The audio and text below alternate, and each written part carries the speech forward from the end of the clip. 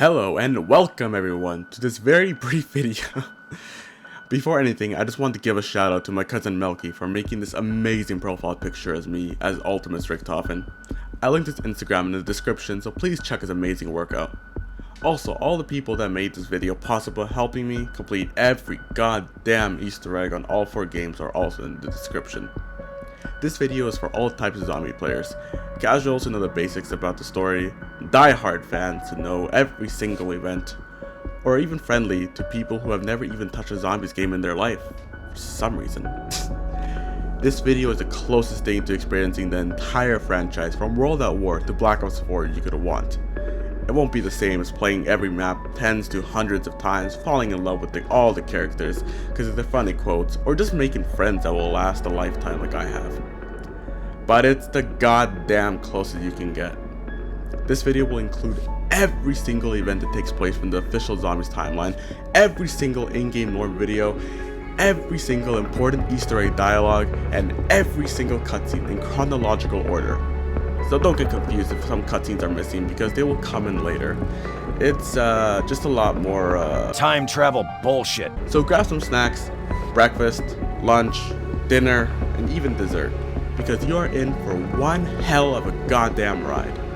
I present you the Aether Story. If you are watching after November 5th, just skip to in the beginning. If you are here before then, congratulations. Here's everything you need to know about the giveaway of 3 copies of Call of Duty Black Ops Cold War for a platform of your choosing. Giveaway. I am giving a copy of Call of Duty Black Ops Cold War to 3 very lucky people on Thursday, November 12th at 3 PM PST, 6 PM EST for any platform of their choosing. I will be live streaming on Twitch, where I will link in the description. I will chill with you guys for about 30 minutes waiting for any last second entries, and I will share my screen and put all entries in an RNG Wheel of Fortune and spin it 3 times. I don't really expect many entries at all, so if you enter, clench your ass because you have a good chance at winning. I should probably tell you guys how to enter. I don't want to make this too easy on you guys. This is a Treyarch Zombies video now. Throughout the video, I will randomly give you a number 12 different times. I will even give you one for free right now. Listen closely for this so you don't miss it.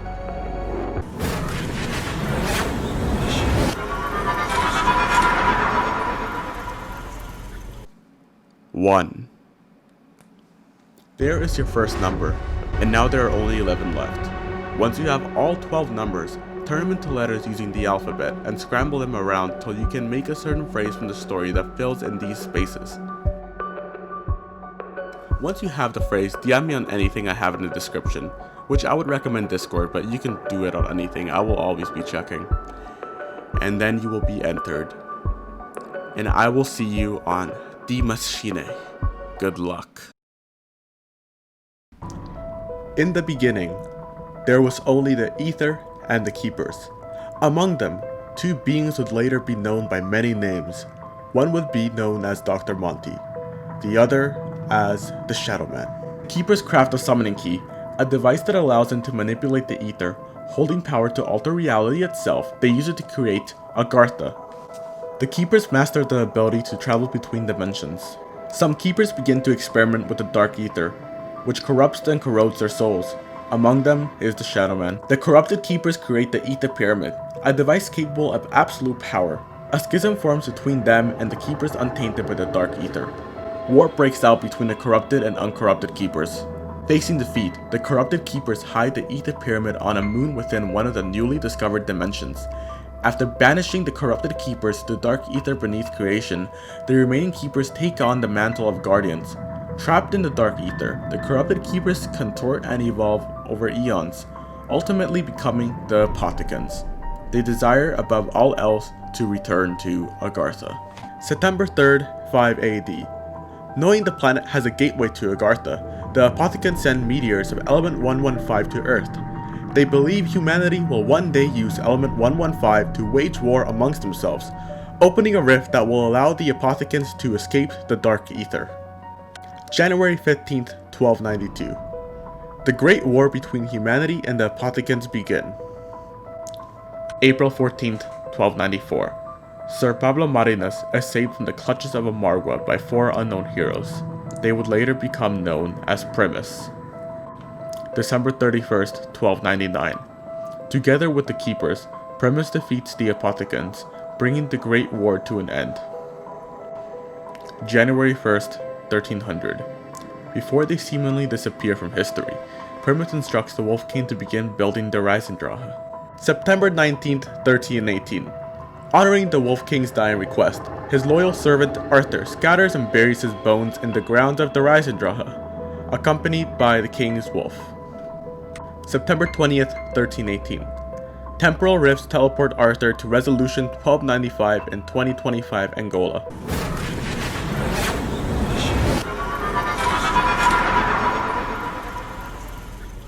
Four. The day's the 14th of April, the year of our Lord 1885. A day I will hold dear until my last. I have done and spent 30 years of my life in Purgatory Point. My ma brought me out here when I was but 10 years young. She hoped to give us a chance at a new life. They're good folk here in Purgatory Point. Sure, sometimes they get a little rowdy, and maybe we strayed too far from heaven's gaze, but what do you expect from a frontier mining town? Something happened to one of the miners. Clive Farnsworth, a good man, came by the shop a few times. Anyway, he went down into that mine, stayed down there for 10 days. When he came back up, he was changed. They say he was like a feral animal, rabid and carnivorous. His mind was gone, his flesh all sallow and bloody, his eyes ablaze in a red light. First home he stumbled upon was me and Ma's. I was at the shop at the time. Ma went out to meet him, and Clive, Doc said it happened quick. Clive jumped on her, ripped her throat. Old Bill ran over, put 2 through Clive's skull, shot him dead, like a dog. But Ma, she's been laid to rest now. She'll rise up to heaven, and bless her soul, she'll be greeted with open arms. That mine, they've been digging for that blue rock. Some folks say you stare too long, you'll find the devil in it. I need answers. I need to understand what happened. I'll head down to that mine tomorrow. The day's the 19th of April, the year of our Lord, 1885. Somehow. I don't know how it's possible. Last I recall, I was headed into the mine. I swear, I was only down there for a few hours. When I come back up, townsfolk say I've been missing for 5 days. Then there was last night. When I slept, I had a vision. 2 angels came down to me from heaven. They told me I needed to be ready to prepare for what was coming. And what was coming, they would not tell me, but how to prepare. Build a machine, they said. A machine that will grant you great power. Now, this machine was complex, requiring craftsmanship and mechanical skill I did not have. I told them such, but they said not to worry. They would guide my hands. The way they described it, it sounded like an oven or a kiln. You stick your rifle inside, and when it come back out, well, let's just say that rifle would pack a serious punch. The day's the 30th of June, the year of our Lord 1885. My invention is the talk of the town. People been coming from far and wide, eager for a chance to upgrade their firearm. Revolver, rifle, the machine don't care. It'll pack 'em all. I pray every night, thanking the heavens for sending them two angels. I couldn't have done this without their guiding hand.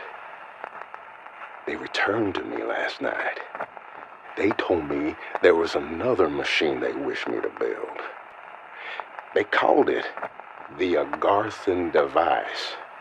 Said it had the power to grant that which one truly desires. I told them I was their servant. Show me the path and I will walk. They said I needed three things: the blood of an elder god, an elemental shard, and a metallic vessel to harness and carry both. To find the blood, they instructed me to travel to the bottom of the ocean. I told them this I could not do, for I would perish. To craft an elemental shard, they instructed me to forge 4 souls with a blue rock from our mine. I told them this I could not do, for I do not have the means to siphon a human soul to an element. But a metal vessel? Well, I am a blacksmith. That I think I could manage. The day's the 21st of July, the year of our Lord, 1885. I have a confession. I am burdened with sin. I fear I am the architect of my own damnation. This town is cursed. The devil himself has possessed our people. Folk have been acting all kinds of crazy paranoia, visions, seeing things that ain't there. And the violence. 7 dead in the last 5 days. Sheriff don't know what's gotten into these people. But I know it. It's that damned mine. Them blue rocks. Doc believes them to be meteors from the sky, from up in the stars. Maybe from heaven. But whatever the cause, I fear the disease that consumes this town has gotten to me as well. Last night, I felt overcome with loss and grief. I went to see Ma at the cemetery. Maybe it was a whiskey. Maybe it was delirium. I can't say, but I dug her up and took her into town. I took her to my shop where I kept the machine. I don't know what came over me. Like something took control of my body, like a puppet on strings. I put her in the machine. I don't know why. Maybe it would bring her back to me. But she vanished. Nothing came back out. I stumbled home in a daze, but as I arrive, I see before my eyes, I see an apparition, a spirit. It looks just like her, only when she was younger. She floats around the house now. I catch her playing the piano. The angels. They came back to me again. I've built the metal carriage just as they asked. Only one thing left to do now. Upgrade it with my machine. Today's the 22nd of July, the year of our Lord, 1885. We are truly lost.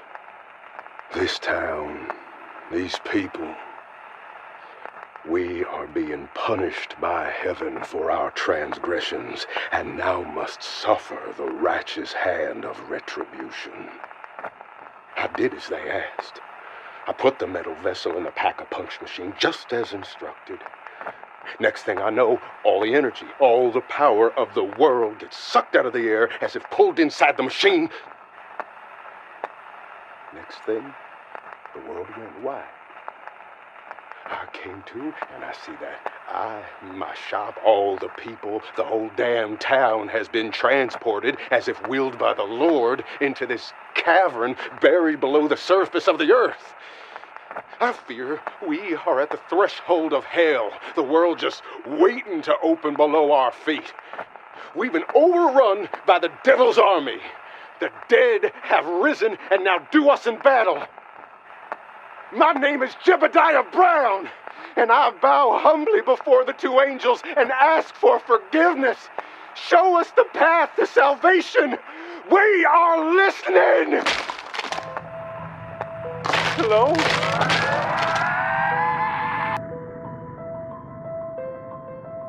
June 30th, 1908.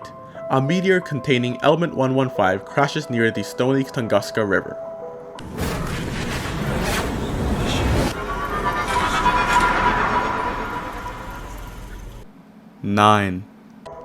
August 30th, 1925.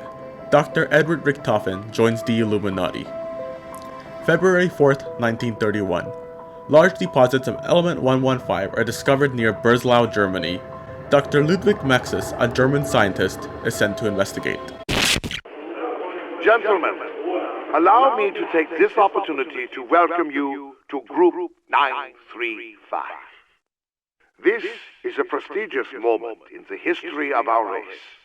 You represent the future of technological advancement. You are the pioneers of human discovery. In your hands lies the destiny of mankind. In our hands is a great power, and with that power comes a price. You have volunteered to be part of this great experiment, and with that decision comes the responsibility of absolute secrecy. No one is to know what you do, where you work, what our research has uncovered, or what our purpose will be. You will have no further contact with your governments or with your families. Your decision to fully dedicate your lives to Group 935 is absolute. In your lockers, you will find your Field Ops Manual, which will direct you should our manifesto get compromised. We cannot afford to let this power fall into the wrong hands, and therefore the Field Ops Manual should be considered your Bible. Make your preparations now. A new dawn is beginning for mankind. May 10th, 1931. Maxis forms Group 935, an experimental organization dedicated to the study of element 115. Maxis tells his scientists they represent the future of technological advancement and will be pioneers of human discovery. The group swears to work in secrecy from their respective governments. As Maxis says, we cannot afford to let this power fall into the wrong hands. November 5th, 1934. Samantha Maxis is born. Her mother dies in childbirth. August 11th, 1936. Maxis invites Richtofen to join Group 935. He agrees, secretly acting on behalf of the Illuminati's interest. April 10th, 1937. The Imperial Japanese Army discovers element 115 meteor fragments in a swamp within Japanese territories. They build the Rising Sun facility to continue research. Division 9 is created to oversee its operation. July 2nd, 1939. Maxis and Richtofen begin teleportation experiments with the matter transference prototype. To mild success, the subjects are teleported, but their chemical composition is altered, leaving them catatonic and changed. Stand up! Good. Look at me. Over here. Good. Now walk forward.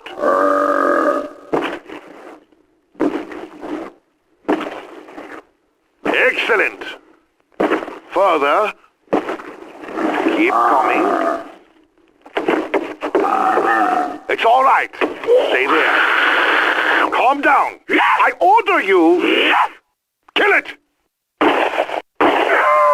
Bring me another. August 5th, 1939. Using Element 115, Maxis and Richtofen resurrect one of the teleported corpses for the first time. Initially, it obeys, but soon becomes rabid and attacks them. The test subject is euthanized. September 3rd, 1939. Richtofen begins development of the Wunderwaffe DG2. November 23rd, 1939. Maxis turns to the Reichstag for additional fundraising. Germany agrees to the request, expressing interest in their weapons research, teleportation technology, and the reanimated undead subjects. Log entry 38, date December 4, 1939. The matter transference prototype is prepared for test run number 151. We have now reduced our test subject's mass to prove that this is possible. Dr. Schuster, please give an overview. Yes, Dr. Richtofen. We have the new test subject, a walnut, weighing in at 10 grams. The target platform is now at 3 feet with no obstructions. We have 1 microgram of the element which, according to our calculations, will be entirely used up during tests. Excellent, Dr. Schuster. Commence test number 151. Yes, Doctor. Please, insert your earplugs.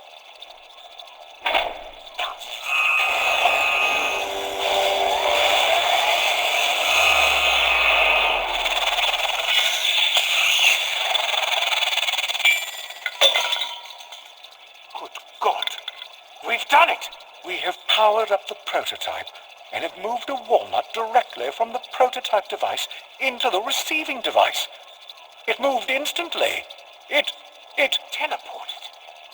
Get me Dr. Maxis immediately. December 4th, 1939. During test trial 151, Richtofen and Dr. Schuster successfully teleport a walnut.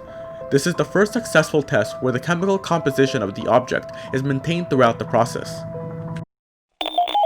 But this is not the crucial experiments that you are supposed to be working on. With all due respect, Dr. Maxis, this is a breakthrough of unimaginable proportions.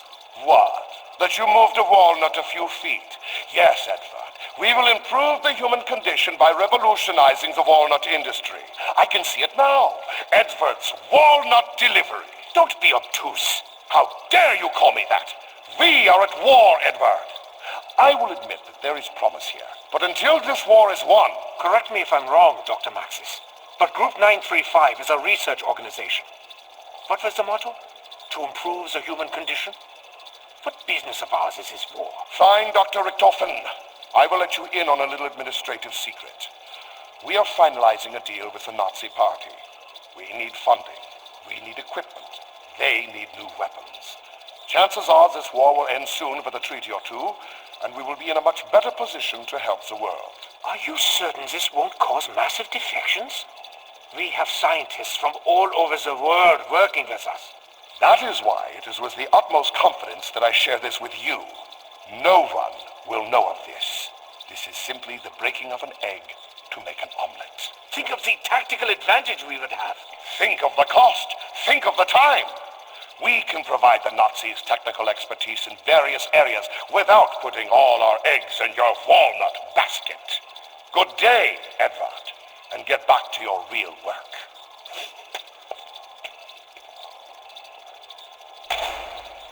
Bloody jerk. I think Dr. Maxis has lost his perspective. No matter. We'll do this on our own and publish the findings before he has a chance to. You're not suggesting that Dr. Maxis would steal this technology and perfect it without us, are you? I would by no means discourage that thought. Great scientists must stick together and achieve great science. December 5th, 1939. Edward's walnut delivery fails to impress Maxis, who declares it was a waste of time. He reveals to Richtofen that Group 935 will soon be funded by Germany. Richtofen worries this will lead to a massive defections. He and Schuster decide to continue their teleportation experiments behind Maxis' back. entry 42. Date, January 4, 1940. Dr. Schuster and I, despite mounting pressure from Dr. Maxis, have continued working on the matter transference prototype. We have made great strides in the last 30 days and are ready for our first human subject. If our calculations are correct, we will send a test subject, me, to the receptacle station sitting 30 yards away and behind a cinder block wall. Are you certain you want to do this, Dr. Richtofen? Nein, Dr. Schuster. But this must be done. Quickly, put in your earplugs and power up the machine.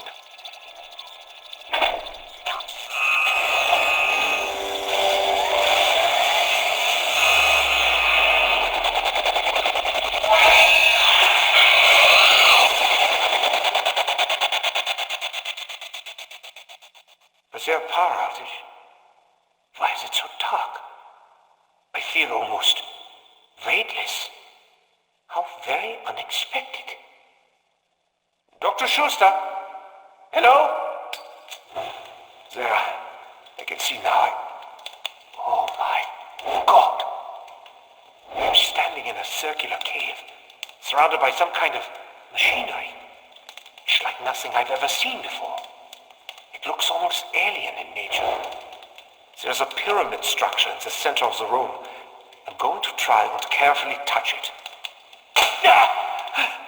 Static electricity. It's smooth to the touch. Very cold. Not a speck of dust. Might be hollow. The chamber is quite large. I see what looks like capacitors in the ceiling of the chamber, but there are no obvious connections to anything electrical. What is this place? Dr. Schuster? Is that you? Dr. Schuster? Look at this. It appears to be covered in some kind of hieroglyphic language. I've not seen anything like it before.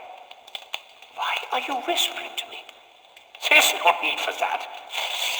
Nasir, do you hear that? It sounds like...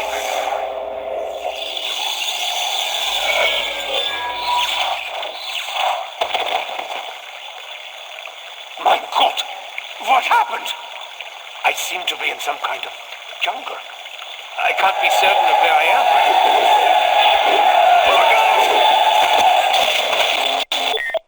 January 4th, 1940. Richtofen and Schuster conduct their first human teleportation test.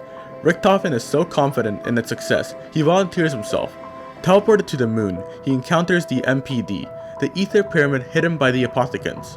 While inspecting the device, Richtofen is electrocuted and begins hearing the many voices of corruption, including that of the Shadow Man. The device then teleports him to Shangri-La. Corrupted by the dark ether, Richtofen is gradually driven insane by an obsession to find Agartha. January 5th, 1940. Richtofen is worshipped by the natives of Shangri-La. An altar is built in his name. Richtofen encounters the focusing stone for the first time. Log entry 43. Date, January 23rd, 1940. I cannot be certain what happened to Dr. Richtofen once the test was commenced. He just disappeared from the machine into thin air. I have searched the area for days and have no evidence that he is anywhere. I am afraid I might have to scrap the... Don't scrap anything. We've done something. Something wondrous. Shh! Do you hear them? Dr. Richtofen, you're alive! I'm more than alive, Mr. Schuster. Is the device still intact? Yes, but what happened to you? Ah, something wonderful. That chamber was incredible. The wonders we can learn. What are you talking about? Are you all right? Get in the matter transference prototype, Dr. Schuster. We have worked. January 23rd, 1940. After a near month of absence, Richtofen returns to Schuster with a plan to build Griffin Station. January 24th, 1940. Richtofen renounces his involvement with the Illuminati. When asked how he could abandon his obligation to the Order, he says, "Teddy was a liar." March 13th, 1940.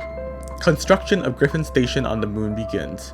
Frustrated with Max's alignment with Germany, other disgruntled Group 935 scientists joined the cause. Sophia, this letter is to go to the Reichstag High Command immediately. Gentlemen, it is with the utmost urgency that I draw your attention to the lack of funding being injected into the giant project. While I believe we are close to realizing the ultimate plan, we still have several years of development before it is ready. It would be folly to cut our expenditures so early in our development. As you know, early tests on the DG2 have easily outperformed expectations, and we fully anticipate mass-producing the Wunderwaffe within the next few years. Work on the matter transference has, however, come to a standstill. We simply do not have enough Element 115 to continue the experiments. The test subjects have survived teleportation, but are currently unresponsive to commands and cannot be controlled. If we are to overcome this obstacle, we need to increase the frequency and size of the experiment. To this end, I suggest we find not only a regular supply of 115, but that we also find a larger conduit to channel the energy. Our operatives in America have informed us that the U.S. has a large supply of the element at the Nevada base. So time is of the essence if we are to stay ahead of them. This cannot be done if you cut the budget, nor can it be done if you insist on pressuring us into action before we are ready. I am of course available for discussion on the matter, but in the meantime, I will continue with the work here and try to win this damned war. Signed, etc., etc., Dr. Maxis. July 13th, 1940. Maxis instructs his assistant Sophia to write a letter to the Reichstag High Command requesting additional funds. Though he reports that mass production will soon be underway shortly, the Reese lacks not only the funding, but sufficient volumes of Element 115. August 1st, 1940. In response to Max's request, Germany creates two new facilities for Group 935. They are the Kino facility, a repurposed theater, and the Asylum facility at the Winnenau Sanatorium in Berlin. August 18th, 1940. As for Germany's request, the Japanese Imperial Army hands over the Rising Sun facility to Group 935. Division 9 remains involved on site. October 3rd, 1940. Group 935 establishes a research facility in Siberia near the Tunguska River. November 6th, 1940. Group 935 establishes a research facility at the Reisendrache. June 24th, 1941. Nikolai Belinsky's wife is killed during the German advance into the Soviet Union. In an effort to numb the pain, Nikolai increasingly turns to vodka. Now, you must be very diligent with her, Samantha. Owning a dog is a great responsibility. Yes, Father. Oh, I love her. You must feed her every day and walk her, and be very careful when you play with her. You know she's going to have puppies. Really? Can I keep the puppies too, Father? We'll see, Samantha. One step at a time. January 11th, 1942. Maxis gives Fluffy to Samantha. The dog is expecting a litter. January 20th, 1942. Maxis tests the first file for storage on the data servant. January 26th, 1942. On the data servant, Maxis catalogs locations with prominent Element 115 deposits. He includes information about his various applications and cites that the reanimation of dead cells is a possible side effect. January 30th, 1942. Richtofen completes the Wunderwaffe DG2 prototype. Gentlemen, for 2 long years we have toiled here and at Eagle's Nest to build our fortifications. For 2 long years we have taken equipment to build up our labs. For 2 long years we have worked under Group 935, believing that Dr. Maxis truly wants to help the world. For 2 long years we've led a double life. Today, that all ends. I bring to you what this project is all about. What I have worked to keep from my enemy. What is it, Dr. Richtofen? Looks alien. It is an ancient drill machine. And you, Dr. Groff, are now the lead scientist here at Griffin Station. You will be the one to discover how it works. We first must discover what it does. 9, Dr. Groff. I know what it does. It has a direct connection to another dimension. It's preposterous. No more preposterous than teleporting all of this gear to the moon and building Griffin Station. Is it? I suppose not. How do you know what it does? I have found many interesting real artifacts here. I have decoded some of their language. All signs point to this device being a stable gateway to the ether. Dr. Richtofen, I'm aware of a project being run by Dr. Maxis at Doris concerning Vril. As am I. I am going back to my post at Group 935 to continue the charade. I will be finding out just how much information Dr. Maxis has on Vril. Once the machine is operational, I will enact my plan and return. Gentlemen, let the games begin. Shh! Voices are so loud! February 1st, 1942. With Griffin Station completed, Richtofen names Dr. Groff lead scientist and returns to Earth to continue the charade with Maxis. Working alongside Schuster, Groff is left to discover the power of the MPD. February 2nd, 1942. In a speech to his staff, Groff talks optimistically about Griffin Station's establishment as a permanent base of operations. April 17th, 1942. Maxis develops the Raygun prototype at the Rising Sun facility. H. Porter works on developing the second generation model. Log entry 937, date May 15th, 1942. Dear Diary, our men have safely returned from Africa, where they recovered a number of artifacts buried underground in some sort of subterranean cowboy village. Apparently it was American. That's right, an American cowboy western town, buried underground in Africa. Stupid American Schwein, with their apple pie and their baseballs, all thinking they can just waltz into another country and claim it as theirs. There is no art to their work. But I digress. The boys have returned with a number of fascinating articles and documents. They have pieces from a destroyed machine called the Pack-a-Punch. With a name as clever as that, it must be American. I have given the schematics to Dr. Porter. Perhaps he will have better luck replicating Jebediah Brown's work. Speaking of that blacksmith, we also recovered plans for the Agarthan device. It seems that the blacksmith already built one of the pieces, the fabled Vril vessel. The Agarthan device, a device capable of granting that which one desires. Almost like a genie in a bottle. I think I shall keep this genie in my back pocket. If my plan fails, and it won't, perhaps this device can get me to Agartha. June 13th, 1942. A result of temporal rifts in 1963 Kino, Monty reaches across time and offers little nudges. One nudge is developing Group 935's Element 115 fused elixirs. They create 4 medicinal beverages known colloquially as Juggernog, Quick Arrive, Speed Cola, and Double Tap. June 28th, 1942. Group 935 continues development of a weapons upgrade machine. Log 1075. Dr. Schuster and I have spent countless hours with the pyramid device in an attempt to understand how it functions.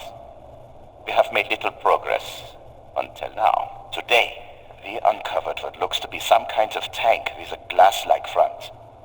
The glass itself seems... I've got you now, rat. Kill it, Schuster. Did you see that? Look, the capacitor is illuminated. The tank is filling. The machine.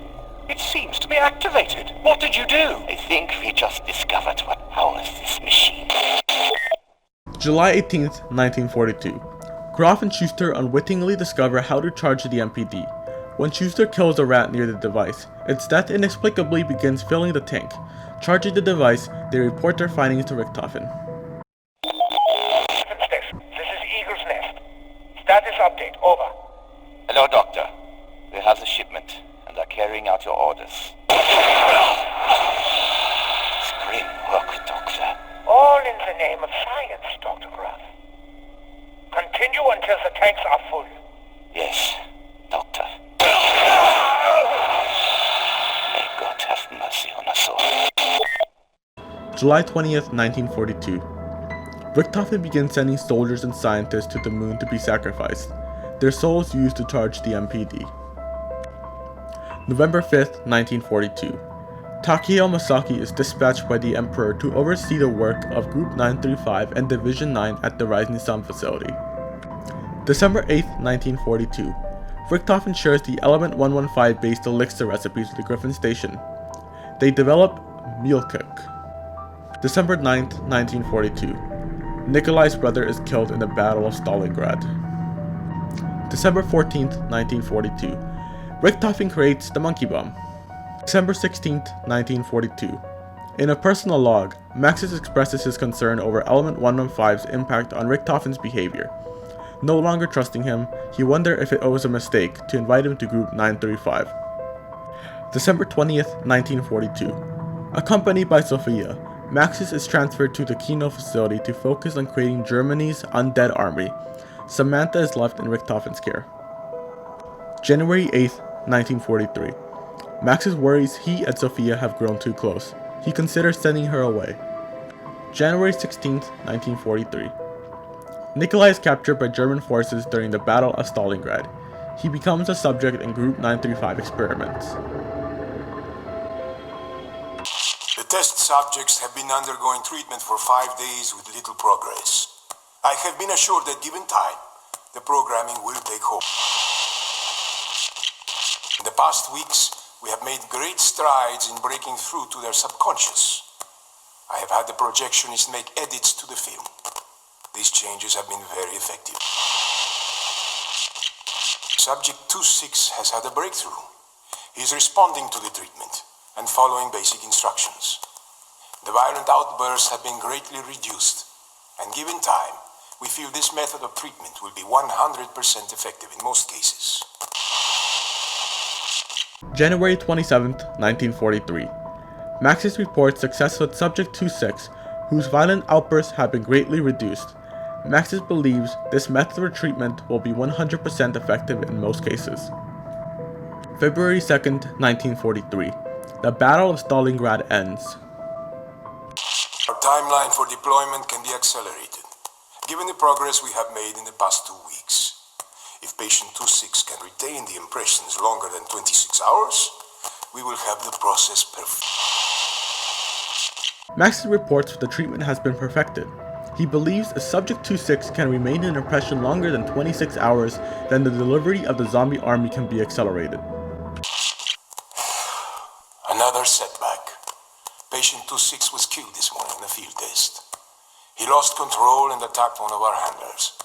His injuries were minor, but patient 26 was destroyed. The break in programming coincided with the flashing lights and loud noises of the fire alarm in the test facility. One moment. What is it? February 12th, 1943. After attacking a handler, Subject 26 is killed and deemed another setback. May 18th, 1943. Harvey Yana begins his work with Group 935.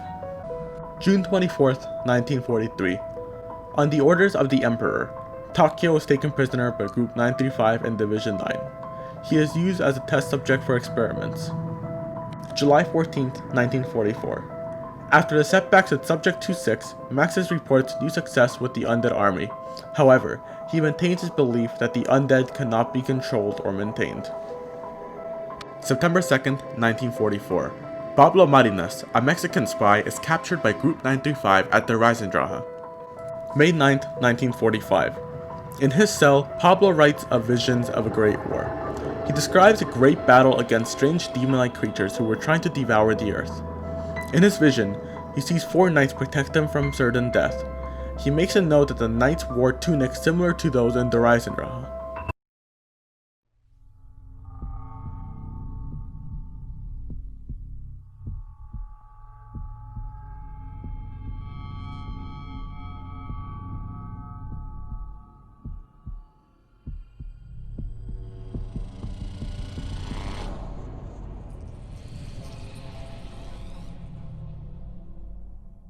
June 4th, 1945. Nach der Untoten. An Allied plane malfunctions over an airfield and crashes. German army trucks transporting the undead and element 115 between Group 935 facility is struck in the crash. The Marines surviving the crash hold out against the undead as long as they can. Nach der Untoten. That translates as Night of the Dead. I learned that tonight. Been trying to scrub up on my German, you see. Anyway, it happened in an old concrete building on an airfield somewhere in, I don't know where.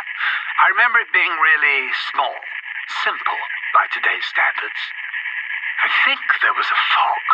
Not a lot of it, certainly not coming into the building itself. You know what I just realized? You weren't even there. At least, not at first. It was some other random, forgettable soldiers that had the misfortune to live through that horrible night, or Nacht, as it was actually known. Yeah, I speak German now. June 17th, 1945.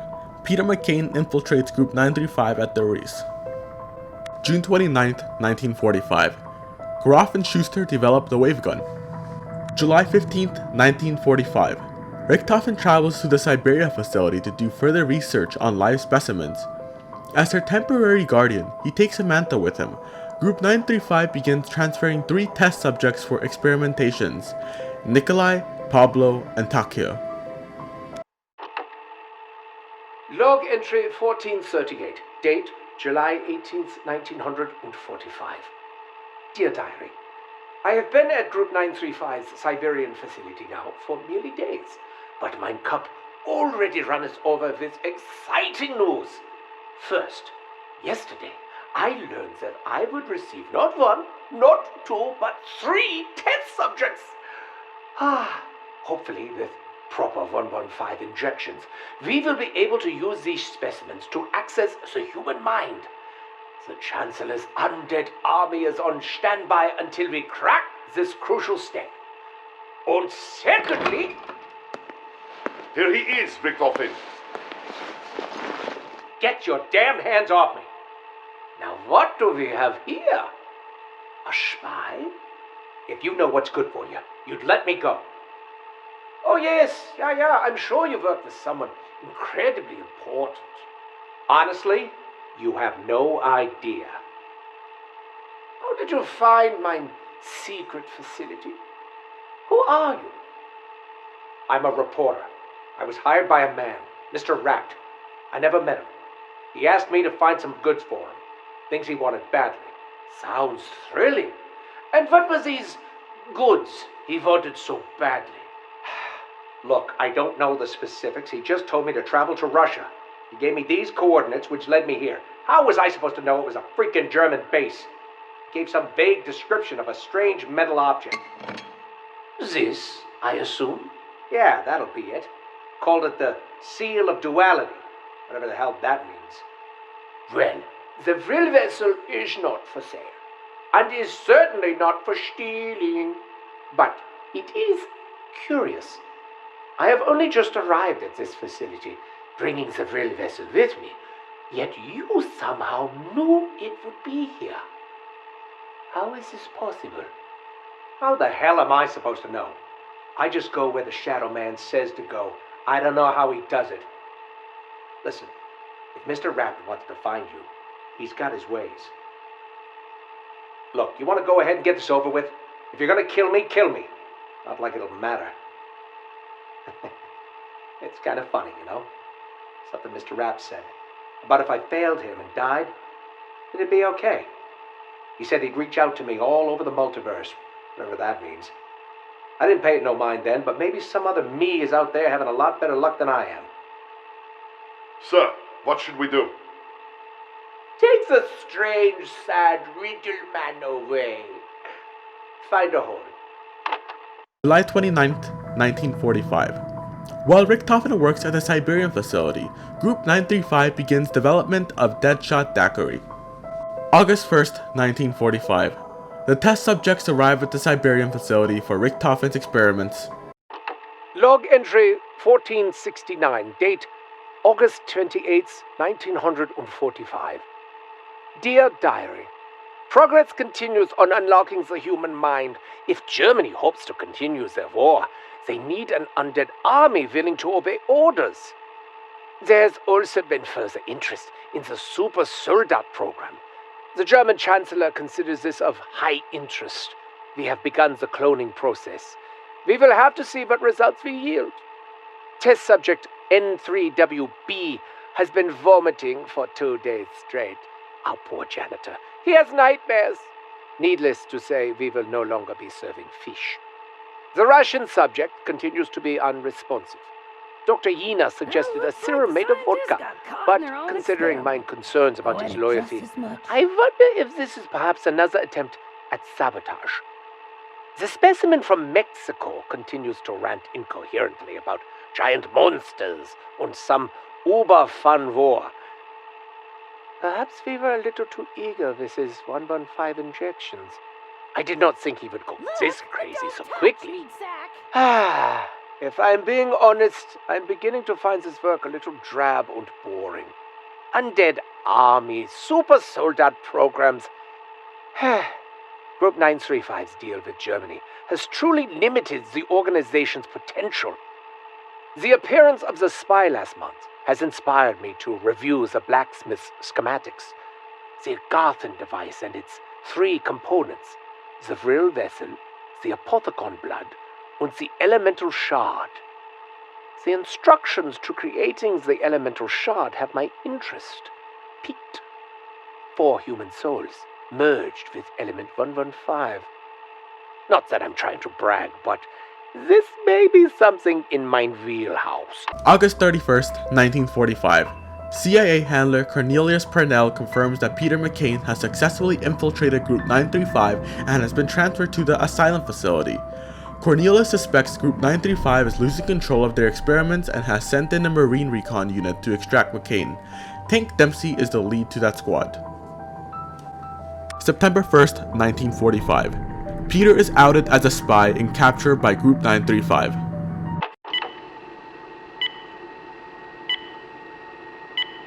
Scalpel, please, Dr. Yee. Scalpel, Dr. Richtofen. What exactly are you looking for, Dr. Richtofen? We are attempting to locate an appropriate stimuli that will trigger the brain's involuntary willingness to obey command. There we are. Forceps, Dr. Yina, if you please. Forceps, Dr. Richtofen. But the liver and kidneys, or spleen? Our goal is to unlock the barrier to the human mind. With element 115, it is important that we explore every possibility. The barrier may be where we least expect it. There we are. Retractors, please. Retractors? It seems the Chancellor has been pushing us harder these last days. Is this because of the spy that was discovered at the asylum? I do not know, Dr. Yina. Our German leader, along with Dr. Maxis, is so limited in his thinking. His goals are simple-minded, childish. He keeps pushing for his undead army when he could have the elemental shard. The elemental shard? A device capable of endless energy. We could use it to craft anything, including an Agarthan device of immense power. Hold this open while I grab the injector. Agarthan device? Why haven't I heard about this? Dr. Yina, do you have a firm grip? You are shaking. I'm ready. Please, proceed. Injecting serum in 3, 2, 1. Hold it open. The injection is nearly complete. I can't hold this grip. Well, I guess the barrier isn't in his spleen. Nincompoop! You did this. I knew it. You let go on purpose. Richtofen, it was an accident. My hand slipped. Don't cough. Log entry 1471. Date, September 2nd, 1845. Diary. Another day, another failure. This time, subject N3WB just blankly at the floor. The Russian subject still smells like urine, even after he was given a bath and deloused twice. And I think I might have killed the specimen from Mexico. His spleen is on the floor and he's not moving anymore. I can verify with certainty, however, that the barrier is not located in the spleen. Dr. Continue no matter the cost. I wonder what he might think of the experiment with the little girl. Nice! Drop that! That's my spleen! September 2nd, 1945. Richtofen reports Pablo has died following a spleen removal. He also reveals he's been performing experiments on Samantha. World War II ends, Group 935 continues their research. Temporal rifts begin to affect the asylum facility. An orderly reports increasing problem with test subjects. Many in the facility have begun hearing voices coming from the walls, including the sobbing of a boy and a girl screaming, and a man shouting for children to close the windows. September 3rd, 1945. An outbreak occurs at the asylum facility. Peter McCain escapes. September 6th, 1945. Verrucht. Tank Dempsey, John Banana, Smokey, and Paxton Gunner Ridge arrive at the asylum facility to find it overrun by zombies. They fight off the horde as long as they can. Dempsey is apprehended by Group 935. Paxton escapes. Electroshock therapy, chemically engineered beverages, hordes of undead Nazis. Find the power to unite and send them back to their graves. Can you believe that's how I actually described it back then? It was an asylum. It was also a horrible, terrible, grim, depressing place. I'd give you a full explanation of everything that happened there, but it would only be horrible, terrible, grim, depressing. Oh, fuck. You weren't there either. But then you were. Field report. A quiet retort. The mission has all gone south. It's Johnny here. Smokey is near, most likely with meat in his mouth. We've been here for ages. I ran out of pages, but now have a mic to record. The mission has failed. McCain must have bailed, and now we must fight off a horde. We came to Farouk with low ammo and luck, and now Smokey's lost his head. We went down the halls, they bit Smokey's balls, and now he walks with the dead. They call me Banana, I worked at a cabana. I rhyme to keep myself sane. Though Smokey is dead, I'm holding his head, which right now is eating my brain. September 7th, 1945. John Banana writes messages and records his last words while being eaten alive by an undead Smokey. Log entry for 1472. Date, September 10th, 1945. Dear Diary, today was a good day. The swelling has subsided. The ice helps. They made liverwurst for lunch. It was... I still have not had any luck reprogramming any of the live specimens. Dr. The key to unlocking the human mind will be more easily discovered on someone who isn't dead yet. I am not convinced. The army is stored until I can break this trust barrier. Oh, apparently someone in security found a spy in the group. They are delivering him from place the one that I broke. September 10th, 1945. Richtofen reports another spy has been captured and will be brought in to replace the Mexican. The subject is Dempsey.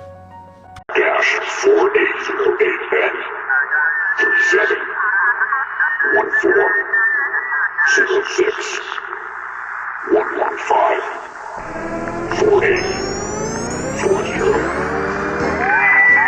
I hope you're receiving this transmission, Peter. If you are not, then all is already lost. You must know by now that we failed to contain the asylum. Now we had to move the experiment here. Location.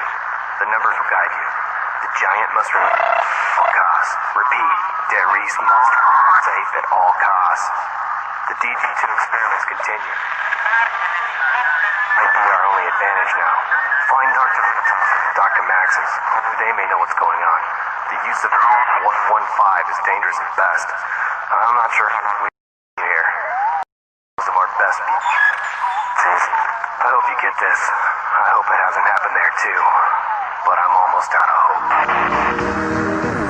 6054 06.96 101. 5544.94. September 13th, 1945. Cornelius attempts to send a transmission to Peter McCain, telling him to rendezvous at the abandoned Rising Sun facility. Log entry 1473. Date, September 17th, 1945. Dire. Today... Hands off me, you damn dirty Nazi. Uh-oh. It doesn't look good. Yeah, that's right. You want some of this? I'm taking you home in fags. Freak!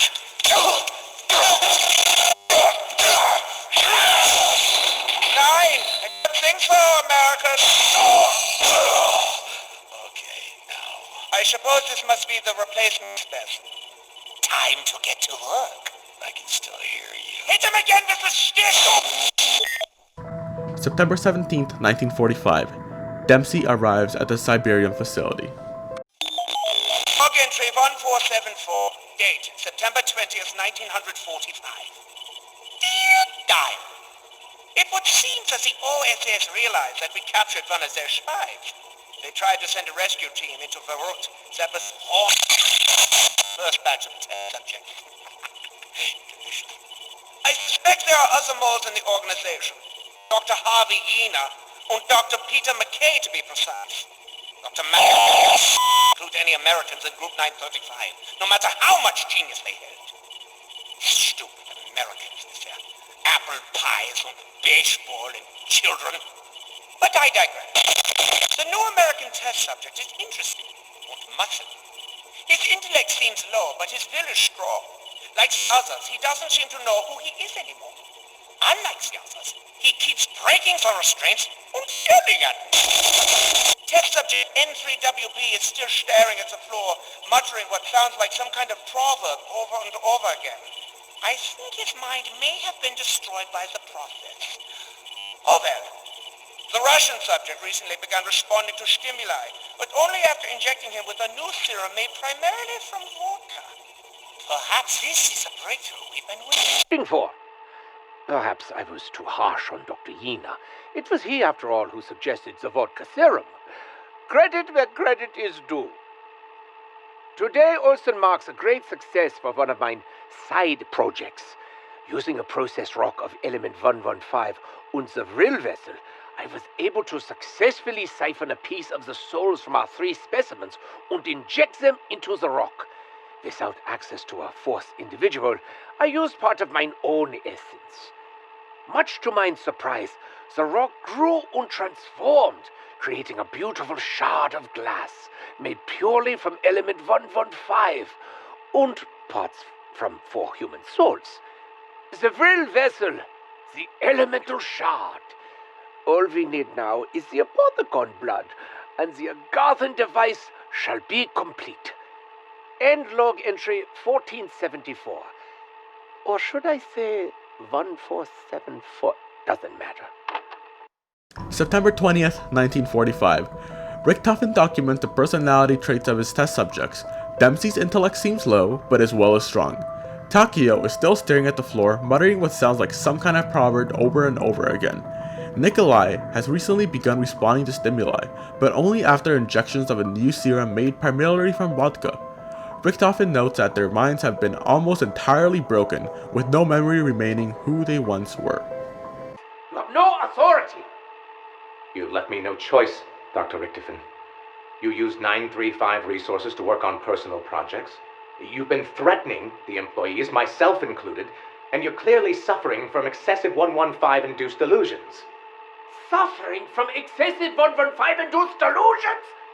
How dare you accuse me of such vile lies!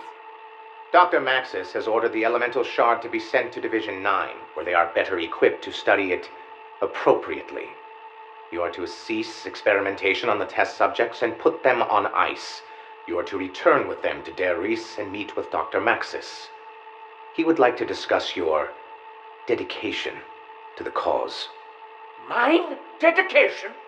All of my projects, my programs. You think I'm not dedicated? You have taken everything from me. Oh, well, I still have the DG2 in active development. I suppose that's something. Actually, no. I'm afraid Dr. Maxis has canceled its mass production as well. Scheiße! This is all you're doing. You are intentionally sowing discontent. You are trying to destroy us from within. You're working for the Americans, aren't you? You're a spy. They're just like Dr. Peter McCain. Dr. Maxis will never have hired Americans, no matter how much genius they have. No, Dr. Richtofen, that's your paranoia talking. You've been exposed to Element 115 for too long.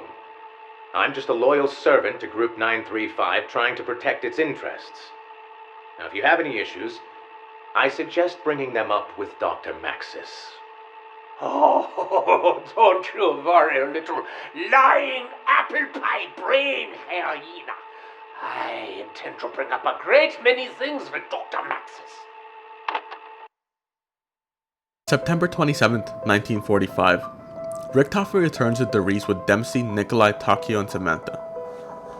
October 1st, 1945. Maxis reports on Richtofen's findings with his live test subjects, noting that while their baseline psyche remains intact, all specific memories have been lost. Infuriated to learn that Maxis has not been mass-producing the DG2 as he swore he would, Richtofen reveals in his plot to destroy Maxis and Samantha, vowing that he will no longer continue to work his undead army. October 8th, 1945. Graf reports to Richtofen that MPD is nearly ready. October 10th, 19... You've done what, Dr. Richtofen? Oh, I'm sorry. Do you not see the microphone in my hand?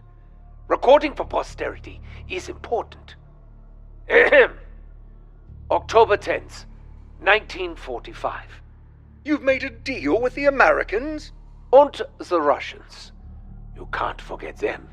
But our work, this war... The war is over, Dr. Schuster. It is my responsibility to ensure the work of Group 935 continues. But these deals... It would mean the end of Group 935. The Americans and the Russians would tear us apart. Everything we stood for. Everything this organization stood for died the day Dr. Maxis made that infernal deal with the Reichstag. You and I both know this to be true. Listen to me and understand. Our technological developments with 115 are the envy of the entire world. These agreements guarantee our work will continue in America and Russia, and that they will continue with our scientists at the helm. I am sorry, but for our work to live on, Group 935 must come to an end. Oh, cheer up, Dr. Schuster. I have asked that you go to the Americans. It will be good for your softer side. You will not go to America? Nor to Russia. Once Dr. Groff confirms that the MPD is ready, we will proceed with Operation SHIELD as planned. And then, I have a date with destiny. What are you getting out of this deal, Dr. Richtofen? A feeling of fulfillment that I've saved my fellow scientists from the unemployment line and possibly prison. Edward, please. Don't you worry about me, Dr. Schuster.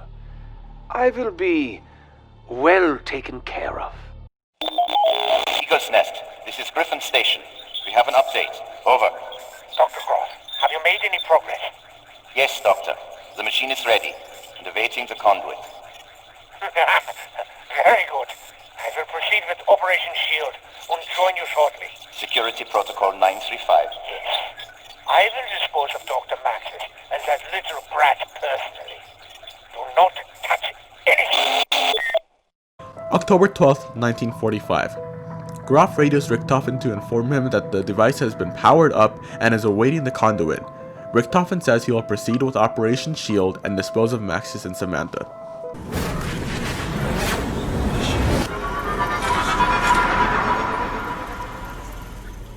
12. Though our matter transference tests at the new site have been largely unsuccessful, the teleporter's malfunction has nonetheless yielded some interesting data. The fact that the test subjects departed their original point of origin is undeniable. What is uncertain is what became of them. Richtofen is insistent in his belief that they have been transported not through space, but through time. In the absence of empirical evidence, I myself cannot entertain such madness. I fear, Richtofen, irrationality may soon prove a liability to our endeavors.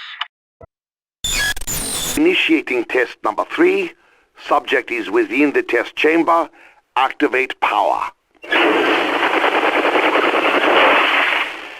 Oh my God. Get you hold yourself and clean that up. Test number 3. Unsuccessful. Test subject has been reduced to the same state as previous subjects. Clean up the test chamber and recalibrate the system. Let's do it again. Yes, Doctor. Edward, tie the damn thing down! We can't have it running around during the test! It's tied down now, Dr. Maxis. Initiating test number 5. Subject is within the test chamber. Activate power. Searching for vitals. No reading, Doctor. The subject has disappeared. Dr. Maxis, we've done it! Don't be foolish! Test number 5 is unsuccessful. Subject has vanished, yes, but has not reappeared at the mainframe. Recalibrate the damn system, now! Initiating test number 6. Subject is within test chamber. Activate power. Damn it, Edward! Did you set up the device correctly? Yes, Doctor.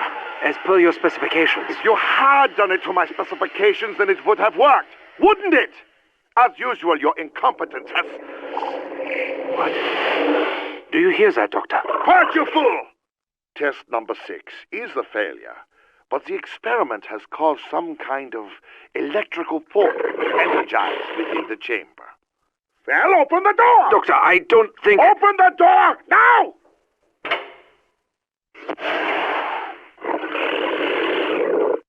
Daddy, what are you doing with Flossie? Damn it, Samantha, I told you never to come in here. Edward, get her out of here. Yes, Doctor. What's wrong with her? Daddy, what did you do? Flossie! Come back here, Samantha! Stop her! Easy. Come here, Samantha. Good girl, Flossie. Gently, Samantha. That's not Flossie anymore. We must get out of here. What? Edward, what are you doing? Open the door!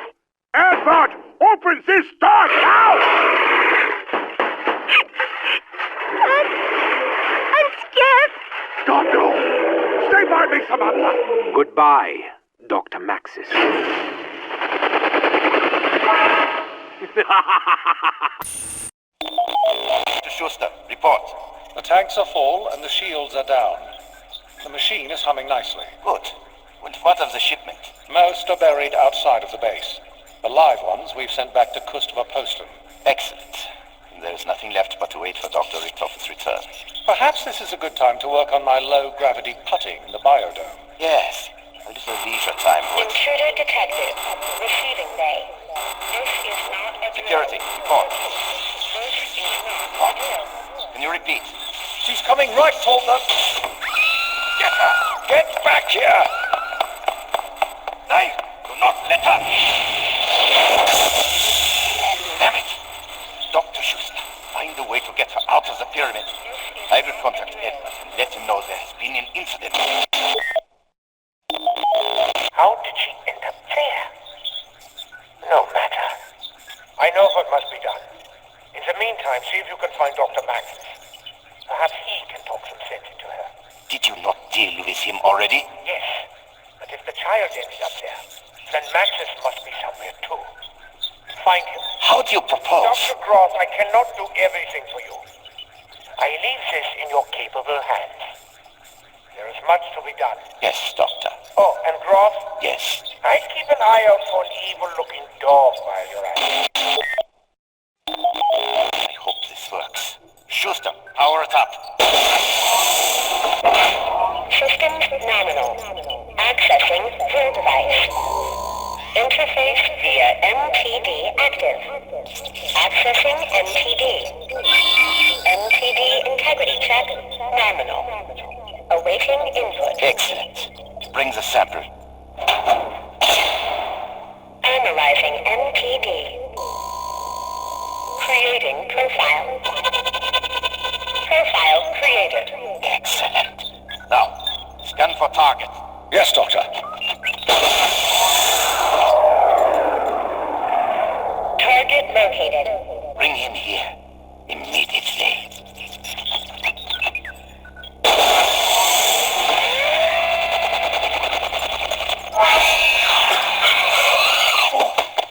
Greetings, Dr. Maxis. Schuster, I should have known. Where is that rat Edvard? Where are we?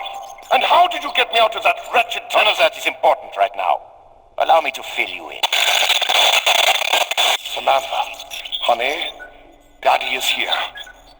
Come, dear, please. Open the machine. Daddy will not let them hurt you anymore. Honey, Daddy knows he's made some mistakes. I am truly sorry that you were put through so much. When your mother died, I could not bear the thought of losing you, too. That's why I kept you so close. I did not mean to neglect you. I just wanted to know you were safe from harm. Daddy! I love you, Samantha.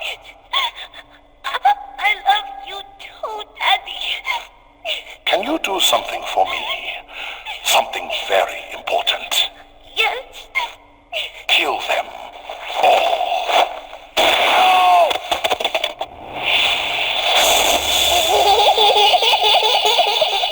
We are doomed. October 13th, 1945. Though frustrated with the matter transference tests have been largely unsuccessful, Maxis acknowledges that the test subject's departure from their original point of origins is undeniable. However, Richtofen's suggestions that the test subjects have been transported not through space, but time itself causes Maxis to worry if his irrationality may soon prove a liability to our endeavors. Maxis and Richtofen perform teleportation test trials on test subjects number 3, 4, and 5. All fail, including test 5 where Maxis uses Fluffy. At test 6 chamber, Samantha sees Fluffy and runs into the teleporter. Maxis chases after her. Richtofen seals them both in the test chamber and teleports all three of them. Samantha is teleported to the moon while Groff and Schuster work on the MPD. Running into the MPD, she is drawn inside of it, where she becomes corrupted by the dark ether. Maxis is teleported to the crazy place and develops the power to merge with electricity. Richtofen returns to the moon. Learning Samantha is trapped in the MPD, he orders Groff to teleport Maxis there to coax her out of the device. He also warns Groff to keep an eye out for an evil-looking dog. Richtofen returns to the moon. In an effort to free Samantha, Maxis approaches the MPD and persuades her to come out. Once she does, Maxis gives her an instruction: kill them all. Maxis kills himself and merges with the technology of Griffin Station, while Samantha unleashes the undead upon the base. But I'm all out of hope. Auf Wiedersehen, my friend.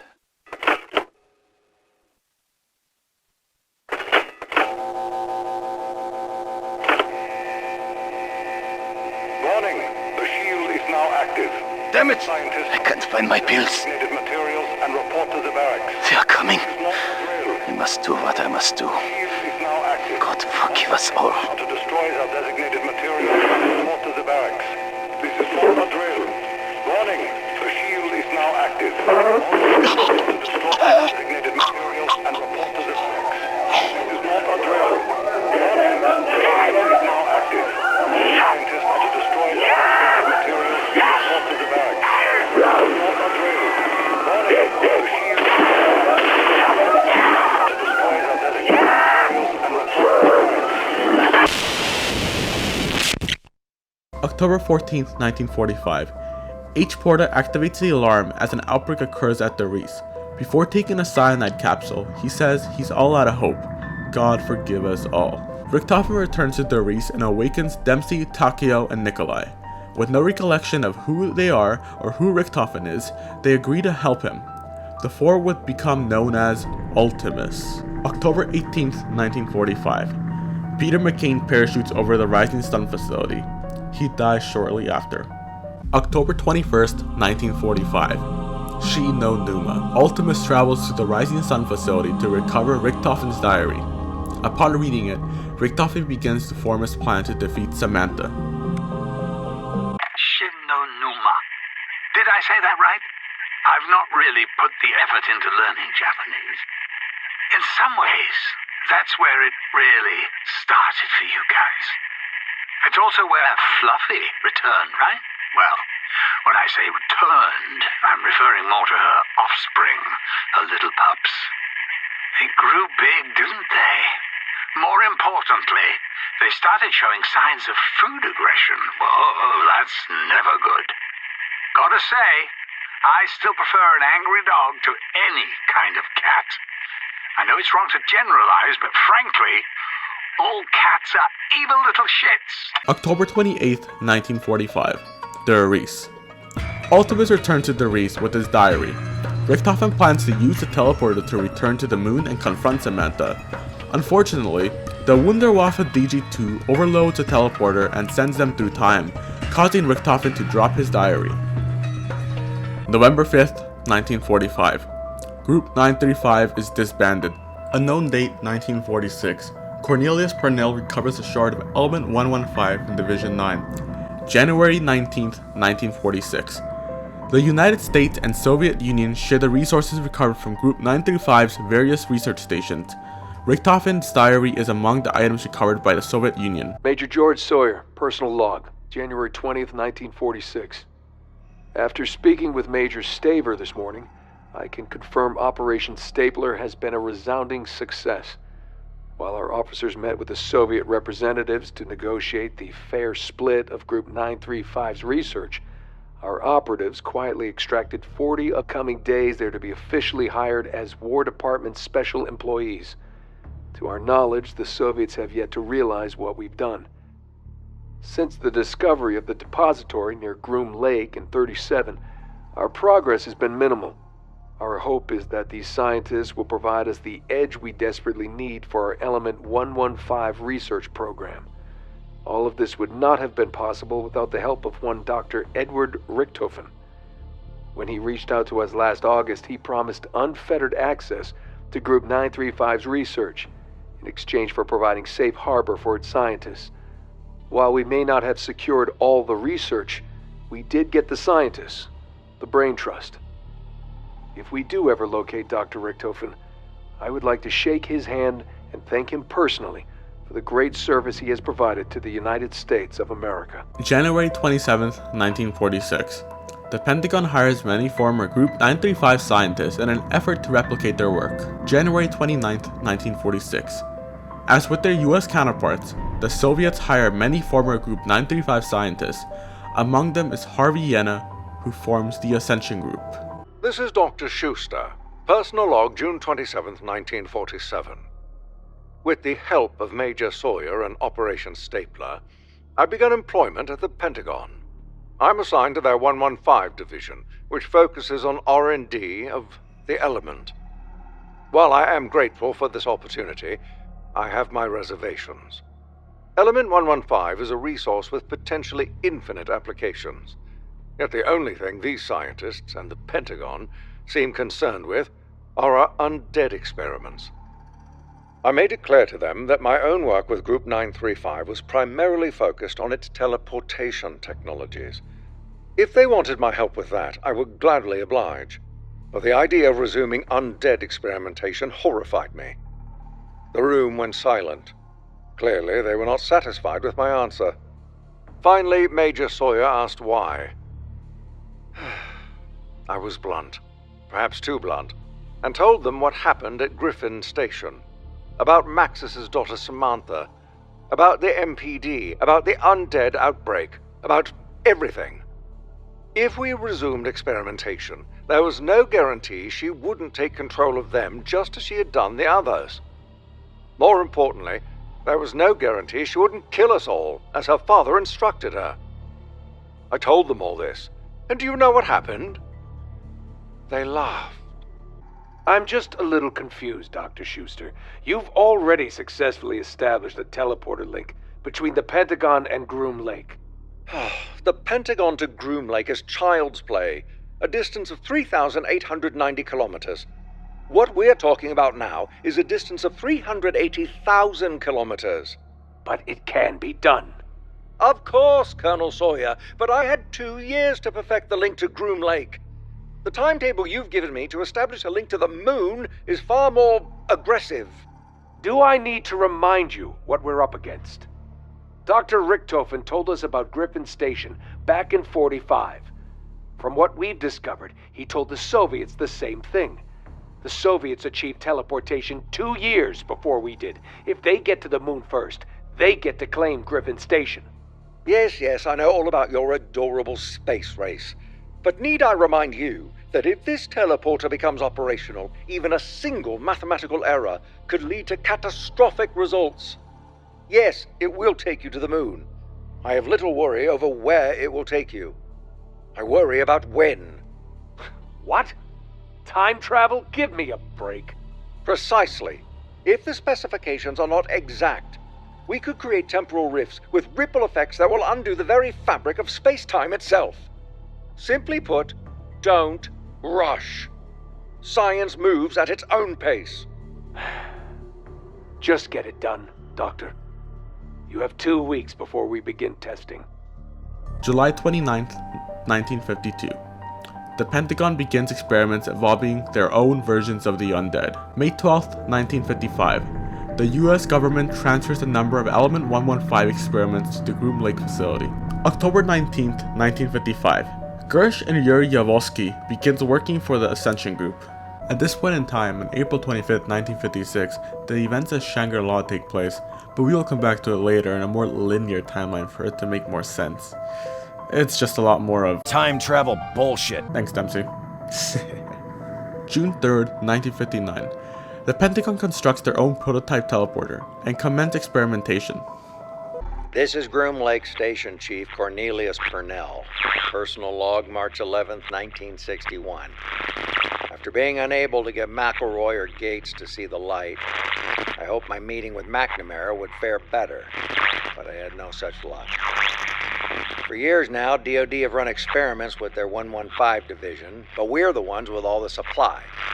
I told McNamara we have the Fort Knox of Element 115 right next to our nuclear testing site. If we combined resources and work together instead of simply bartering resources, Groom Lake could receive the funding to properly mine the materials and expand experimentation. But no, McNamara was uninterested. Another Secretary of Defense, another bust for Project Broken Arrow. March 15th, 1962. Studying Group 935's medicinal elixir research, the Ascension Group develops PhD Flopper and Stamina. November 11th, 1962. Gersh begins work on Project Thunder. December 12th, 1962. Gersh and Yuri begin work on the Gersh device, codenamed Project Mercury. Personal log, February 23rd, 1963. With construction of the moon teleporter ongoing, a number of scientists from the Pentagon's 115 division have been stationed on site here at Groom Lake. Dr. Schuster, head of the operation, continues to be full of surprises. He's been telling me these stories about an evil little girl named Samantha, that she can control the undead. I asked Colonel Sawyer about it, and he told me to pay it no mind. Apparently everybody's been laughing off Schuster's stories for years now. But then, yesterday, Schuster says he has proof. He claims this Samantha is responsible for several outbreaks over the last 20 years. Rattles off a bunch of names, and one of them was the Rising Sun facility.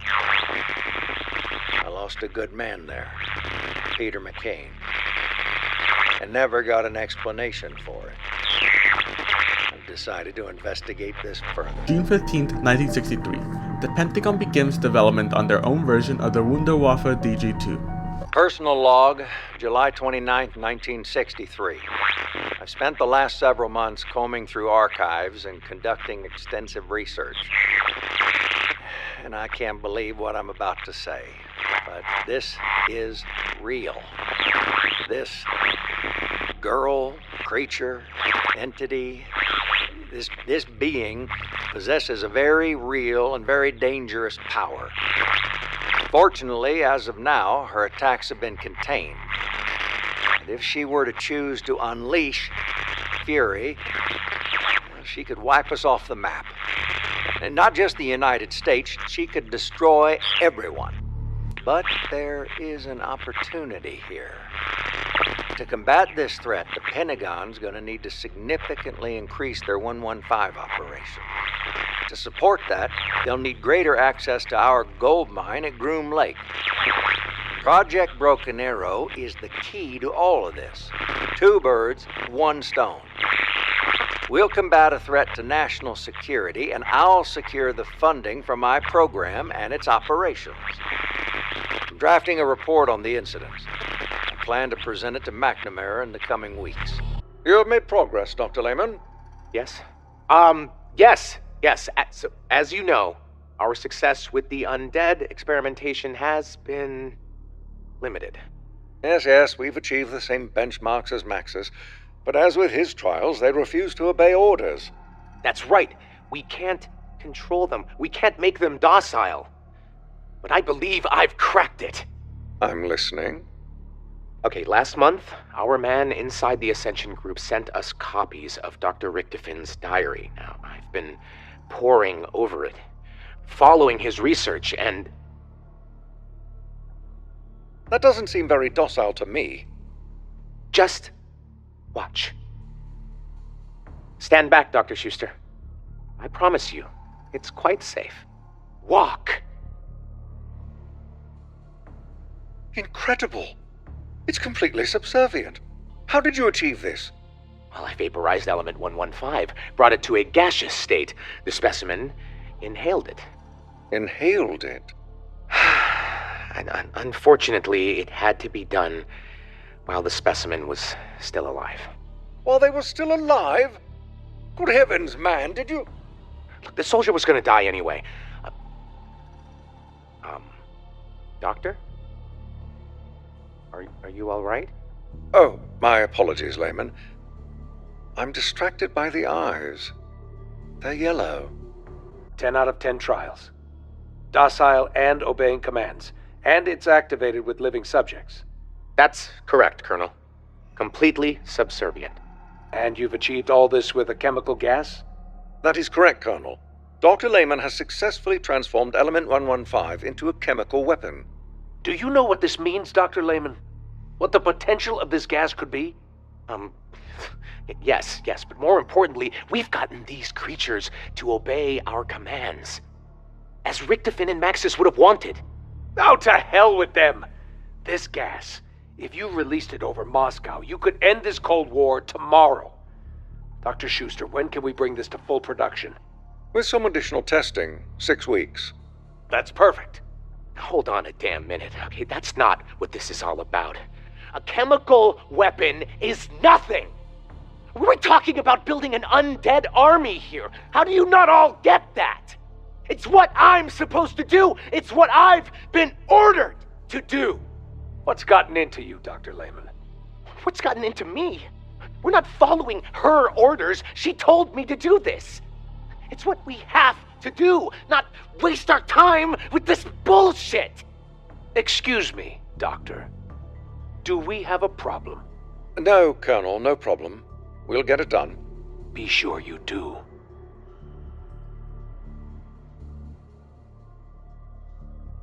What the devil has gotten into you? I'm sorry. Look, I'm not sure what happened. Okay, it's that damned diary. Ever since I started reading it, I'm hearing things like a voice in my head. Pull yourself together. This is a major breakthrough. Be proud of your work.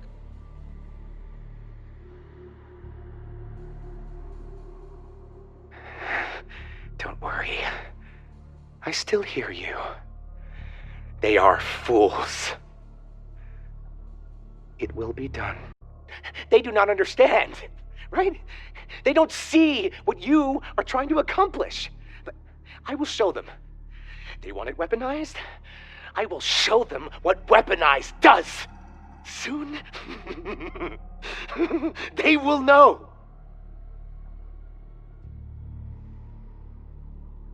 Dr. Lehman, I was told you might be down here. Dr. Lehman, what are you doing? I am doing what I have to do.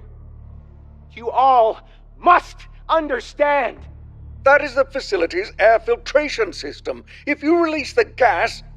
Then you will all learn a hard lesson in how disobeying her wishes has consequences. Damn it! Where are the gas masks? What have you done? I'm sorry. I have to get her out of my head. Goodbye, Dr. Schuster. Wait!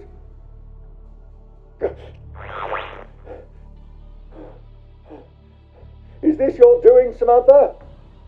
Are you there? We're truly doomed. August 17th, 1963. The Pentagon begins development on their own version of the Winter's Howl. Personal log, September 3rd, 1963. The discussion with McNamara was a resounding success. His plans for it are bigger than I ever thought possible. Fools. It was so easy.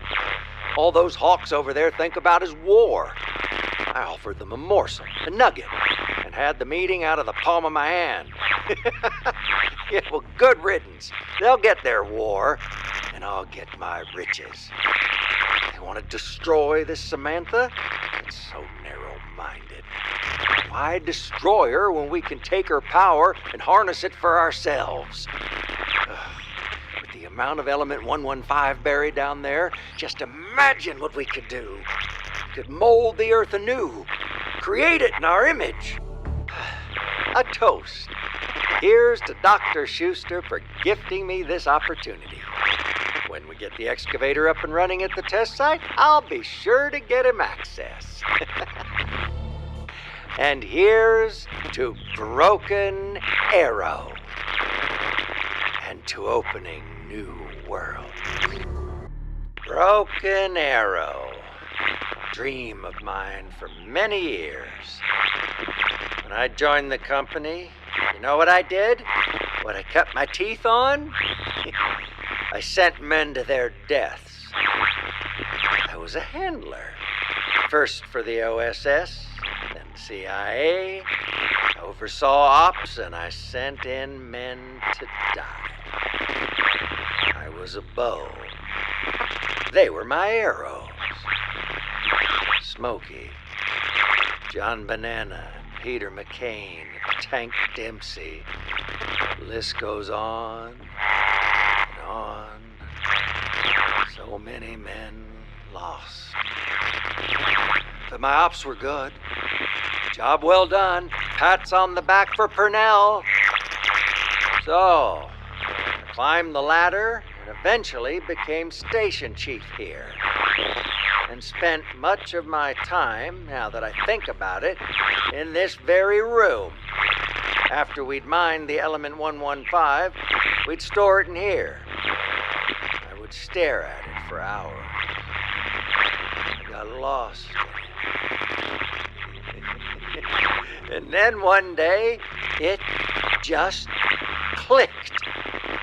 I had to do what Group 935 failed to do. I would build a program to harness its power. I was tired of killing. I wanted to create technological marvels, help humanity, improve the human condition, and who knows, maybe even bring the dead back to life. Prepare the broken arrow, if you will. Now, I have the perfect test subject. Where are we? A better question is... When are we? No! Where the hell is my vodka? Yes, of course. The DG2 must have overloaded the teleporter, ripping space-time, backtracing us to the future! How wonderful! There's my vodka. Thank you, Taki. Oh, come on, Tax. Suck it up and walk it off. Entry 741021! Perhaps this station will hold the key to the real goals of Group 935. I still do not trust my unconventional allies. but they are of great use to me. But I digress. Who would have thought the MDT was capable of time travel? How many stations does this group have?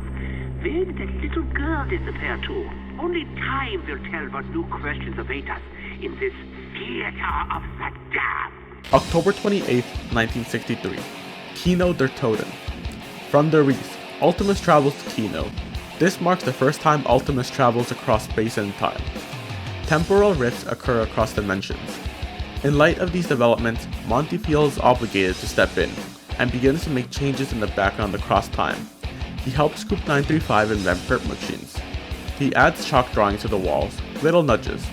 Ultimus locates a lunar lander and fly to the Ascension facility. Kino der Toten, Theater of the Dead. I don't know why it wasn't Untoten, but I suppose the whole living dead thing is something of an oxymoron. I like that word. Oxymoron. Been very useful when trying to identify all the contradictory chaos I've had to untangle. Anyway, Group 935 were back to their old tricks. Been in an old cinema. I don't know why. Maybe they wanted to watch some old movies. That was where you first saw the house, wasn't it? Well, part of it anyway. Samantha's room. Remember? You probably don't, but trust me. Have a look. It's there, all right. Washington's words have lingered with me these last few days. To be prepared for war is one of the most effective means of preserving peace. Mankind has always prepared for war because we face an enemy we know intimately. Our fellow man. In a way, we are the only enemy we have ever truly known. But now, I sit here with the Groom Lake report in my hand and I contemplate an enemy beyond our comprehension. An entity with the powers of a god that can manipulate time, space, and the very nature of other beings. The evidence is clear. A trail of carnage can be tracked. October 21st, 1945, the Rising Sun Research Facility. October 28th, 1945, Group 935's Der Riese facility. April 25th, 1956, the Himalayas. Now, I am no stranger to undead experimentation, nor their outbreaks. I've read Purnell's reports on the airfield and asylum incidents. The undead may be a concern, but they are not the threat. Without a leader, they are mindless and uncoordinated. But the idea of a being that commands an undead army with seemingly unlimited resources, that gives them marching orders to strike at any time and any place, how do you prepare for war with that? How do you protect America? How do you protect the planet? One of the scientists we acquired from Group 935, Dr. Schuster, I believe is his name, claims to be familiar with the entity. He says her name is Samantha. This Samantha may be the greatest threat our nation has ever faced. Certainly more than that from the Soviet Union or Cuba, for they are just men. And my contacts on the ground now confirm it. On October 28th, the entity known as Samantha attacked an abandoned theater in Berlin. This marks her first attack in 9 years. The location she chose is interesting. In 1940, the German High Command repurposed it as a Group 935 facility. That makes this the third Group 935 operation that Samantha has targeted. The Berlin incident has forced us to reevaluate the recent Pentagon outbreak.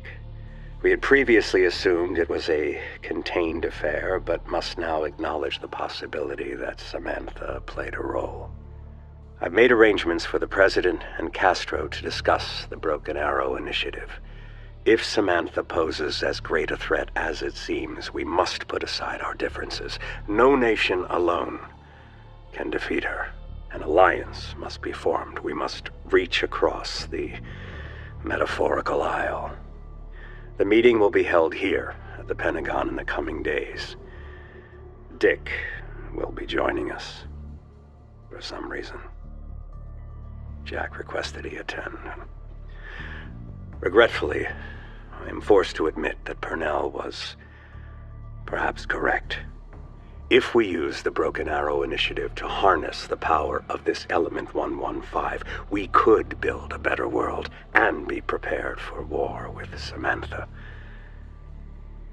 I've given Roebuck the coordinates of the Berlin incident for safekeeping. He'll log them, along with all the others. Convey my sincere gratitude to you for that.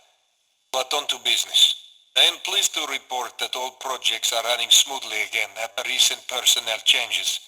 As I had previously mentioned, Yuri Zavoysky is a brilliant scientist, but he has so far proven incapable of handling Project Mercury, or as you call it, the Gersh device. Due to numerous delays and setbacks, I have sadly been forced to transfer Yuri to the 8K64-A experiments. I have decided that your nephew should take his place, and look forward to working with him directly. Yuri's incident with the Casimir mechanism leaves no doubt in my mind that this is the right decision. The explosion caused the mechanism significant damage. It will take time to remanufacture all of the parts, unless some of them can be salvaged. Rockets! He transfers me to work on rockets. These experiments require no finesse, no imagination. My intellect is ill-served blasting a bunch of monkeys into the atmosphere. But I can't fight Gersh over this. I was able to hold on to my keys. Some after-hours research. No one else really understands what Project Mercury is capable of. Until then, this lab will have to do. Wait, is it a Matryoshka? Is someone with a child? October 29th, 1963. Gersh informs the senior staff that Yuri have been removed from the Project Mercury and have been transferred to rocket research. Yuri begins to notice the appearance of children's toys around the facility. Found the box today. Some Rebenka left his teddy bear in it. A disgusting and filthy toy. Who keeps bringing their child onto this base? Thank God they did not take the diary. The things I've learned about Element 1. I'll have to conduct this research on my own, away from the destructive hands of Gersh. His research into Project Mercury has stalled, but will he be transferred? I doubt it. As long as Project remains on track, his friends I must start small. November 1st, 1963. Upon reading Richtofen's diary, Yuri begins to hear Samantha's voice. Over several days, her voice will consume him, driving him to resume work on the Gersh device. He obeys. We have verified authenticity of this transmission, yes? Yes, Anton. A recon unit traveled to the old facility. Apparently, a survivor has been living there since the end of the war. Since the end of the war? 13 years? How can this be true? And how did we not know about this? Unfortunately, your guess is as good as mine. And his proposal, this Garthen device, what do you make of this? Personally, it sounds too good to be true. But this isn't the first I've heard of it. Dr. Richtofen had mentioned it as well. Just think, Harvey. A device capable of granting that which any man desires. I simply think it, and bang! It is reality. We could beat Americans to Group 935 lunar facility. We could become leaders of free world overnight. The potential, it is certainly infinite. So, he says he will construct a device, but first he needs us to find something. He says we must bring him the blood of an ancient creature. He gave us the coordinates. It's at the bottom of the ocean. Recovery will not be cheap.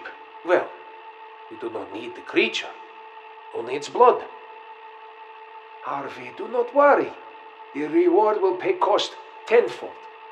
This is how the Ascension group leads charge into New World. I understand. And there was one more thing. He warned us to bring him the blood straight away.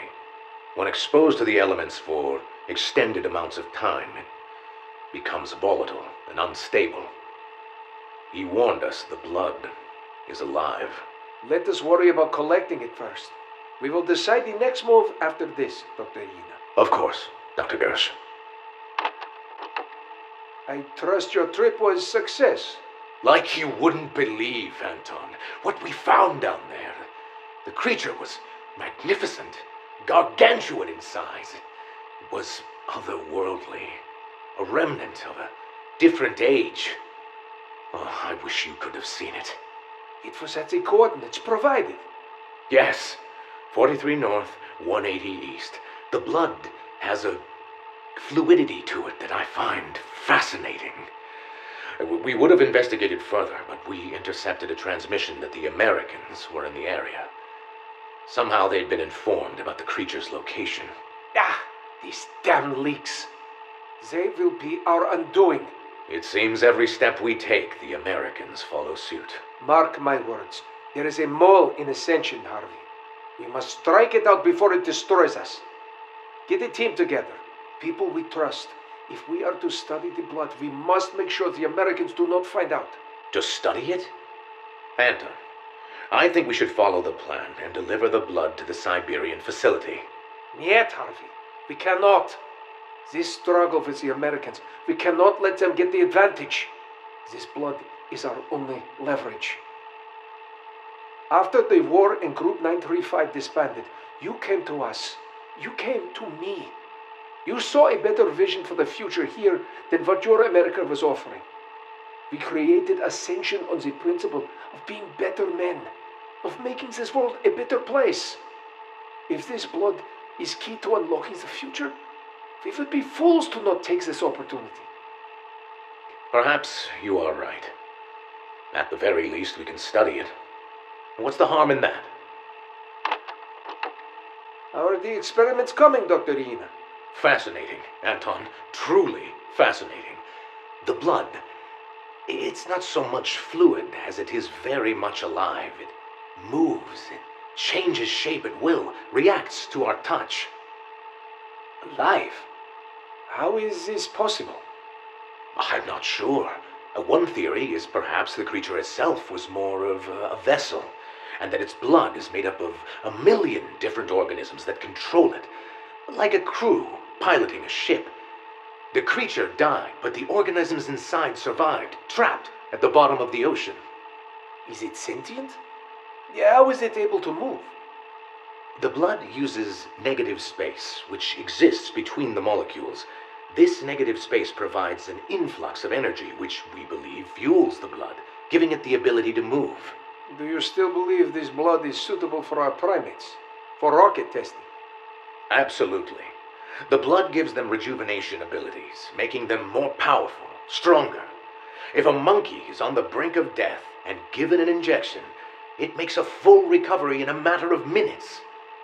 The only trade-off is they become more angry, hostile, even violent in some cases. Is this a problem? It's manageable. But I'm confident monkeys given an injection of this blood will survive spaceflight. Wonderful news. I think we can move on to the next phase of the program. We should prepare a serum for mass production. Can you tell me more about this negative space? We really don't know much about it, except that it does not exist in this dimension. Maybe a gateway from another. One of our men has theorized it might even be a black hole of sorts. Send what research you've done to myself and our weapons team. Be sure Yuri Zavoyski is included in the brief. Of course, but I will remind you we need to be careful. We've noticed the blood has been changing composition, as if reacting to all our probing and prodding. Reacting? How so? I'm not sure how to explain it, but it feels like the blood's getting angry. I assure you that our craft will be far superior to whatever the Americans, or should I say, Canadians, are developing. Finally, Project Thunder is nearing completion. My staff has assured me that the remaining issues of the effective range and power cell size will be solved within the next few months. Oh, and also, you should know that Dr. Zavoyski does not appear to be adjusting to his new position. He has been hostile towards the other scientists, at least more than usual, and has frequently been seen muttering to himself. The transition must have been hard for him, but if he does not learn his place soon, I may require another, more competent scientist to replace him. November 4th, 1963. Gersh announces to the committee that Project Thunder is nearing completion. Gersh reveals Yuri may need to be removed from Ascension entirely, having observed his being hostile towards other scientists and frequently observed muttering to himself. He's after in my head. Always in my head. I can't find her. I can't. Oh, I can't stop it. Keep it out. Why won't she leave me alone? Calm down, Yuri. Calm down. No, I won't. Shut up. You stop. Fine. Okay. I will. This had better be good, Yuri. The fact that you are even in this lab again is reason enough to have you permanently removed. If you've done anything that will ruin Ned's inspection tomorrow. Do not worry. You will not be disappointed. In fact, I'm sure you won't forget it. But I can't take all the credits. If you will do me the honors.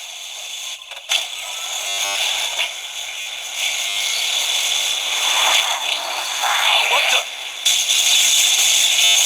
No! Yuri!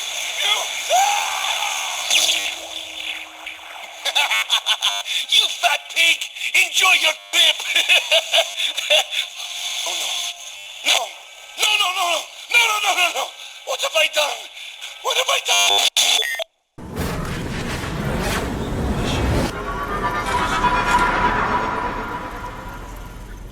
19. November 5th, 1963. Obeying Samantha's wishes, Yuri tricks Gersh into activating the Gersh device. The rift created absorbs him and allows Samantha to travel through. Yuri is also absorbed and transported to the Pentagon, becoming the Pentagon Thief. For time and the world do not stand still. Change is the law of life, and those who look only to the past or the present are certain to miss the future. I said, are certain to miss the future. Oh no, I missed that. Prime Minister Castro, this missile crisis was the last straw. We almost blew ourselves up. Now, we invited you here today... In good faith. In good faith. To sort this thing out. And why is he here? He lost. As I always say, forgive your enemies, but remember their names. Now, gentlemen, as I like to think, in the long history of the world, that there are only a few generations. Sounds like someone breaking in! It's just a storm, Dick. Sit down. Oh my God! It appears the Pentagon has been breached. Zombies. Gentlemen, at times like these, our capacity to retaliate must be, and has to be massive, to deter all forms of aggression. Gentlemen, lock and load. Viva la revolución! Any last words, Mr. President? Yes, Jack. Any superlative words of inspiration for our humble troops? Do not pray for easy lives, my friends. Pray to be stronger men.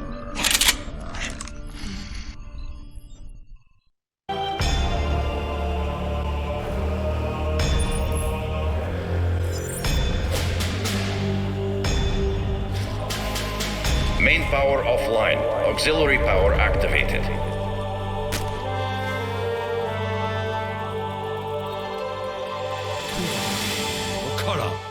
No honor. Please, help me. She's coming. The mechanism must be repaired. I will help you, but only if you get me some vodka.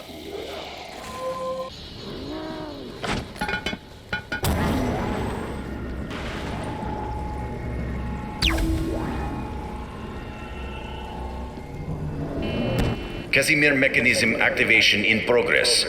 Error. No power detected.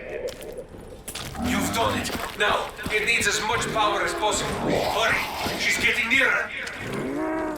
I wonder if we should be helping this thing. Power rerouted to Casimir mechanism. Node 1 activated. 3 more. No, stop it!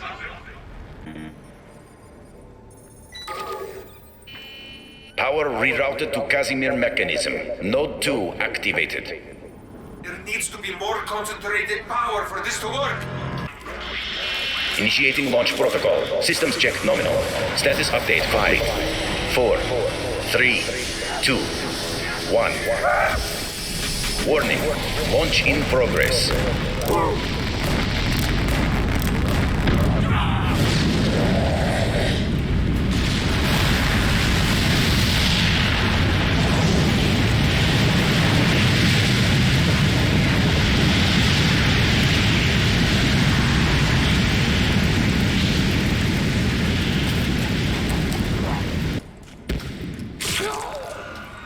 Power rerouted to Casimir mechanism. Node 3 activated. Yes! Yes! Almost there! Hurry!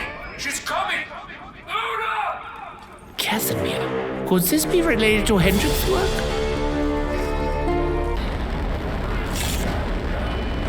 Power rerouted to Casimir mechanism. Node 4 activated. Full power achieved. The Casimir mechanism is active! Quickly! Open the portal! I will open a portal of honor! Warning. Re-entry detected. All security personnel on high alert. So, Actio did have love affairs with Stuffed Monkey. Look Casimir what they mechanism made! Safety protocol initiated. Shutting down power systems. Ah, yes! I'm free! I cannot thank you enough for releasing me from that horrible place. I sure hope that was a good idea.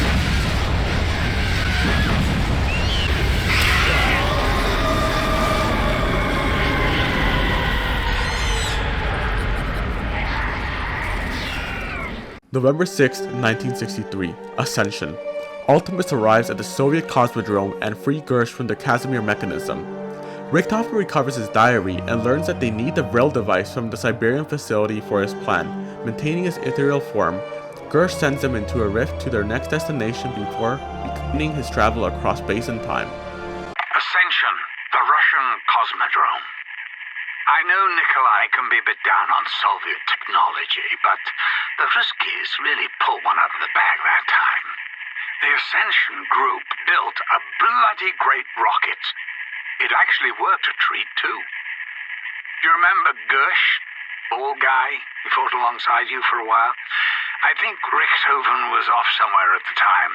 Anyway, Gersh ran into a little bit of dimensional distortion. Honestly, why do you insist in meddling with stuff you don't understand? Of course, all their experiments just stirred the reality soup even more. You ended up fighting monkeys. Space monkeys at that. As I'm sure you know, monkeys are thieving little bastards. Give them half a chance and they'll nick anything that isn't nailed down. So, in answer to a question Richtofen once asked, I don't love a monkey. November 6th, 1963, 5. In the Pentagon, John F. Kennedy, Richard Nixon, and Robert McNamara meet with Fidel Castro in the aftermath of the Cuban Missile Crisis. Due to the events at the Cosmodrome, a zombie outbreak occurs. Samantha sends Yuri to the Pentagon to thwart their survival. After Gersh is freed and Ultimus departs from the Cosmodrome, the outbreak ends at the Pentagon. All four survive. Comrades, that is enough! Now, as it stands, we must account for the facts. 2 days ago, one of our research facilities was attacked. All personnel are dead, with the exception of Dr. Gersh and Dr. Zavoysky, who are both still missing. What about the four intruders? We do not know. They have not been recovered. Now, I know what Dr. Gersh and his work meant to this organization. However, all is not lost. We must remember that. All is not lost. We have no leader. Who is going to lead us now? You? An American? Yes. I'd remind you to think before you speak, comrade. I am one of the founding members of this organization, and you are someone who has forgotten their place in it. I am not saying I should lead it. Frankly, I would rather not. I would leave it to the committee to find a suitable replacement.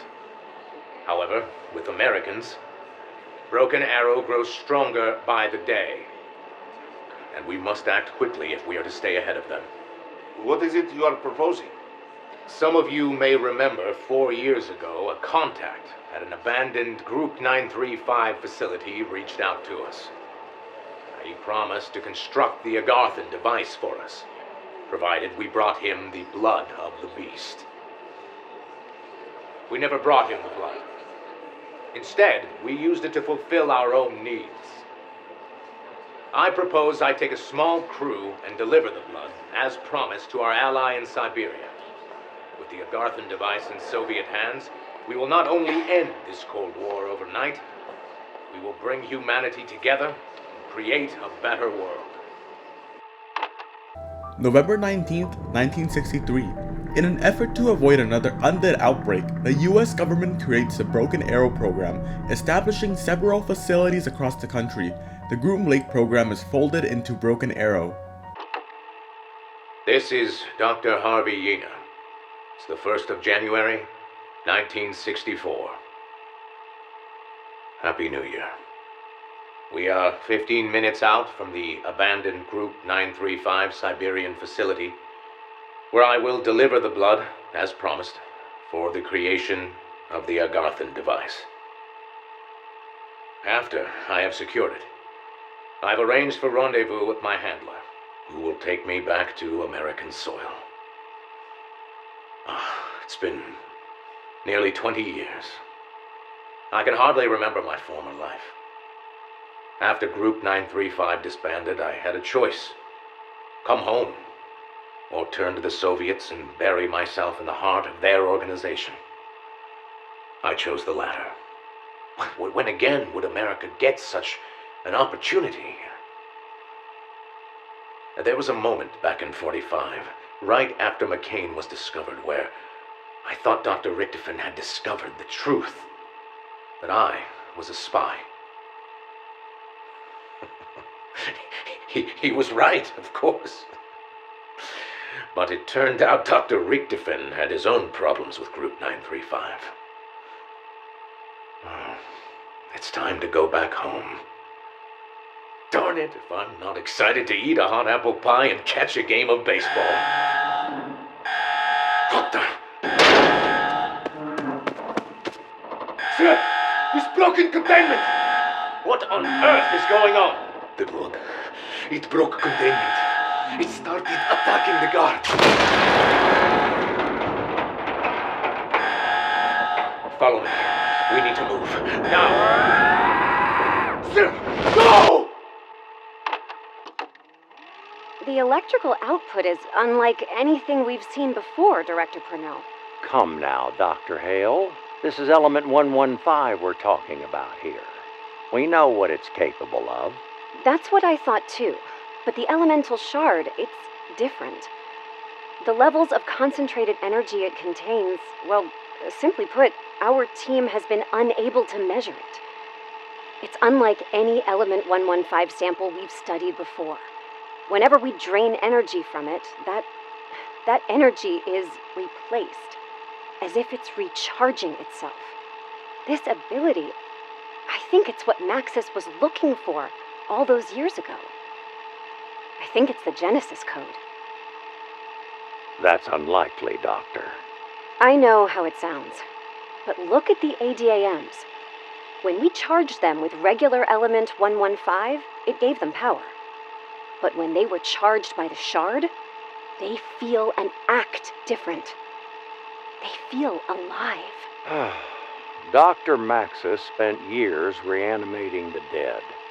Hell, the Germans made that Group 935's primary purpose during the war. But according to his own research, That was the ceiling. Reanimation. He could restore the body, but not the mind or soul. I know. But he didn't have the shard. If you'll let me run some tests, I believe... I don't think lab rats are going to cut it here. I may have a candidate you can use. I'll let you know when he's been delivered. This is Broken Arrow Operations Director Purnell, accompanied by Dr. Hale. The date is June 1st, 1964. It's approximately 1 a.m. We're about to begin test number 22. Dr. Hale, you may proceed when ready. Confirming conduits have been linked with the shard. Output set to 5,000 volts. Duration set for 10 seconds. Beginning now.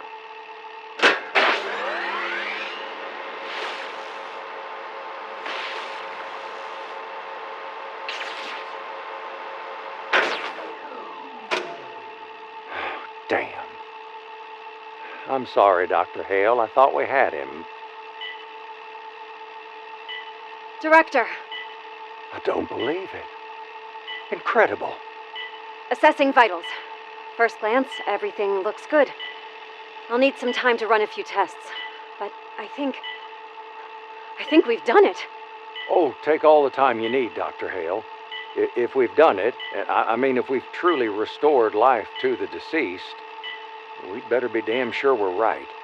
Let's keep him quarantined for now. Begin your tests when ready. We need to make sure he is, well, who he was. What was his name, Director? Peter. His name was Peter McCain.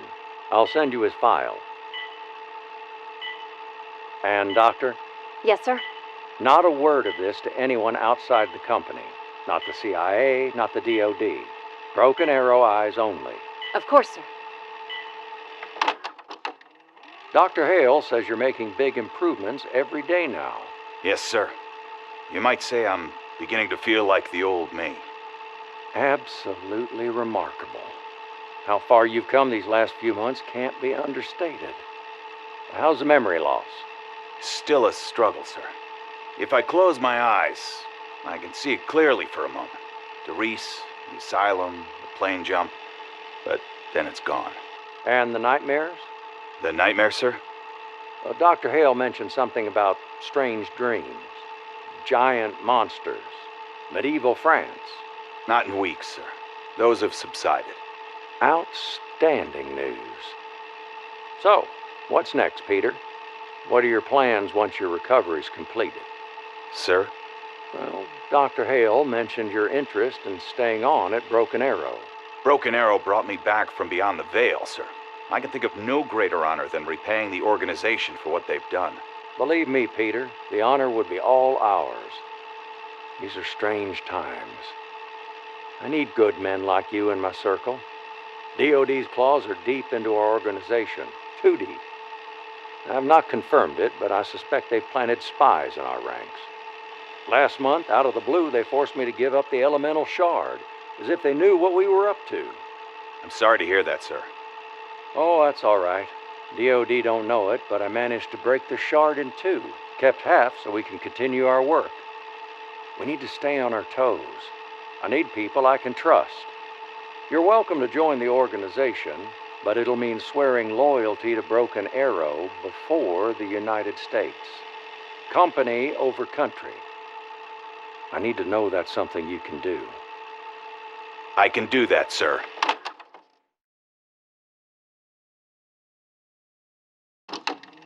I'll admit I've had my concerns, Cornelius. But if what you say is true, MK Alpha could transform interrogation practices. Not just transform, Sawyer. Revolutionize. Using the APD to harness the power of Element 115, we'll be able to interrogate subjects from within their own subconscious. We can access their thoughts, manipulate their emotions, rewrite their memories. We can procure any confession. Brigadier General, what I'm offering you is mind control on a level MK Ultra could never dream of accomplishing. So what's the holdup? What am I missing? Providing power to the APD is proving, well, difficult. The design's based on Group 935's analysis of the MPD, which means its source of power is... If you're about to suggest what I think you are, the answer is no. It was the only way Richtofen's men were able to charge the moon pyramid device. I am not, and I repeat, not letting you kill soldiers to harvest their souls. We prefer the term life force, actually. Call it whatever the hell you want. We're not Group 935. We're not killing people to power your pyramid. Find another way, Purnell, or I'm shutting this down. You had something for me, Dr. Hale? Yes, Director. Weiss, bring me another one. This morning there was an incident with an ADAM. It short-circuited and broke down. We're not quite sure how or why, but I think what happened next will have your attention. Here you are, Dr. Hale. Hello. How may I be of service? The ADAM died right next to one of the life force fuel canisters. And? And? Weiss? Yes, ma'am. Malfunction. Power failure. Watch what happens. Remarkable. Dr. Hale, I'm not sure how this is possible, but you may have just saved this project. I swear. I tell you what I know. We've only scratched the surface. The night of November 6, 1963, you gained access to the Pentagon. How? I do not know. I just appear. I do what she say. I just appear. Who is she? The girl. The little girl. She was in my head, in Yuri's head for so long. Zlaya Vedma. Why did she send you? Who was she targeting? I do not know. You lie.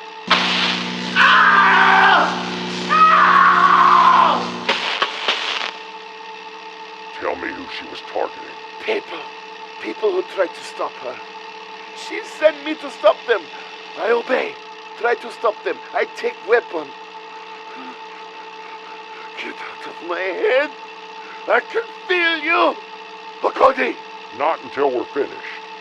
Did she tell you about her next attack? Next attack? What is her next attack? What's she planning? She said many things.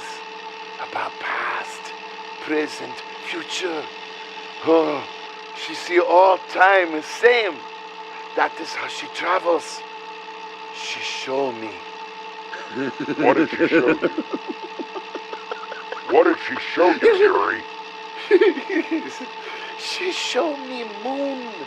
And she showed me this place. Secret government facility. Is she planning to attack here? Not for a long time. 50, maybe 60 years. There will be big boom. Then she attack. Don't play games with me. I never play games. I tell you what she tell me. She tell me you will be there too, Purnell. How do you know my name? Terminate the session. End it now. What else did she show you, Yuri? What else have you seen? I seen different worlds, universes, past and future. These things are meaningless because all paths will be taken. Different worlds? You think this place is only place? This is one of many. And in each, 4 men are trapped. What do you mean, 4 men? 4 men split in 2, beginning and end, first and last, Alpha and Omega, Primus and Ultimus. What the hell's he talking about? Who are they, Yuri? Their names, Yuri. What are their names? They are trapped. I see them. For years, they are trapped in the endless cycle. No matter how they try to break it, there is no escape. Cycle always begins anew. It is the Aether. Once it was above all worlds, but then it corrupted one, and like virus, this corruption spread. What more do you know about the Aether? I know what she tell me, and what they tell me. Who's they? The four men? Yet, two angels. They come to me in dream. It must be code for something. Yuri, what are the two angels? They come from place above existence. Agartha. Yuri, this is very important. How do you get to Agartha? Why do you hear the voices too? Answer the question.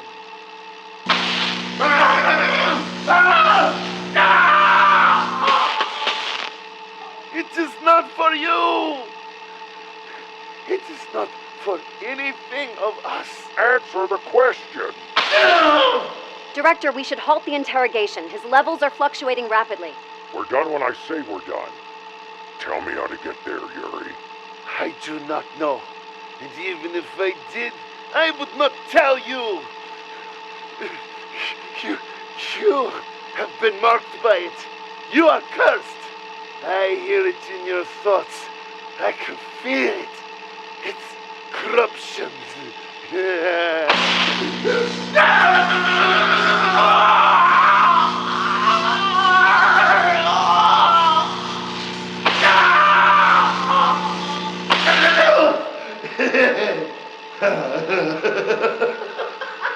I can do this all day, Yuri. Tell me what I want to know. Get out of my head! The confluence! Curse! The children! How do we get there?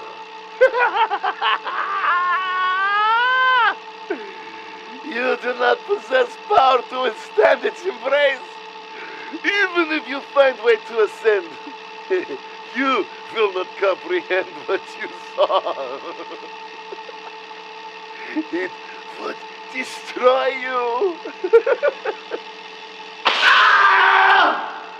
Dr. Hale, report. One moment, Director. He's gone, sir.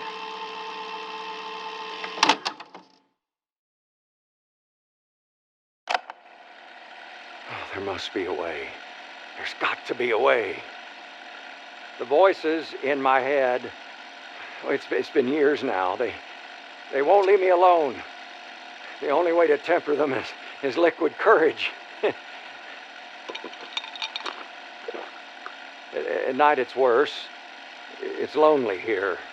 It's just so quiet in the middle of the desert.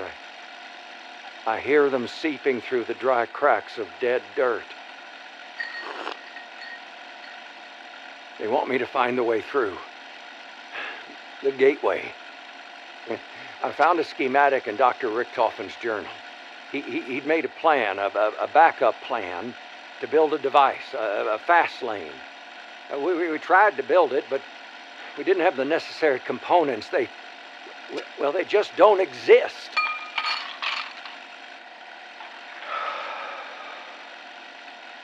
The last several months, I've had this reoccurring dream. In it, I'm able to merge with the Aether, the spirits. They say it's the only way. I need to investigate this further. This is Dr. Hale, conducting Purnell Test Number 1. The date is August 3rd, 1967. The Director has secured himself inside the APD, and we are ready to begin the transfer. When I flip this switch, an electrical current will be pulled from the elemental shard and will flood the APD. Are you ready, Director? Yes, Dr. Hale. Cornelius, are you sure about this? More than anything. Commencing test.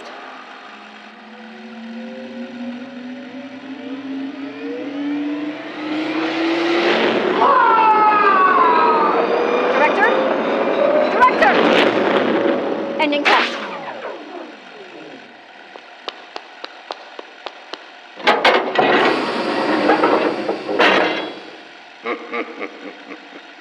Director, what? Are you all right? Better than all right, my dear. Run it again.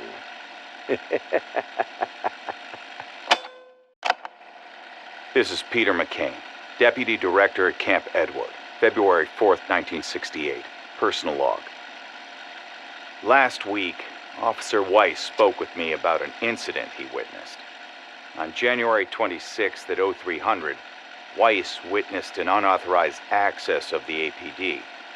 Weiss claimed it was being used by Dr. Hale and Director Purnell. He believes these experiments have been running for some time now, which lines up with the numerous complaints I've received about Purnell's erratic behavior. 1 week later, on February 2nd, I witnessed firsthand what Weiss reported. I don't know what the purpose of this experiment is. It's certainly not authorized by either Broken Arrow or the Defense Department. Now, I can't say I'm surprised Dr. Hale is so willingly assisting the director. Her affection for him is well known around the base. I also can't say I'm surprised Purnell would take advantage of her affection. My old friend has changed in recent years. I suspect his exposure to Element 115 is the reason for his newfound confidence. I've decided to inform Brigadier General Sawyer. The Department of Defense will decide his fate. What? What happened? Where am I? Cornelius! 4 years ago, I asked you to swear an oath.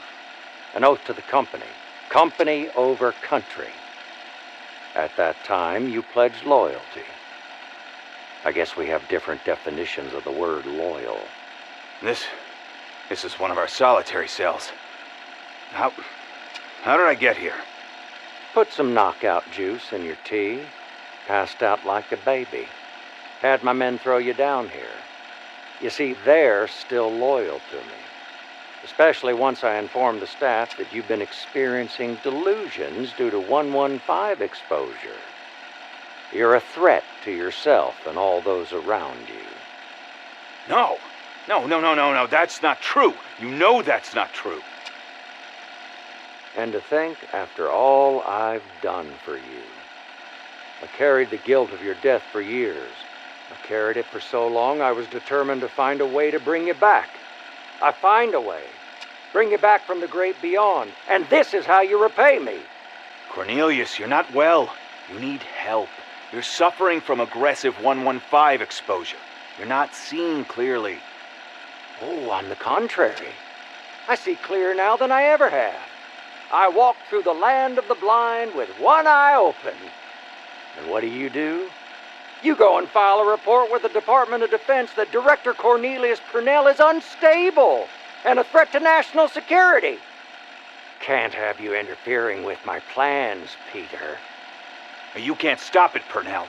Sawyer will come. He'll bring his men. He'll see what you've become. Well, of course he will. But it won't matter. By then it'll be too late.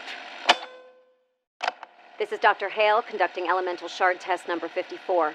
The date is March 15th, 1968. Initiating test now. What on earth is going on?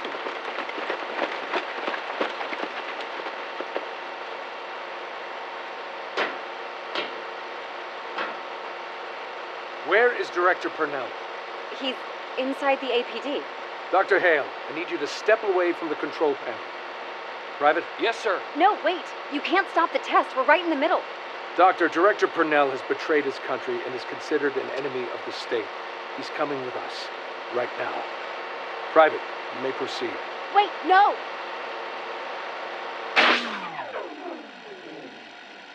What the hell? The whole facility just lost power. What have you done to me? Everybody, stand back! What the hell is that thing?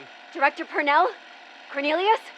Director Purnell is no more, and all of you are unwelcome. Sir, we have a containment breach. Nova 6 gas is leaking throughout the facility. Everybody move!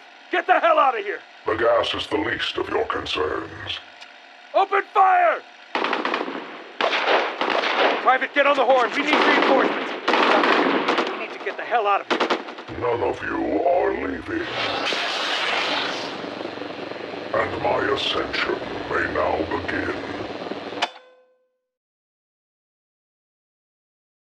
March 15, 1968. Broken Arrow accidentally creates Avogadro. September 19, 1979. Rustman begins work at Broken Arrow. Over the course of his employment, his extensive exposure to Element 115 leads to significant memory loss. April 20th, 1983. Broken Arrow begins live animal experiments with the Shard, creating bios. June 24th, 1986. A containment breach involving bios occurs at one of the Broken Arrow facilities. Rustman is one of the very few to escape alive. The facility is shut down and abandoned. Its projects are transferred to other locations. Well, I've always liked the monster within idea. I like the zombies being us. It's like zombies are the blue-collar monsters.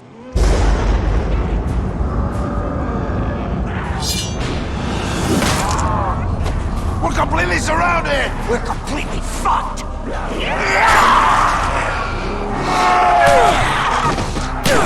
Are you girls kidding me? I've been praying for this shit! Come on! Boys, let's get to work.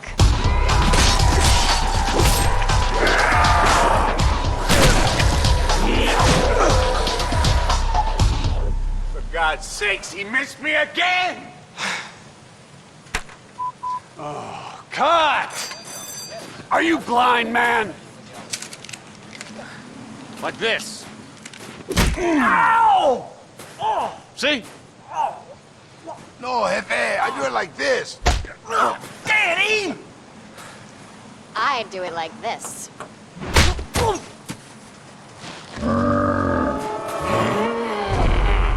Get back to hair and makeup. You don't look dead enough. Come on, let's go.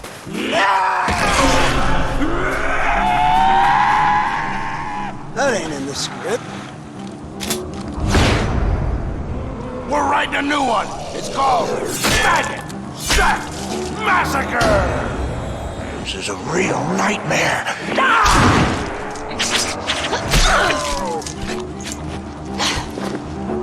Let's slay some stiffs.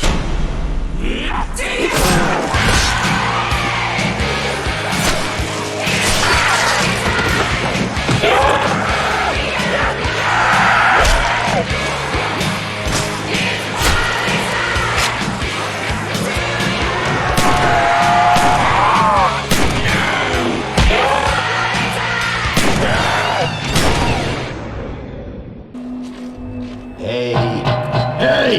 Is anyone out there? We're stuck in this room!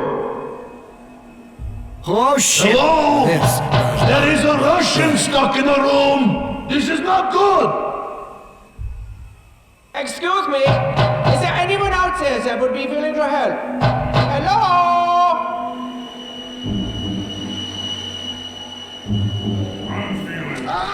I'm blind! I'm blind! In my eyes! Holy shitballs. Me too. What did you do, Richtofen? I did nothing. There's a light switch. Oh, I think I found a lever. Perhaps this will turn on the light. Electro, that's not a lever! Richtofen! Shh! Did you hear that? Sounded like someone outside. Hey, you! Hey! I need vodka! Hello? Can you help us? There must be a blown fuse or something. It's dark in here. Oh, man. That's wet. Oh, sure. Right, yeah, I mean, why not? This has gotta be a nightmare. Lights are on. Ah, much better. Now I can see the problem. We must have gone too far into the future. Look, the teleporter's completely broken. The time circuits are damaged. We'll have to reroute them. Wait! You took us here on purpose? Where are we? A better question, Dempsey. Oh, look at this blinky light! What's this button do? No! Oh, great, Nikolai. You've just activated the MTD security system. Good. Excuse me. You're outside. Yeah. A handsome one. We need you to locate the power sources of the security system. They look like little half domes with a hole on top. Kind of like a big... Forget it. If you destroy those, it should shut down the security system. I did what you asked. Are you gonna help us? Okay, that did the trick. Ah, yes. Takeo, can you hand me that screwdriver? Okay, ew. Is that all he's going to do this trip? Takeo, let's dance, you barfing fool. So now that they're occupied, I was wondering, could you do a special errand for me? I need you to retrieve a very important device. It looks like a long, stiff, hard golden rod. With fingers on the end. I hope you guys know what you're doing. I'm really not in the mood for games. Zombies, get him! Him! Oh!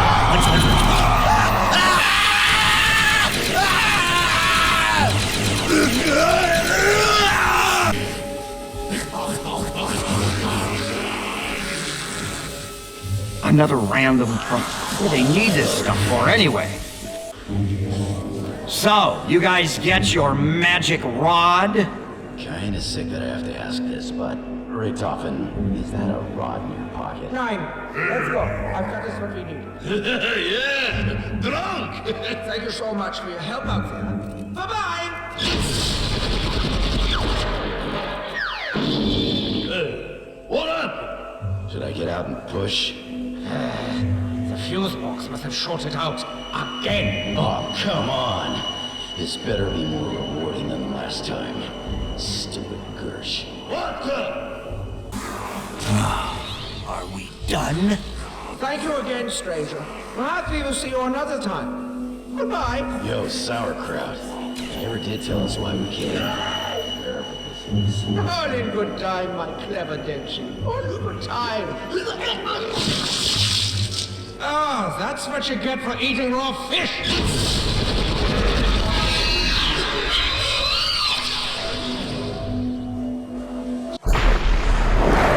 Years ago, I did research for a World War II movie. I came across some old Nazi documents. I couldn't believe what I was reading. Element 115, necromancers, raising the dead, real creepy stuff. We're completely surrounded! Come on! The coolest thing? Some of that crazy shit happened right here.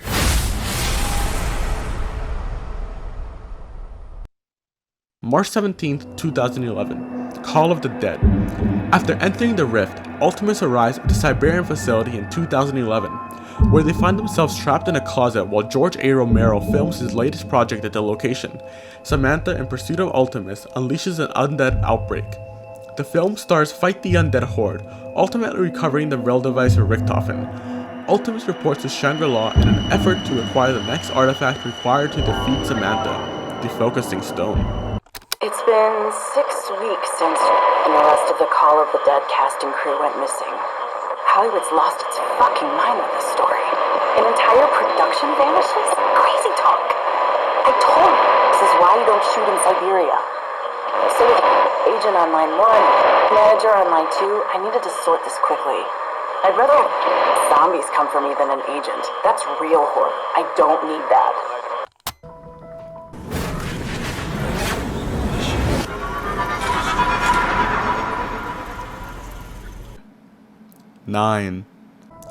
April 11th, 2011. Following the disappearance of the Call of the Dead cast and crew, Romero's assistant Sally begins to search for her boss. Her journey leads her to Shangri-La during an eclipse, which sends her back in time to April 25th, 1956. The heat and humidity is just excruciating. According to the locals, the temple should be in this mountain range just up this river. Gary, do you hear that? A waterfall. We must be close. Hand me the binoculars. There is a structure up ahead. If this is truly a gateway to Argotha, my work will finally be validated. Brock, I don't think this place is abandoned. Don't be silly. This place has to be thousands of years old.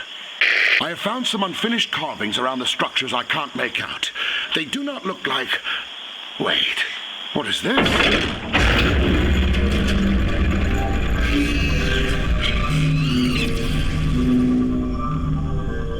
What the hell was that? Why is the sky dark? It's an eclipse. We must have... Run!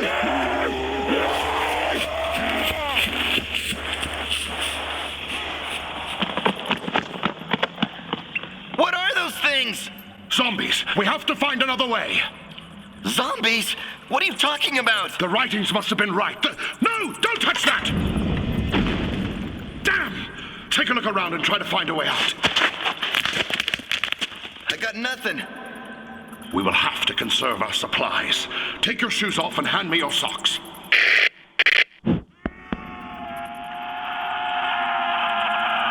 I've been trapped in the temple structure for days. Gary is dead, and I don't see a way out of here. I can still hear the zombies outside. I fear this is my last recording, as the battery is about to die, and I will soon follow. One thing I can be certain of is that glove... Hello out there! Hello!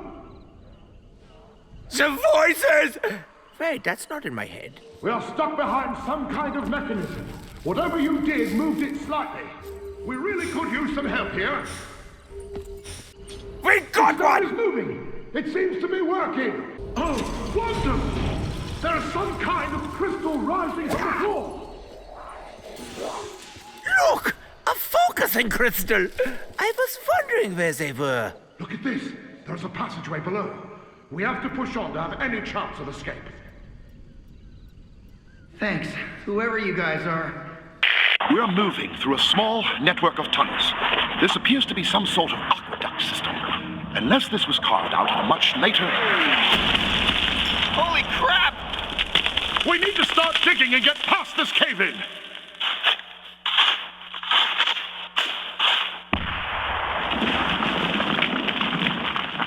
Well, we lucked out on that. I wouldn't classify any of this as lucky. Well, we are still alive. Shh. Do you hear that? Quickly, under there! Great, another dead end. Well, at least we're safe for now. Really?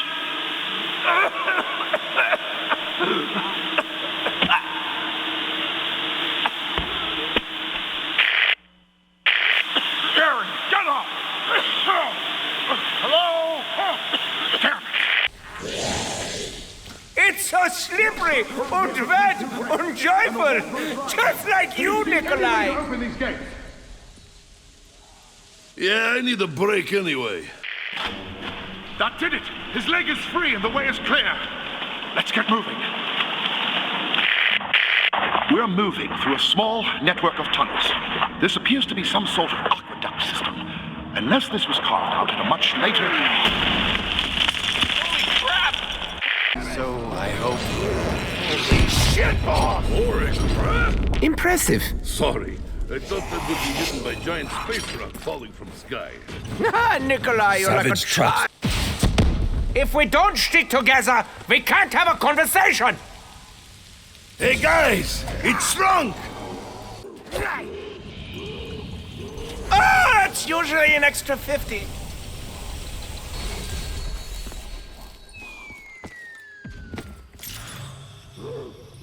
Hello? I think that gas is flammable. I wish I'd come out there and thank you in person, but we are still trapped in this chamber. You have got to be kidding me! Oh, no. The walls are moving. Can you find a way to stop this before we have crashed? Of course! I would hate to waste a good spleen. That did it! Let's get out of here before spikes shoot out of the walls and the floors open up to a pit of lava! This place is massive. The architecture is not what I expected to see. It's more of an interpretation What the hell's wrong with you? If this place doesn't kill us, the freaking undead will. We are stuck in some kind of trap-filled temple of death, surrounded by a horde of undead, and you were talking about the rugs not matching the curtains. If you don't...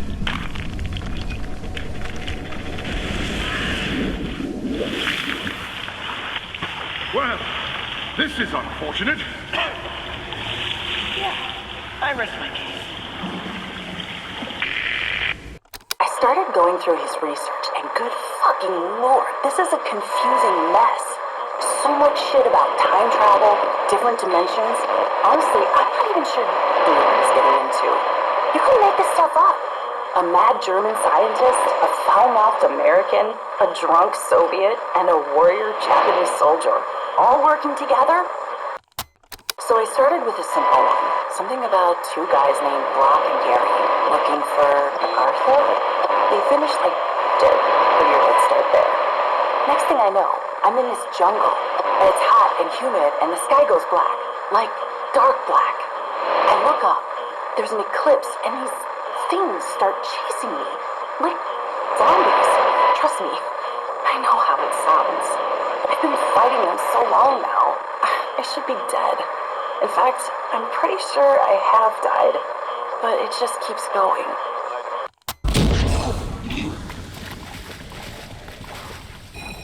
We did it! Oh, this is so much fun. Yes! We can reach the top! You can see the outside. Thank heavens, we are finally out of the wretched catacombs. Still a full eclipse. Yes, it is very strange. I've been thinking about those unfinished carvings we saw before the eclipse occurred. And I've started setting up these traps. Pretty damn proud of them, if I do say so myself. Wait, I hear something. Can't help but think they hold some kind of key clues. We should investigate the stepped pyramid for some clues. I think we should get the hell out of here while we still have the chance. But we're so close to proving the existence of... Ugh, finally. Sorry, the only thing more annoying than the undead are those two guys, whoever they are. Anyway, I've been trying to get some bars on myself for days, and I'm having no luck. I swear, if I die a few more times, I may actually lose it. At least then I'll have those agents off my back.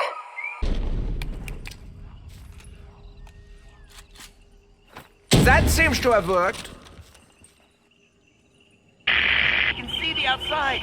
thank heavens, we are finally out of the wretched catacombs. Still a full eclipse. Yes, it is very strange. I've been thinking about those unfinished carvings we saw before the eclipse. Give me a moment. Oh, jeez, man, do we really need to do this now? Yes, they do match the pictures from the tattoo. It's a code. 16134. This doesn't mean much. Perhaps the answer lies inside that stepped pyramid.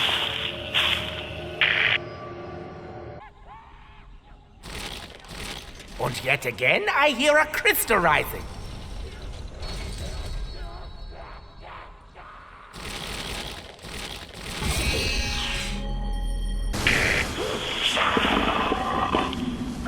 We have made it inside the top of the temple. I can see an antechamber through a crack in the wall, but there is no way to get inside. It's completely enclosed. If we had a stick of dynamite, I could get us in there. Well, unless you brought some, I think we're not getting any further. I had some in my bag, but dropped it when we were attacked by that horde of zombies. And by the look of it out there, we're not going to be able to stroll around looking for it. So close to the answers. We need to get the hell out of here before it's too late. Look! All of those thingies are vibrating now! What to do?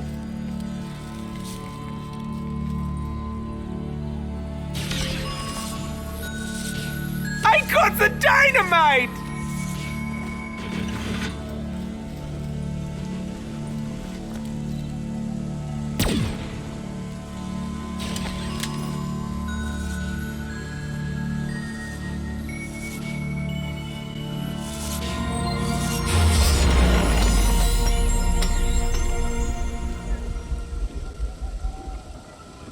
Okay, you bring me that stick of dynamite, I'll open this bitch up like a can of beans! Then, can we get the hell out of here? Of course! I just need to see the inside of the temple. Alright, here we go! Everybody get back! Watch out for the spikes, man. I got valuables down there. I am now entering the antechamber. I see some sort of altar, and there is a rock suspended above it. This is just wonderful. An inscription. Richtofen. Richtofen. Gary, take an etching. The rock above the altar seems to be suspended in thin air. I'm going to remove it now.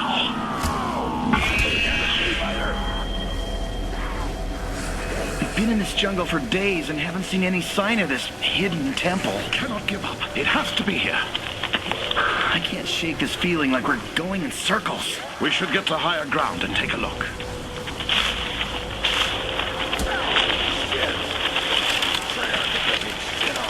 The heat and humidity is just excruciating.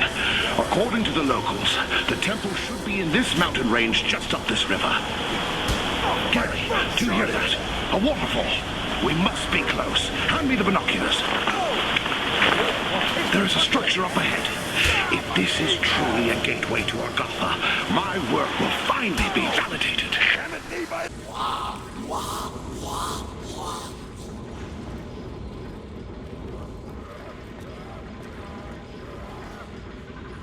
It's mine!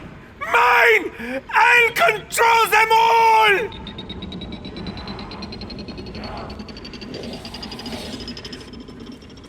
April 25th, 1956. Shangri-La.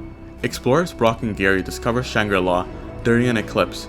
They are unwittingly trapped in a time loop. Sally, sent back in time from 2011, is trapped in the same loop. Ultimus arrives in Shangri-La. With the help of Brock and Gary, they acquire the focusing stone. April 10th, 2023. Broken Arrow creates the denizens. Fucking assholes. This is Case Officer Barkley. It's July 6th, 2025. Myself and Project Manager Russman have returned to Camp Edward and... George, the hell you doing? Get your ass up here. We got ground to cover. I'm sorry, sir. I just get a bit nervous. What? The Nova 6 gas? Put that fear in your back pocket. Once the incident in 68 was contained, they powered down the site. As long as we don't flip the master switch, we should be fine. It's not the gas, sir. It's the robots. Oh, come on now, Barkley. Robots ain't gonna harm anybody. From what I've been told, as long as we're on site, they remain perfectly still. Don't move an inch. But the moment we leave, bang! It's like a robototropolis over here. And they won't interfere with us? Long as we mind our business, we'll be fine. Stop staring at him, Barkley. Nobody likes to be stared at. What about the entity? The entity? Oh, well, that thing should be coiled up nice and cozy. What's the sensor reading, Barkley? He's still in there? Sensors say the entity is still secure. Of course it is.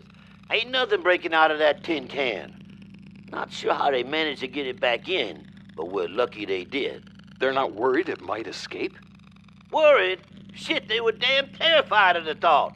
Didn't you see the nuke they rigged up out there? What?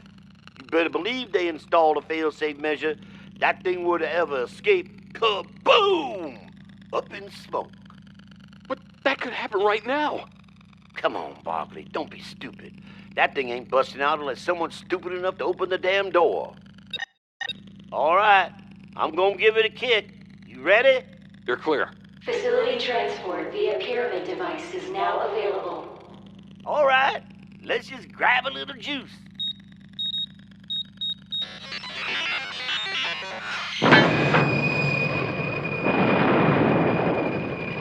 Sample now transferred to Hanford site. What? That's it? Shoot, we're not sending the entity to Hanford, just grabbing a sample. What does Hanford want with it? They've been interested in the entity for some time now. Wanted to pursue further scientific endeavors with it. Whatever that means. Well, I know I'll be up here once we get out of here. Hey, I don't suppose you've seen an elemental shard lying around anywhere, have you? An elemental what now? A large piece of rock that looks like glass. Gives you a headache when you look at it. No? Haven't seen anything like that? No, sir. Why do you ask? Probably nothing. I always wondered if Poynell kept a piece for himself. Anywho, what's this I hear about you leaving us for the CDC? You heard right. I'll be out at the end of the month for a new opening. Well, we got a long drive back. Can't wait to hear all about it. September 1st, 2025. In desperate need of more Element 115, Broken Arrow uses an excavator drill near the nuclear testing facility known as Nuketown. They are fools, ignorant, petulant fools. They blindly follow him, sheep herded by a false shepherd, a wolf wearing human flesh. They must know not to trust him. It's instinctive. In the darkest recesses of their minds, a voice screams out, warning them. But they don't know why. They don't know what he did. They were all prisoners of war, left to rot. Nobody cared if they lived or died, so we took them, Group 935. We just didn't know how far he takes the experiments. The amount of element 115 he pumped through them, I'm surprised any of them survived Siberia. And now they follow him, taking orders from the very man who broke them, fried their brains. The MPD, the Aether, it corrupted him, as it did my Samantha, as it does any who touch it. The temptation of unlimited power, it will destroy everything. If Richtofen gains control, there will be no turning back. We will be forced to take drastic measures.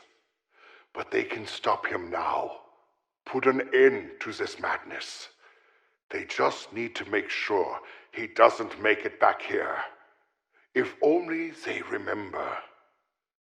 But they won't, will they? They will help him until the bitter end, beyond the point of no return.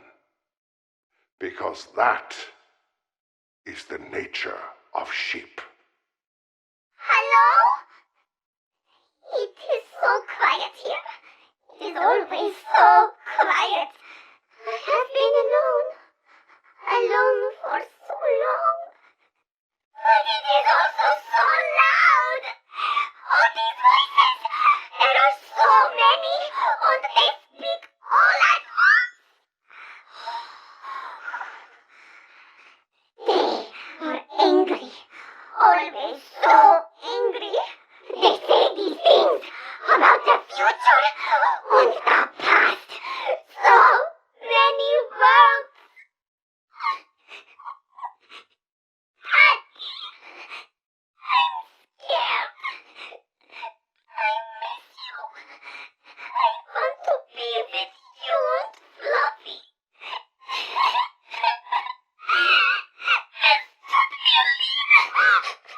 Please don't be mad at me, Daddy. I didn't mean to hurt anyone. I don't want to play anymore. I just want to go home.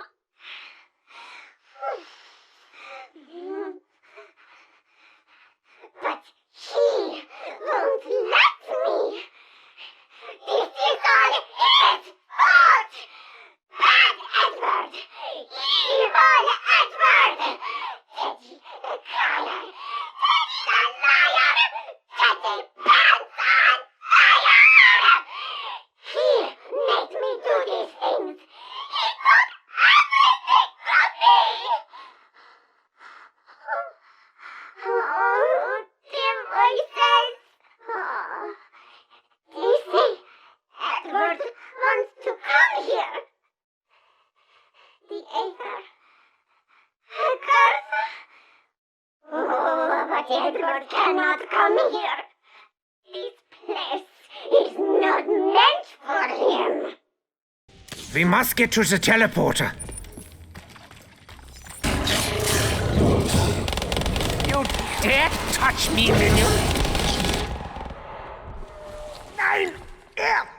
Good for Georgia!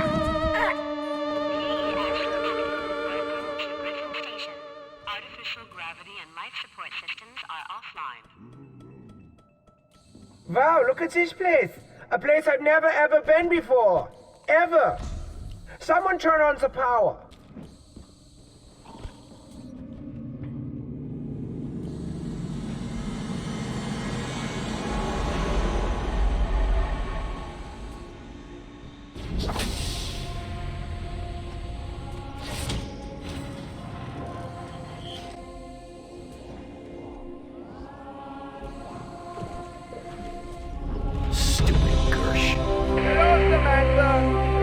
Rat! night is coming! So soon!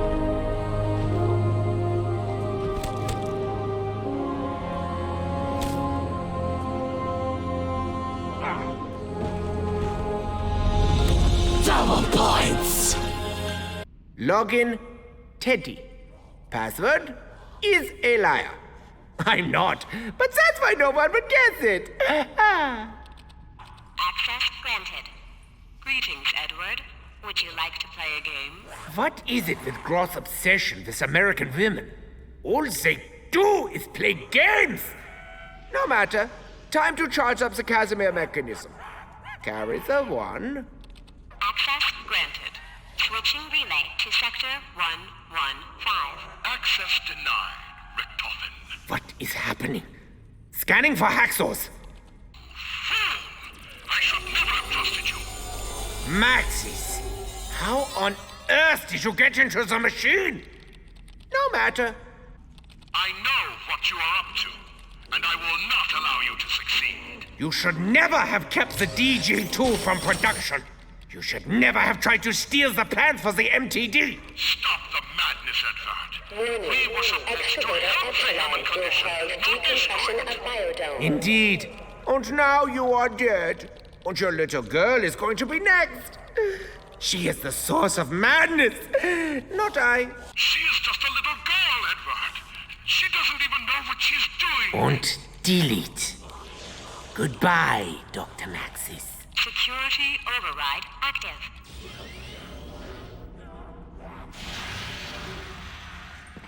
This is going to be so much fun. Finally, we can confront this little beast. Quickly, power up the machine.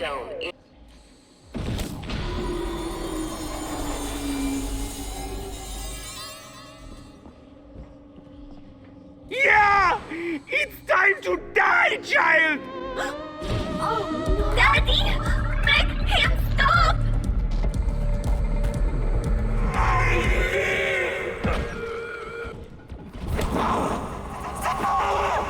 I can control them all! I will destroy you all! But not before we continue the game. Greetings. If you are receiving this message, it means that Richtofen has entered the device. If you free me, I will help you minimize the damage that he will inevitably cause. Good. Now that I am in control of the station, we have one last chance to sever Edward's link with Earth. I will calculate the position. Retrieve the artifact and take it to the launch platform.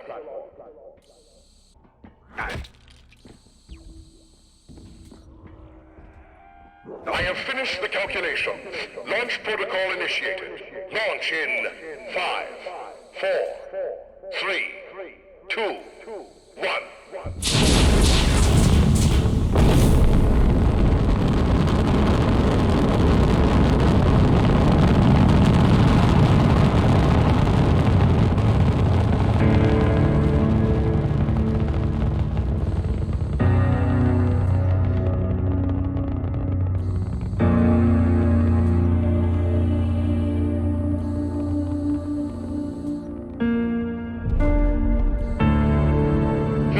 To impact.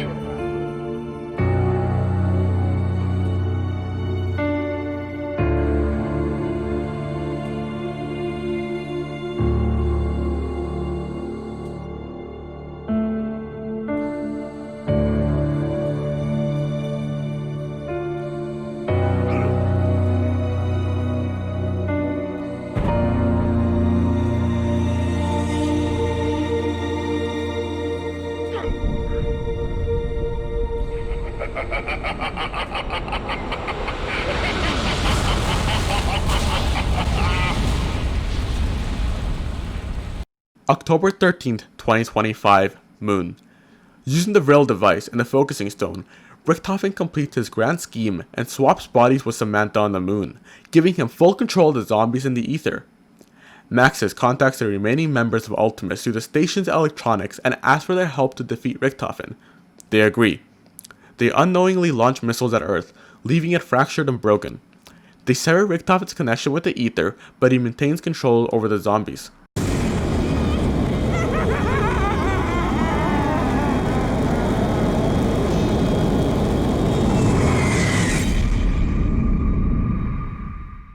October 13th, 2025, Nuketown Zombies.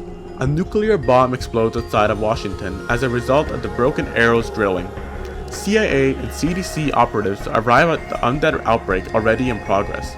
One of the missiles from the moon hits Nuketown, killing all on sight, except for Marlton Johnson, who survives by hiding in a nuclear bunker. October 13th, 2025. The Earth fracturing triggers further temporal rifts, teleporting an 1800s American western town underneath a mining facility in Angola.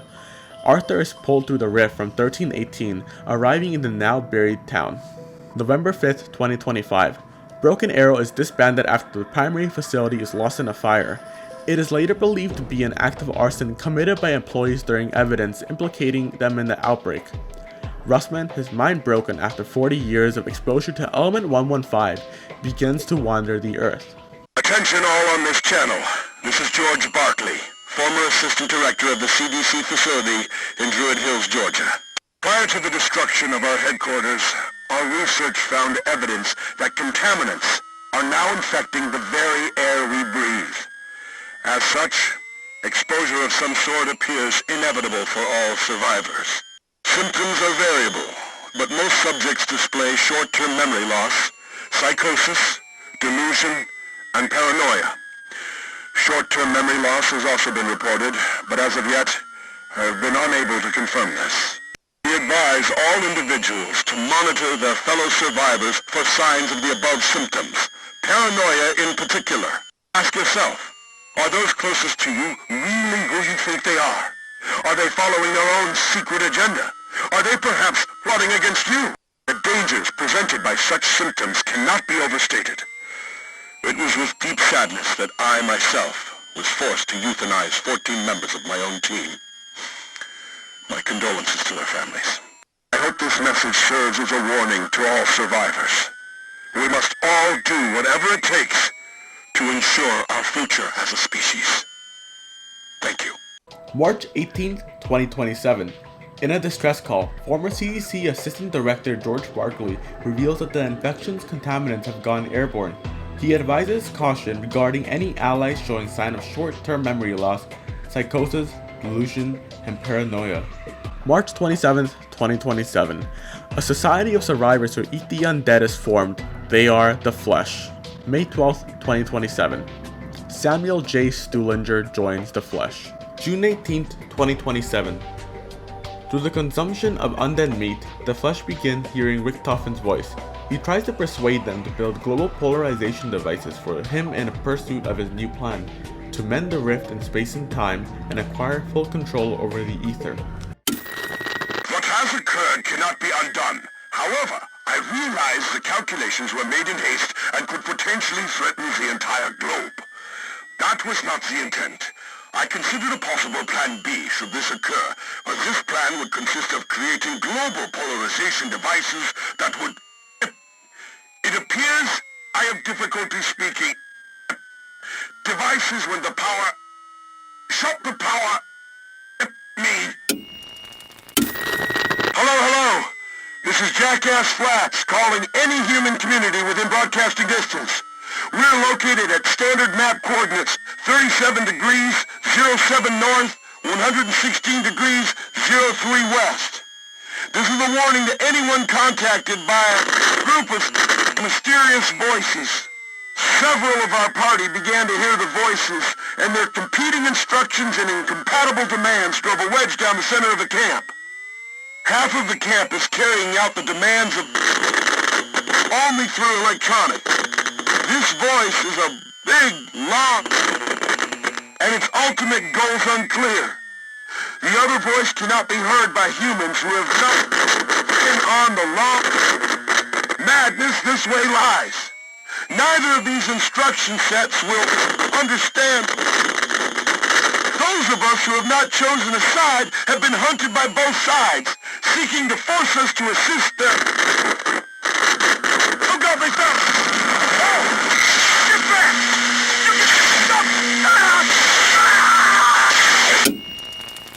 June 28th, 2027. Maxis begins communicating to survivors on Earth, telling those willing to listen to build global polarization devices for him in pursuit of his new plan, to open Agartha and reunite him with Samantha. even though it would result in the destruction of the Earth. Science has failed us. He has abandoned us. In this new world, we alone are your salvation.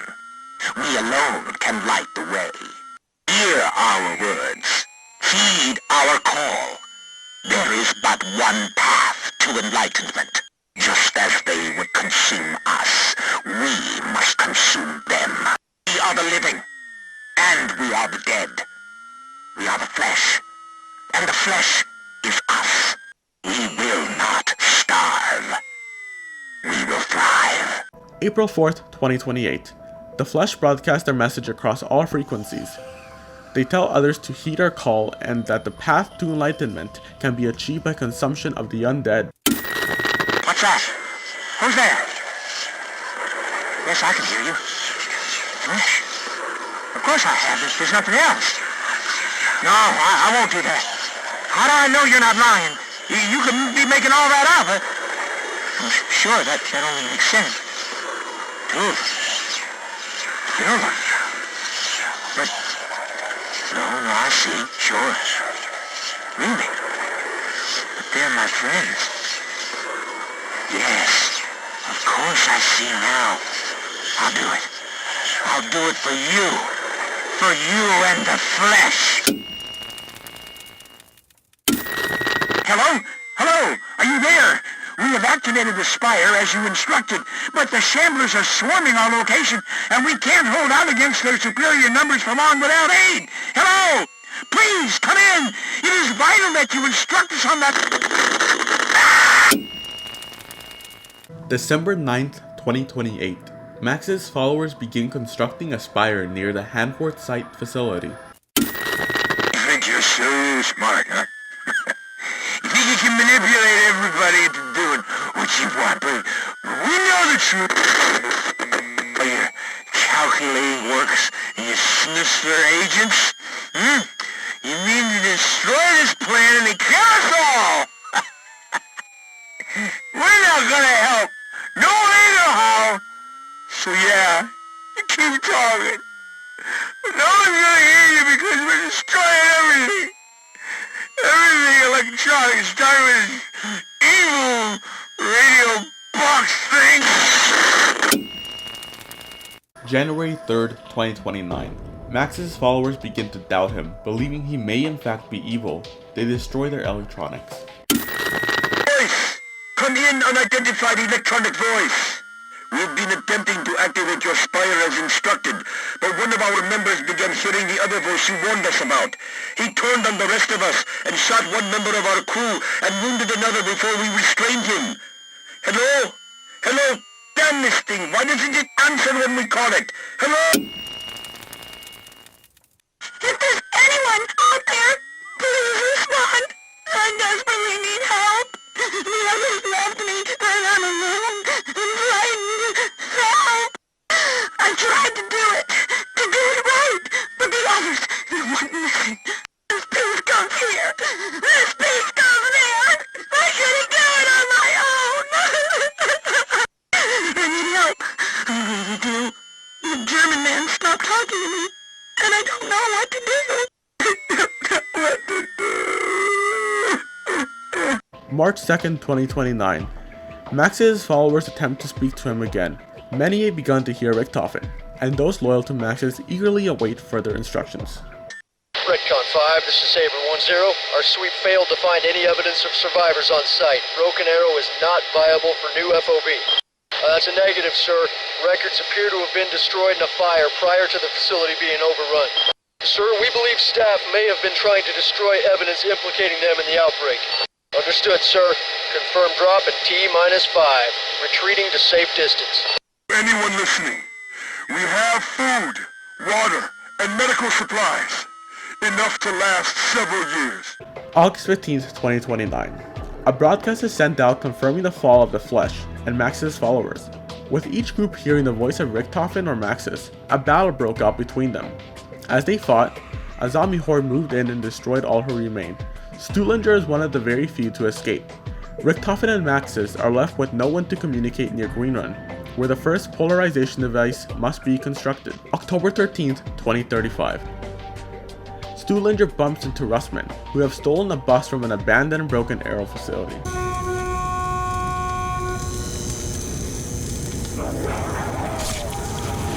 Ugh, lights are out. That's when I knock my shin into something. That spells the end. If I wanted to build stuff, I would have gone to build stuff. That's it! Now, complete the device. Do it! I don't need Marlton to do this stuff, but it's nice to make me feel necessary. This party is finally getting started.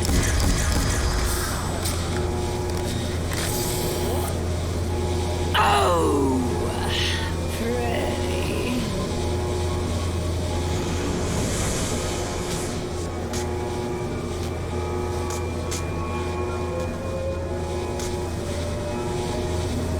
I'm not hanging around to see what happens next.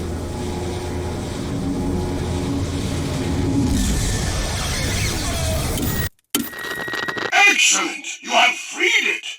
But now you must turn off the power.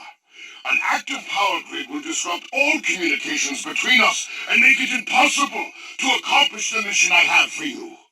Shut down the power. Kill the creature! Kill it now, so we may capture its essence. Proper study can always yield a good test score. You have done well, but yet we need more energy.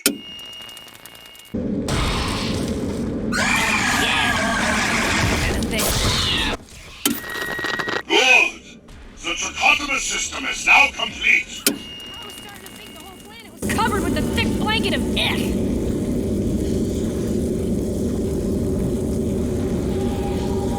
October 21st, 2035. Tranzit. Stuhlinger and Russman run into Marlton and Abigail Misty Barrington at a diner near the Hanford site facility. Max has asked him to complete the polarization device in his favor. Stuhlinger, having consumed zombie meat, is contacted by Richtofen, who orders Stuhlinger to construct the device for him instead. The crew constructs the device for Maxis, before it would become known as Victus. I don't understand. Why are you doing this? Why me? Travel where? Don't you get it? There's nothing left!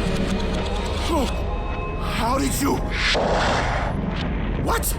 What do you mean, mend the rift? Well, maybe I don't wanna. Huh? Did you think of that? Oh, you can't tell them about the flesh! What I did, they'd kill me if they knew. Ah, shit!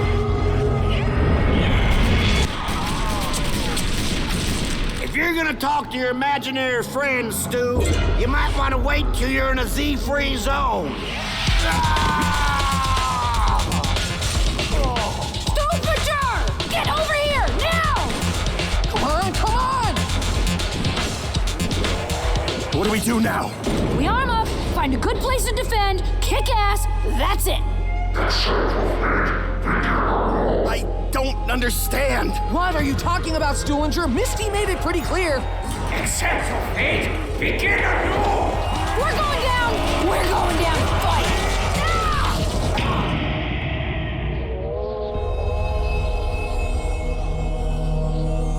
Have we been here before? It's a bit of something, all right.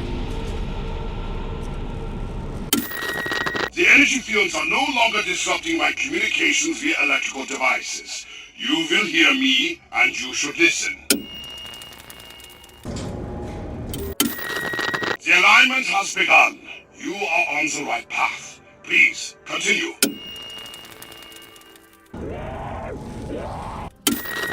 You must trigger the symbols in the correct order. An order that only trial and error will reveal.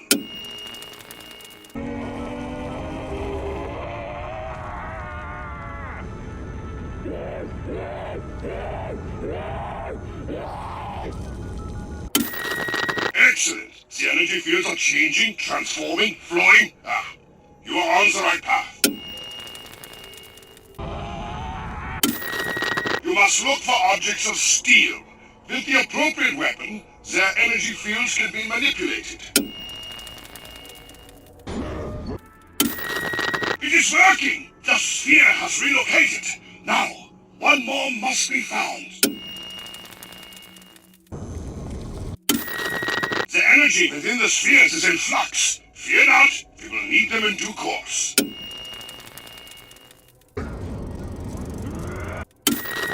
Now, find the Enlightened One. A blood sacrifice alone is not enough. Reincarnation is key.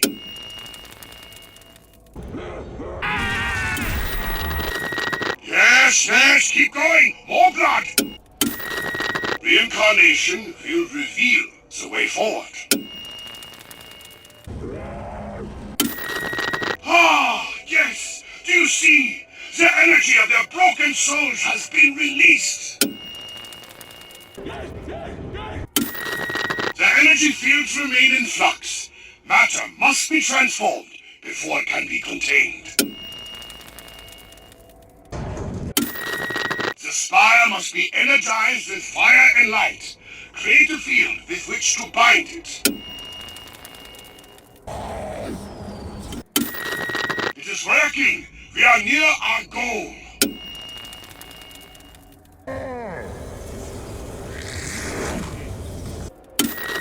Form a stand, charge in hand. Only then will the spire be ours.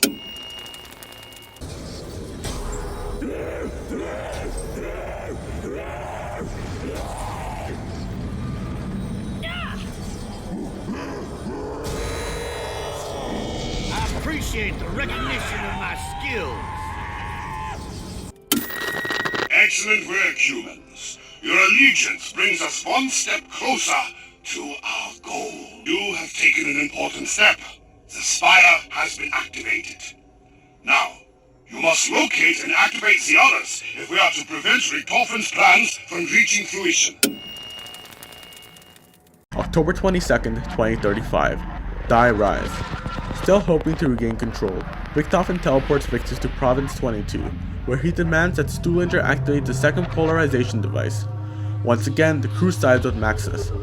The voice ceases for some time, leaving Victus to wander the Earth.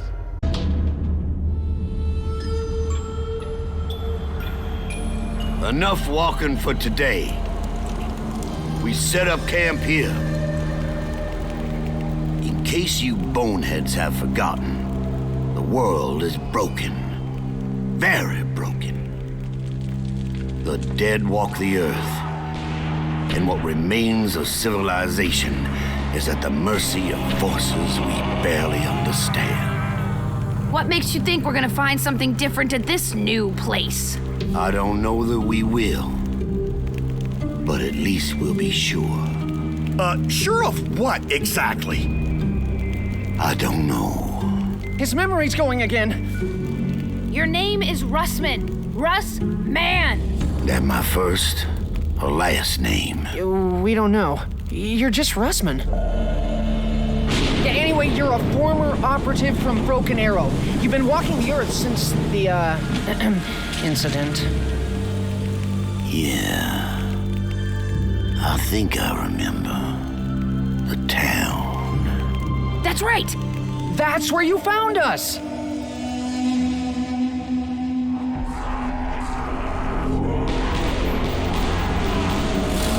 When we met, you already had your lapdog in tow. What do you mean, lapdog, huh? I'm the only one who knows what to do! Don't talk stupid, Stu. All you know is whatever the German tells you to think. I don't think you're in any position to ridicule Mr. Stuhlinger, particularly given your own proclivities. You better watch your mouth before you say something you regret, boy. Enough! We need to remember why we're here. We've all been jumping through hoops for reasons we don't fully understand. Fully understand? All right, for reasons we don't understand at all. Point is, we do it. We keep moving, we keep fighting. It's what we do, day in, day out. If you really need a reason why we do this, I'll give you one. We do it because doing something, anything, is better than doing nothing. rift is less than 1 day's travel. We move at dawn. What if we don't find answers? Then we'll just have to ask more questions.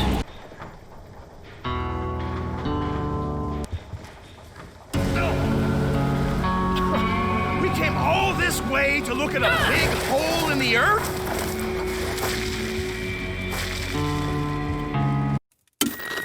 Attention, my corporeal friends. You can hear me, yes? Our journey inches ever closer to its conclusion. This location represents the final piece of a puzzle beyond the comprehension of your mortal minds. With your help, we will heal the Earth. In order to achieve our goal, you must venture beneath the surface. I will endeavor to monitor and advise on your progress, but you must remain vigilant. Richtofen will stop at nothing to achieve his psychotic goals.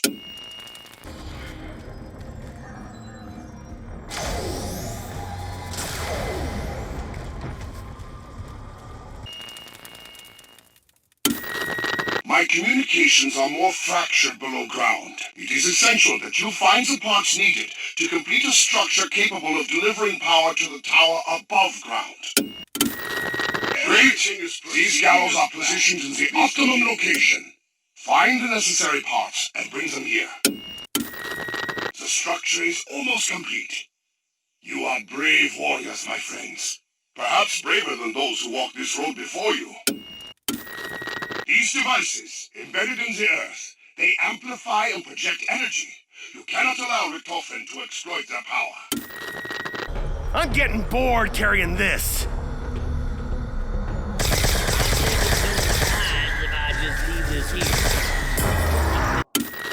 I am most pleased to see that the amplifiers are destroyed. You must capture the wayward spirit of the lantern. Its power is key to achieving our mission. Good! Now you must secure the lantern to ensure that it is not used to advance Richtofen's plans.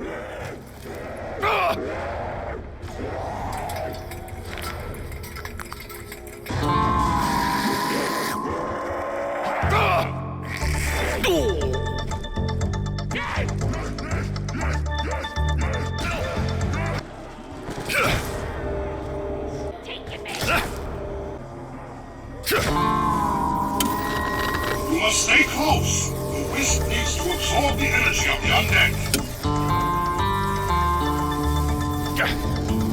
Wow! Did you see what I did? I didn't.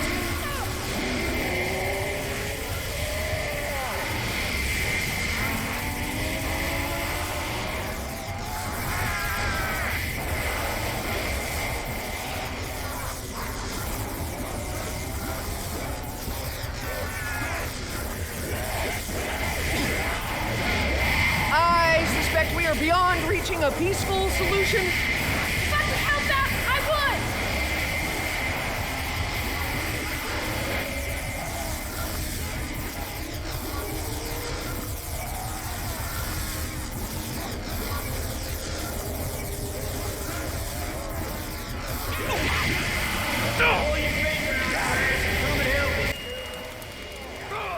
I had hoped that it would not come to this, but it appears we must manipulate time itself in order to supply sufficient energy to the tower. There is a device that will allow you to create a point in time that you can return to when you choose. This may prove to be the only method for extracting sufficient energy from the wisp. Now that the structure has power, we need only to direct its energy towards the surface. There is a rudimentary control grid somewhere in this cursed place. Perhaps the remnant of its twisted past. Once calibrated, this control grid will divert our structure's power to the surface.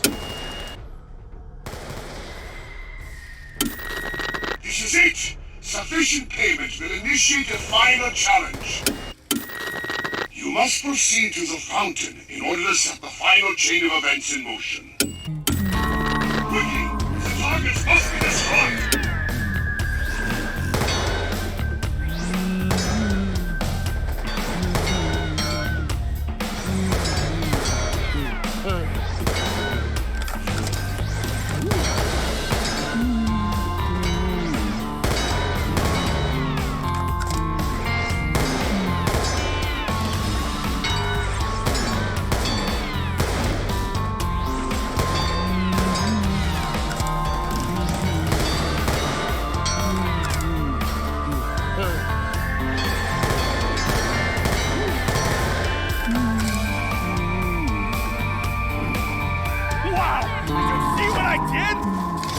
didn't?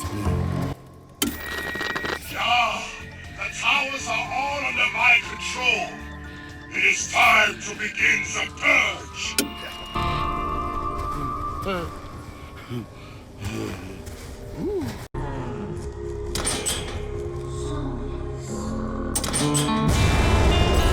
The process has begun.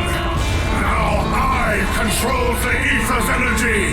I can at last reach Agatha. Ah, you fools! Why did you listen to him?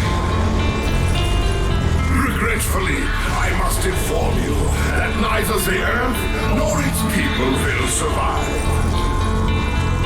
Ah, I tried so hard to warn you. Back off! Once the gateway is open, I will finally be reunited with my dearest Samantha. Hello? Are you forgetting something? Even if your wretched daughter is still alive, she has my body! If you are so eager to re-enter the physical world, Richtofen, I will grant you that fish!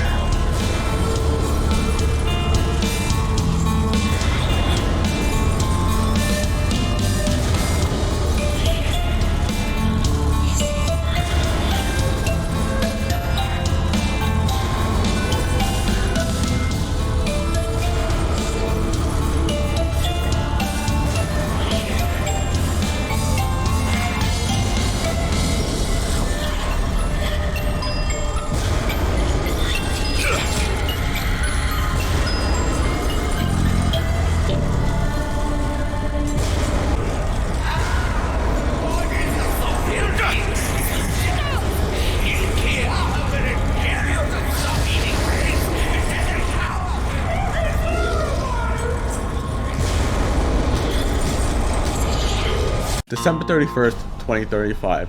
Buried. Victus arrives at an old western town now located beneath a mining facility in Angola. They discover Arthur in a jail cell. He assists them on their journey. The voices of Maxis and Richtofen return. They now activate the final polarization device in Maxis' favor. Now corrupted by the dark ether, he reveals his true intentions to Victus and punishes Richtofen by trapping his soul in a zombie. Maxis goes back to the moon to pluck Samantha's soul out of Richtofen's body. The body is put into a catatonic state. An unknown amount of time passes before Ultimus is randomly teleported to Groom Lake in an unknown dimension. Drawn into Agartha by her father, Samantha witnesses that evil has corrupted him, where a rift opens in Dimension 63 in 1918. She reaches out to that timeline's Maxis for help. January 10th, 2036. Richtofen instructs undead Richtofen to pursue Victus and recover their blood vials. January 19th, 2036. Primus Richtofen begins to manipulate Stuhlinger, opening a rift for Victus to begin their new journey. Pursued by undead Richtofen and an army of undead, Victus enters the rift. Maxis destroys Earth and all its surviving inhabitants. January 15th, 1292. The Great War between humanity and the Apothecans begin. April 14th, 1294. Sir Pablo Marinas is saved from the clutches of Amargua by 4 unknown heroes. They would later become known as Primus. December 31st, 1299. Together with the Keepers, Primus defeats the Apothecans, bringing the Great War to an end.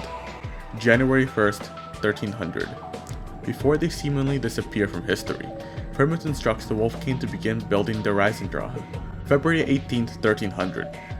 Pablo begins documenting the Great War, including all he has learned about the Keepers, Apothecans, and Element 115.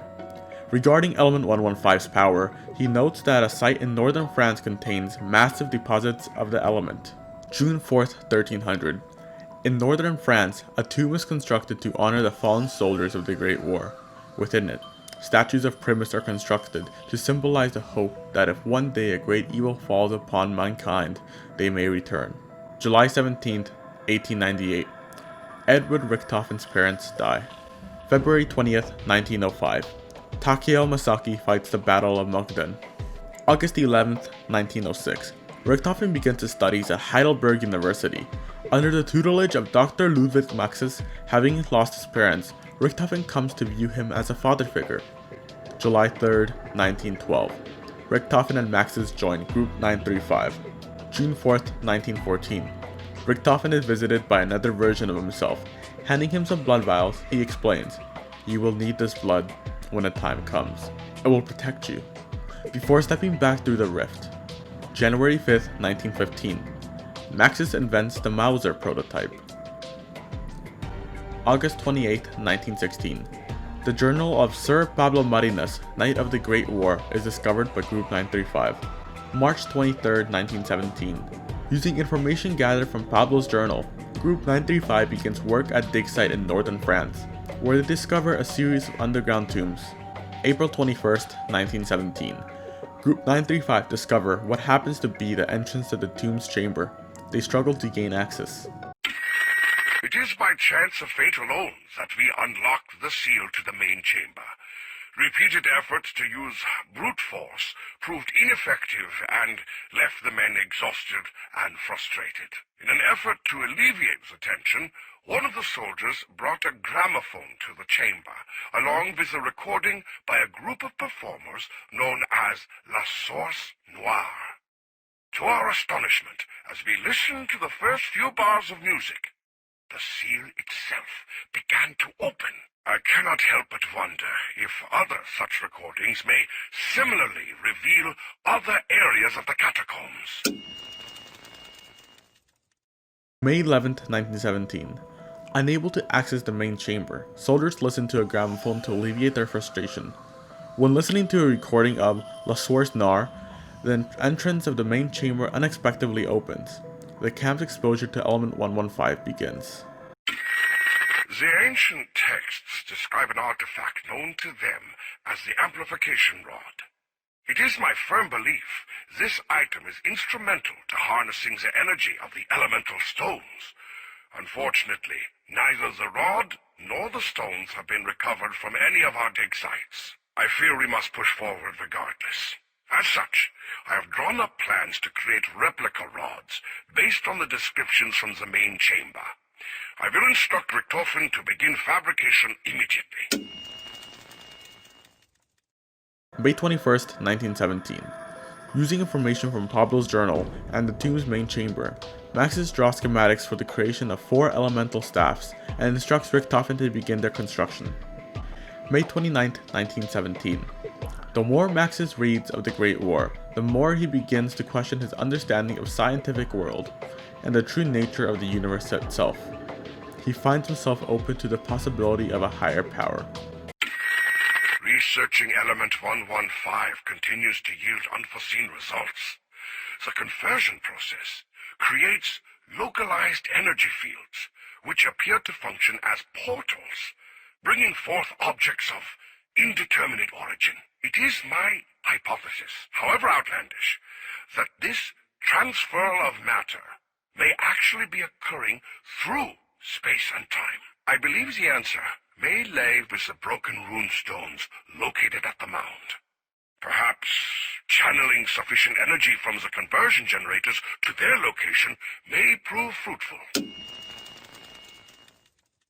June 11th, 1917. As Group 935 experiments with element 115, they successfully create localized energy fields which appear to function as portals. When 115 is channeled towards the ancient stones, an energy field appears to drag unknown objects into our reality. Is it possible that element 115 is disrupting the space-time continuum itself? How else could an ancient box, created eons ago, bring forth weapons from different eras, perhaps including even our own future? Further study is needed to understand these powerful and unpredictable forces. June 15th, 1917. An ancient box with the power to manifest weapons from different eras arrives through a portal. Maxis fears that element 115 is disrupting the space-time continuum. When I awoke this morning, I learned of mysterious events that took place during the night. Men working on the installation of the generators reported seeing ancient figures emerging from the mound. I would doubt their story, but for the fact that by morning, many of the men were either dead or missing. July 1st, 1917.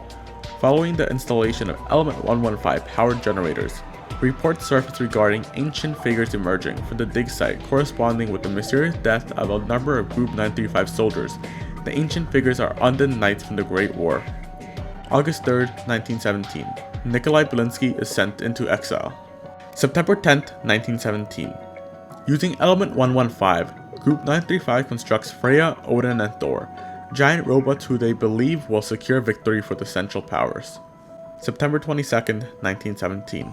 Richtofen notes that in spite Group 935's progress at the dig site, he is troubled by Max's growing obsession with Pablo's diary. October 6, 1917. Takeo Masaki is dispatched to France by the Emperor to gather intel on Group 935's weapon technology. November 19, 1917. Following reports of a prototype armored weaponry, strange lights in the sky, a mysterious plague, and even giant metal men, Tank Dempsey is deployed in northern France to access the extent of Group 935's capabilities. December 10, 1917. Already exiled in Europe, Nikolai receives new orders from the Imperial Russian Army to investigate the enemy war machine. Still loyal to the motherland, he willingly obliges. February 23, 1918. Nikolai writes of an ongoing civil war in his homeland. He does not expect peace to last long, but he is enjoying his time in France. March 2, 1918. Learning that the Emperor wishes to meet him to discuss a matter of great importance to our nation, Takeo writes that he feels a growing sense of dread, in the wake of his recent dark twisted dreams. April 14, 1918. Despite ongoing battle, Dempsey fares well in northern France. In a personal letter, he reveals that both the Japanese and Russian armies have also sent spies to investigate the activities of Group 935. The child's voice calls to me more frequently than ever. At first, she spoke only of her imprisonment in a mythical realm known as Agartha. Now she claims to be my daughter, even though I know no such child exists. I fear my sanity may be slipping away from me. May 1st, 1918. Max is obsessed with the voice of Samantha, who now speaks to him constantly. He believes her to be the key to everything. May 12th, 1918. Believing that his mentor has been affected by Element 115, like others at the dig site, Richtofen reports Max's erratic behavior to Group 935's senior staff. May 13th, 1918. Richtofen learns from Pablo's journal that the northern France dig site may be the single largest deposit of Element 115 on Earth. He believes this explains why it has affected so many at the site. May 14th, 1918. Now completely consumed by Samantha's voice, Max swears he will no longer serve Group 935's mission. It began long ago, on the battlefields of the Great War. 2 German scientists sought to harness dark and mysterious forces buried for centuries. They believed their discoveries would assure Germany's ultimate victory. What they could never have imagined was just what else their research would unearth.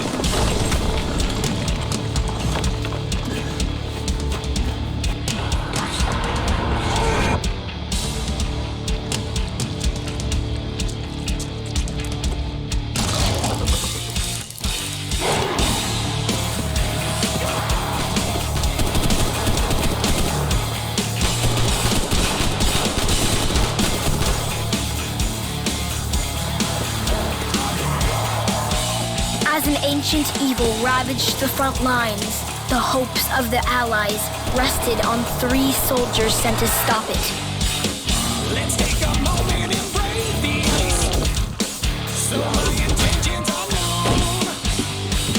See, I have pity in watching you suffer. I know the feeling of being damned alone. I got a storybook of my own. Don't you see I'm in stride? Ages of war, better me.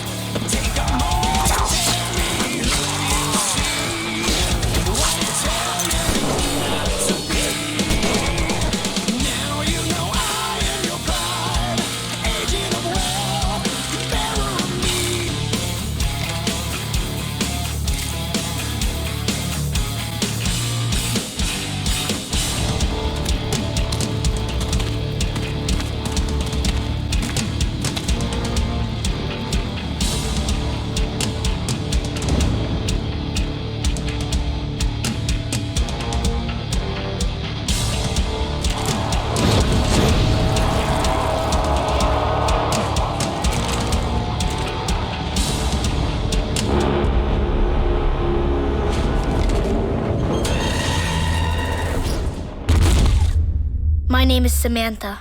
I'm going to tell you how all this really began.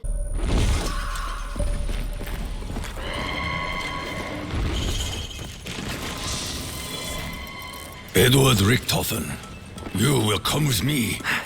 We do not have much time. They will return soon. We need to get the 115 conversion generators operational. They are essential to our survival. After we reached the catacombs at the dig site, my men began to get sick. Within a day, they became like the others, living dead. Can you hear me? Please, you have to help me. I'm trapped here. I just want to go home. Her name is Samantha. We will hear her again, over and over. She will not stop. The staffs of the ancients were lost. Her father made copies. You can find them. You can get me out. You can open the gateway to Agartha.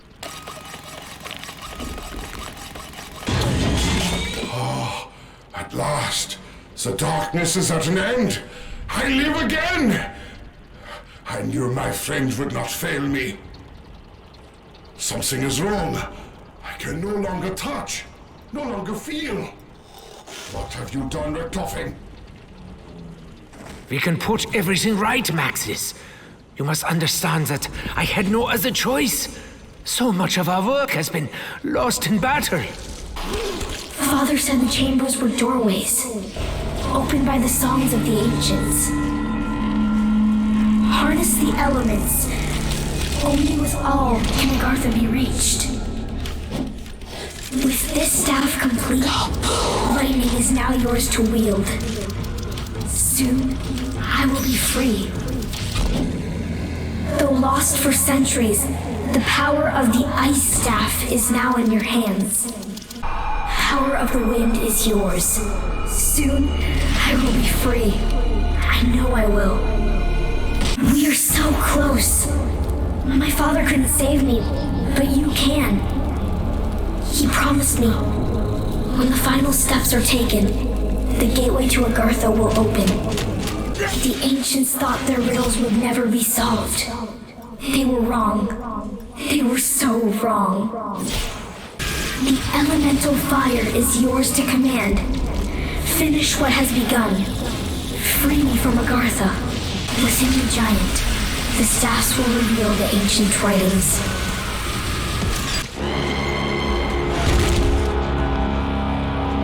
I'm not safe here. You have to hurry. Only the giants can break the seal. I'm calling in fire from the robot.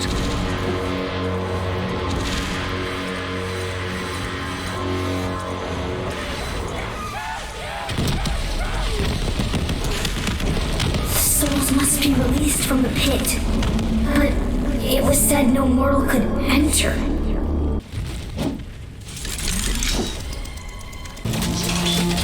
Find the spirit of the sky. Only on Earth can he be defeated.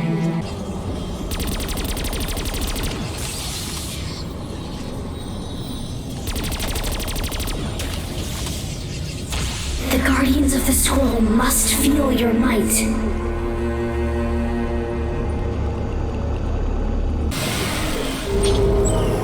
We are so close. Please, keep going. Release the souls of the ancients.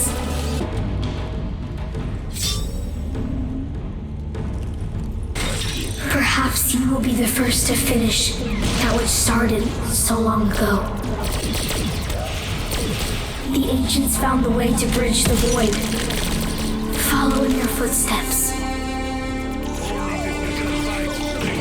Stand any chance? I would help, Nikolai, but I believe the treaty between our nations has already been breached. Samantha, I must go to her. The paradox must be resolved. At last, I am to be freed from Agartha. Your reward awaits you, my hero. June 4th, 1918. Origins. Element 115 awakens the undead knights from the Great War and quickly consumes the camp.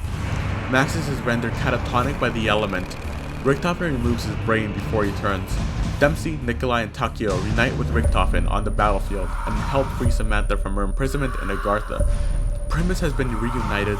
Samantha sent Primus to their next destination. Max's brain arrives in Agartha and Dr. Monty decides to step in. Monty brings Max's brain to the house and wipes Max's corrupted by the dark ether form from existence. Whoever you are, wherever you are, I have one message. One message that must be remembered at all costs. The child must be protected. With Dr. Monty's help, the Max's drone arrives at the house in Agartha. Despite the absence of his soul, Monty recreates a physical manifestation of his Dimension 63 form. She may have been returned to me, but I fear she is not as she was. In recent months, she has barely said a word. When she did, it was only to cry out for him, to call his name. What have I done? Monty brings Samantha to the house, reuniting her with the Dimension 63 incarnation of the father. Knowing that Samantha is corrupted by the Dark Ether, Monty takes her away from Maxis and the house. In these dark days, I find myself clinging to the belief that there may still be a way to set things right. Though my understanding of the ethereal realm remains limited, I am convinced that the manipulation of the energy fields within all matter is vital to uncovering the dimensional gateway itself. It is my sincerest hope that somewhere in the realm beyond, my beloved Samantha still lives. I can only pray that Edvard will have the courage to fulfill the vow he made all those years ago. Alone in the house and missing his daughter, Maxis worries if Richtofen will have the courage to fulfill the vow he made all those years ago. Day 66. The children are gone, and the house feels empty. I miss their laughter, their games. The sirens have not sounded for several months. I do believe that we may have turned the tide in the battle. But at what cost? The radiation levels from the fallout remain dangerously high. I can only pray I live long enough to confirm that my plan was indeed successful. And the dark presence that has haunted our dreams and infected every facet of our existence has finally been vanquished. Having observed Monty for some time, Maxis uses the teleporter in the basement of the house to study and explore other dimensions. Among them is the empty Earth, where an alternate Maxis had constructed Zero Base, a facility that houses artifacts and replicas collected from a multitude of different timelines. However, his attempts to manipulate the empty Earth creates a reality too fragile to be sustained. Monty returns Samantha to Maxis, her innocence restored. Monty explains to Maxis that the paradox wrought by a multiverse must be resolved. A new reality can be created, one free of the apothecants, but only if they enlist the aid of souls who had lived through and survived the fracturing. Among the artifacts that Maxis collected in Zero Base is an ancient book known as the Chronorium, a complete chronicle of the entire history and future of all reality. Protected by various countermeasures, the facility can be accessed by those possessing a soul. Remember what I told you, Edvard. The scars left by Samantha's past actions allow us to communicate across the rift. Follow my words. I will find you. When you release the beacon, I will secure your extraction and destroy the site. Remember, the burden is yours to carry, Edvard. The others must never know the truth. Maxis tells Richtofen the plan to secure the Chronorium and locate the summoning key. Hearing the echoes of his other selves, Richtofen discovers his connection with Samuel Stuhlinger and decides to use Victus to acquire the Chronorium. July 18, 1922. Salvador Sal de Luca opens gambling houses across Chicago. This marks the beginning of the De Luca crime family. February 17, 1923. Billy Handsome joins the De Luca crime family as a hitman. Sal will come to look at Billy as the son he never had. September 18, 1923. An expert in gambling and raking sporting events, Michael Finn O'Leary begins working for Sal. March 23, 1924. Finn marries Angelina Bao, an inspiring starlet with delusions of grandeur. March 1, 1929. Sal writes of his frustration with Chicago's finest. After many years of successful bribes with the city, it becomes clear that it's no longer an option. May 11, 1930. Sal begins to work with Albert Al Arlington, an associate in Los Angeles known for being a master schemer and bank robber. October 14, 1930. Finn informs the lawyer he will not accept divorce from Angela, saying she can leave this marriage the day she leaves this earth. October 11, 1931. After an LA heist where Sal goes wrong, Al wakes up in the hospital. October 28, 1931. While in the hospital, Al submits Icarus from Mars for publication as a comic strip. It is his third attempt. It is denied again. November 11, 1931. Angry and frustrated with his collapsing empire, Sal kills a prostitute. No longer willing to turn a blind eye, Chicago PD arrests him. December 1st, 1931. In an operation against the DeLuca crime family, Billy is arrested for multiple homicides. December 19th, 1931. In an operation against the DeLuca crime family, Finn is arrested by Chicago PD when his wife offers evidence against him. January 19th, 1932. Al is arrested for his role in the LA heist. May 14th, 1932. Sal is found guilty of murder. He is sentenced to life in prison at Alcatraz. May 16th, 1932. Billy is found guilty 116 counts of murder. He is sentenced to life in prison at Alcatraz. May 30th, 1932. Finn is found guilty of 16 counts of gambling fraud. He will serve his sentence at Alcatraz. June 13th, 1932. Sal and Billy arrive at Alcatraz Island. June 30th, 1932. Finn arrives at Alcatraz Island. July 1st, 1932. Al is found guilty of grand larceny, grand theft auto, arson, conspiracy, and battery. He will serve his sentence at Alcatraz. August 3rd, 1932. Al arrives at Alcatraz Island. January 1st, 1933. Stanley Ferguson begins working at Alcatraz Island. April 1st, 1933. Al convinces Sal, Finn, and Billy that they can build a plane and escape Alcatraz. December 2nd, 1933. Realizing the plane will never be completed, and embittered with rage, Sal, Finn, and Billy plot to get revenge on Al. Today is a red letter occasion. I sit in my sanctuary, brandy in hand, overlooking my prize. My prison. Mine. A temple of concrete and corrupted flesh, tilting on the axis of hell itself. Oh, it is beautiful. I can't recall the last time I indulged in spirits. They appear to have gone to my head. Congratulations and good luck. So thoughtful of the DOJ to send me a bottle after all their posturing and blathering and delays. But now the island is open. A full year early, thanks to me. And its true purpose. Our purpose. Written in the apocryphal pages of history. Pulled from the flames of ignorance.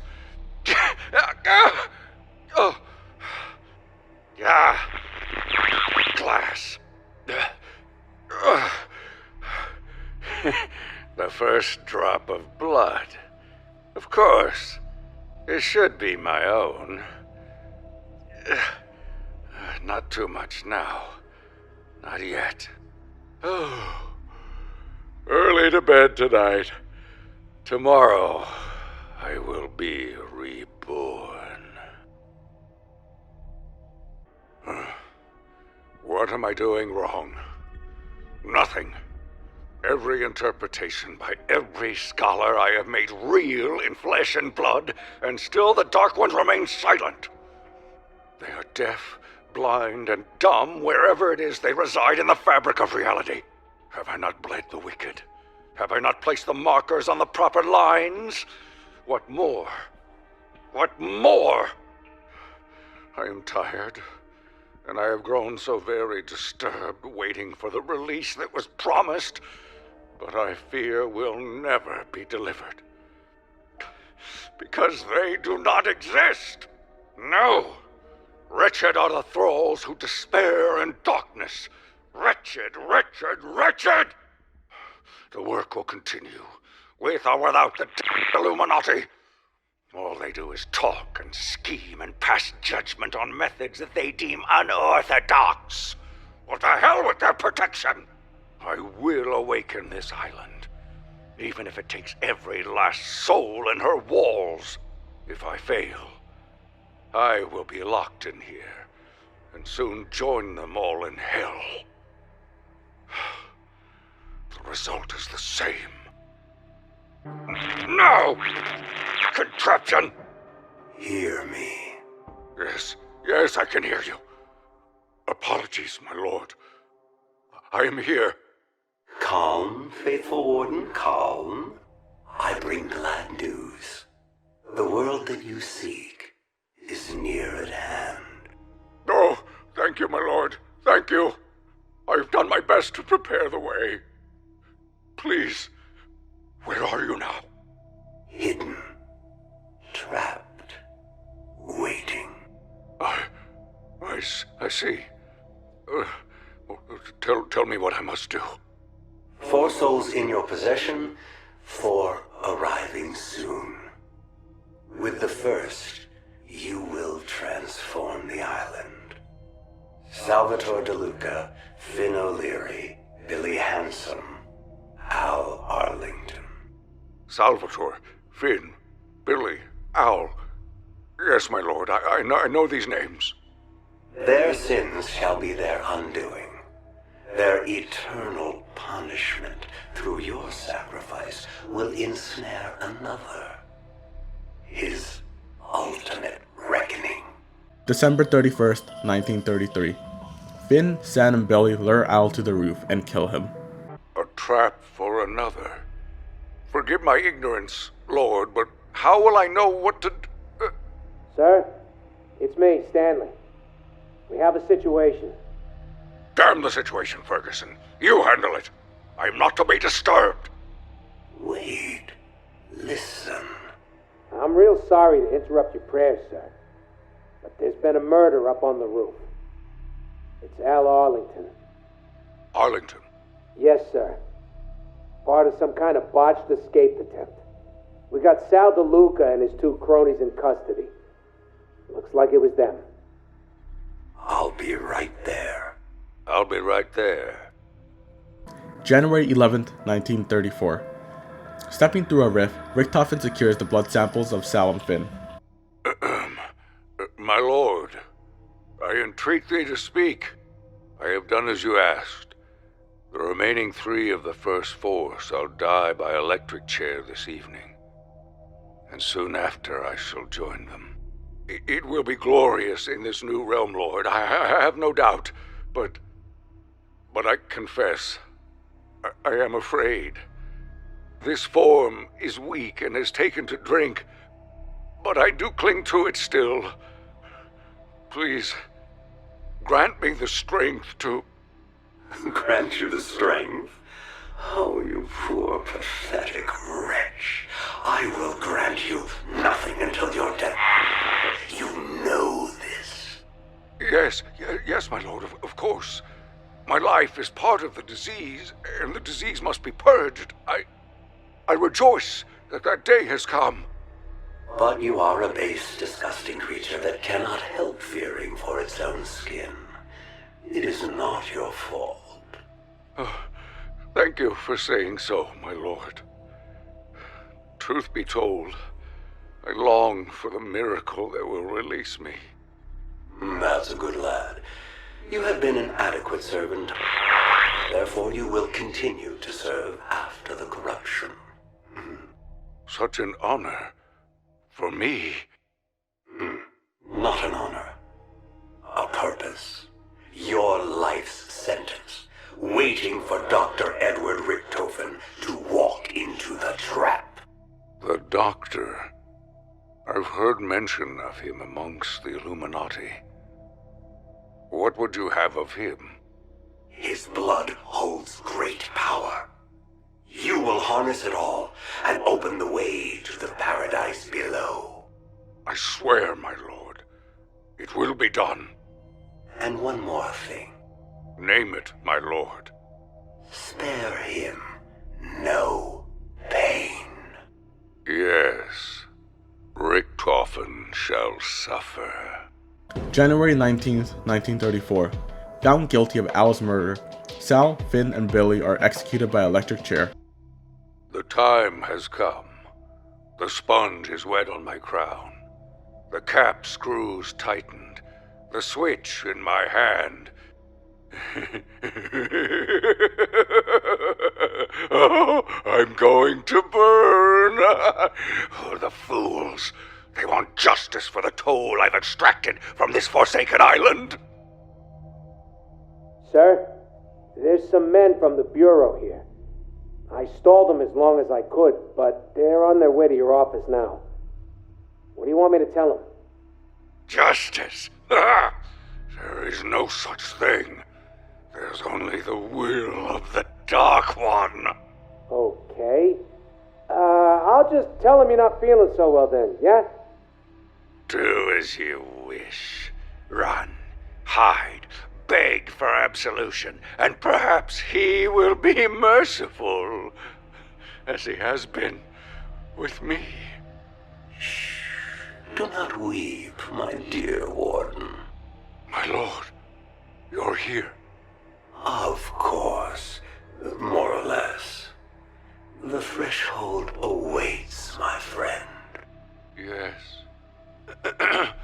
Yes, the threshold.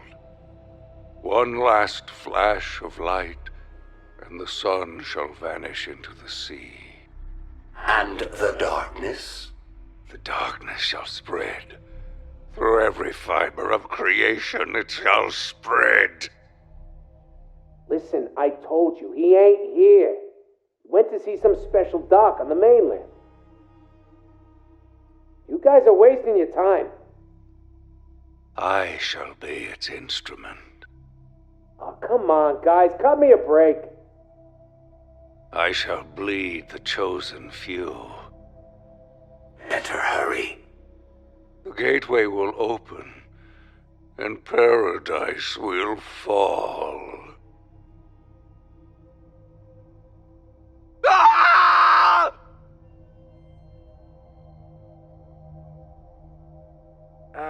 Yeah.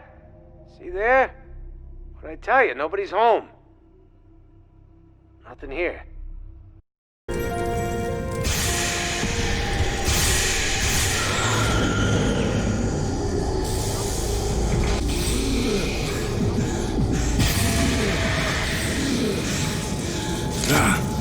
Hey, check it out. A map of the prison. 5 locations marked.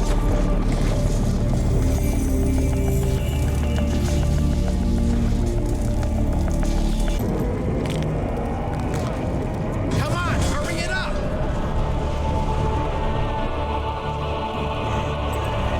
Didn't I tell you this would work? I think you asked for it.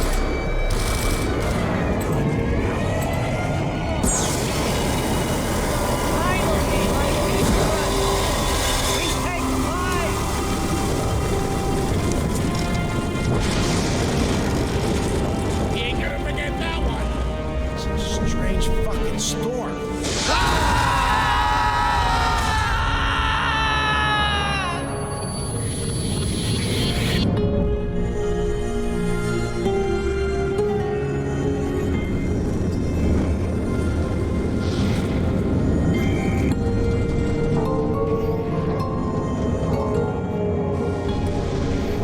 We need to get the hell off of this bridge.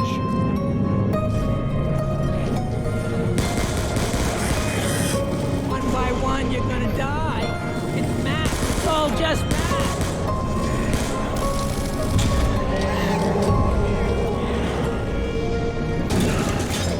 Where the fuck did those electric chairs come from? I'll see you all in hell. Let's get this done. Right.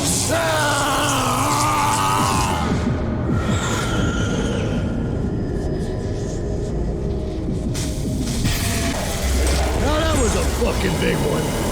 Unbelievable. I don't think there's gonna be much left when the smoke clears.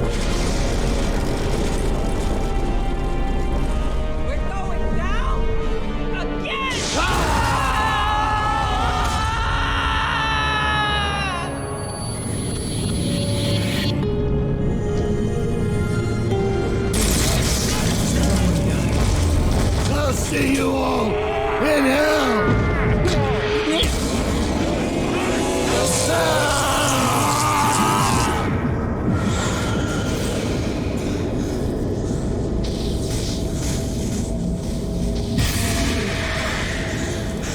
It's hard to believe a nitwit like Arlington could plan all this on paper.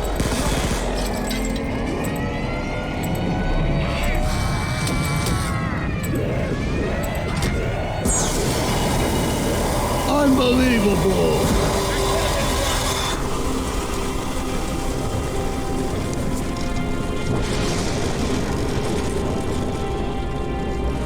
Oh, hell!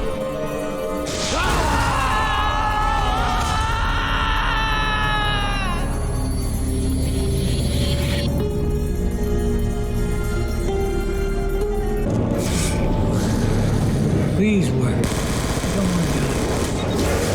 I'll see you all in hell!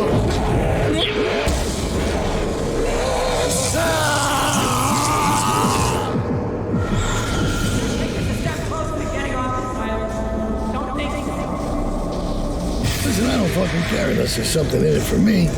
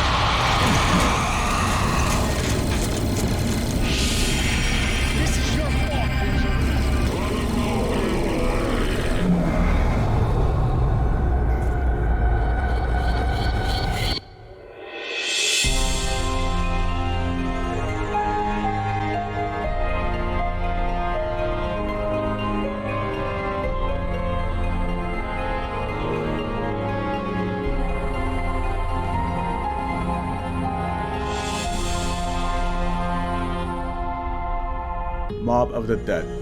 Sal, Finn, Billy, and Al battle waves of undead as they find themselves trapped in a seemingly endless cycle.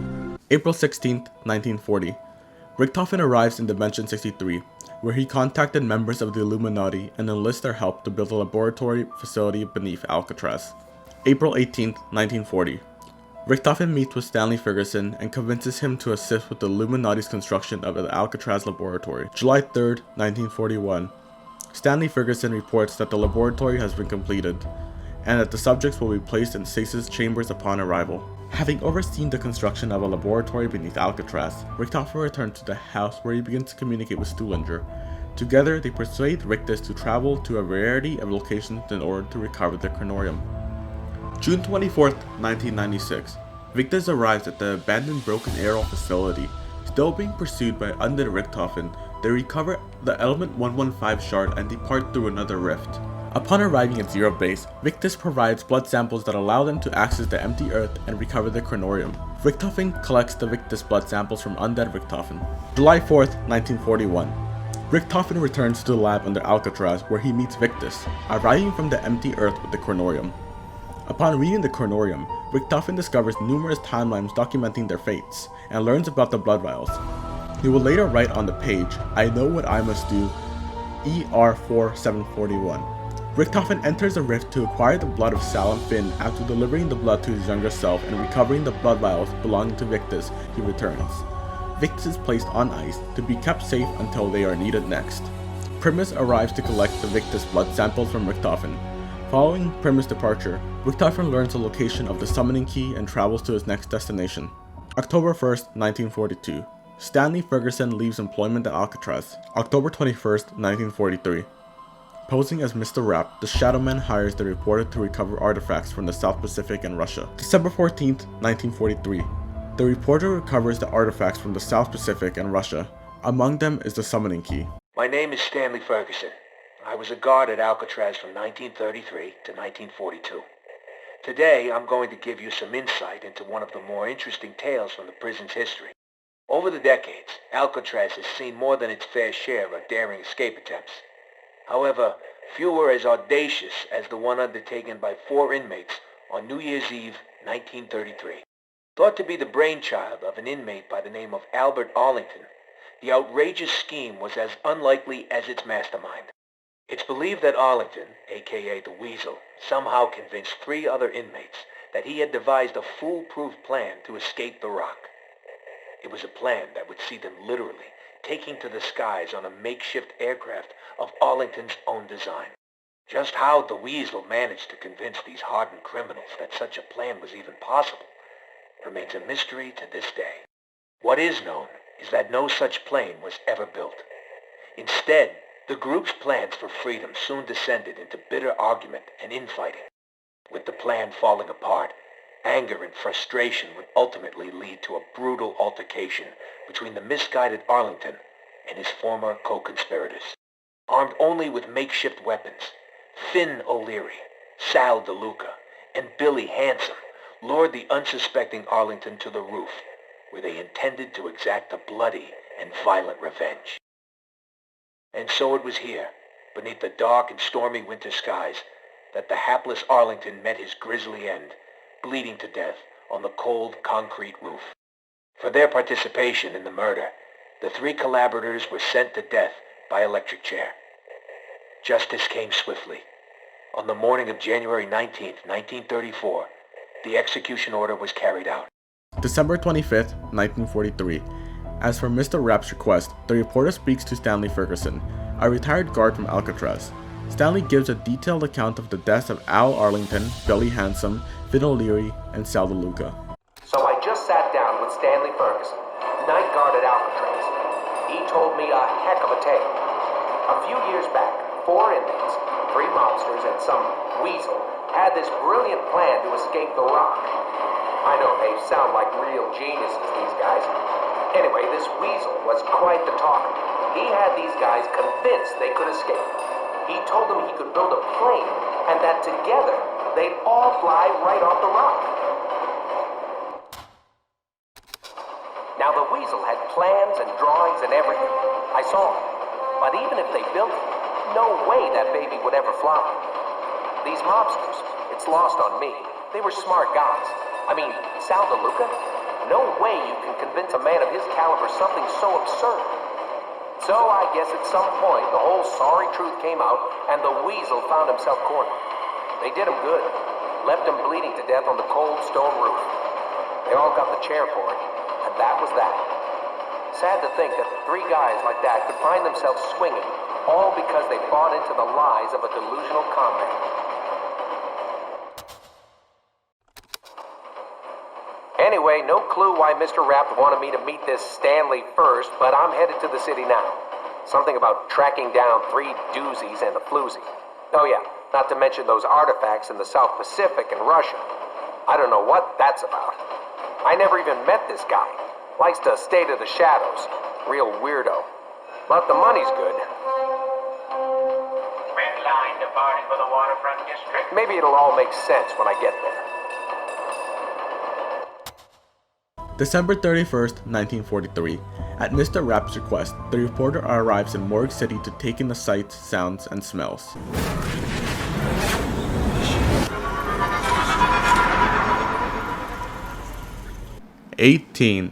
January 15th, 1944.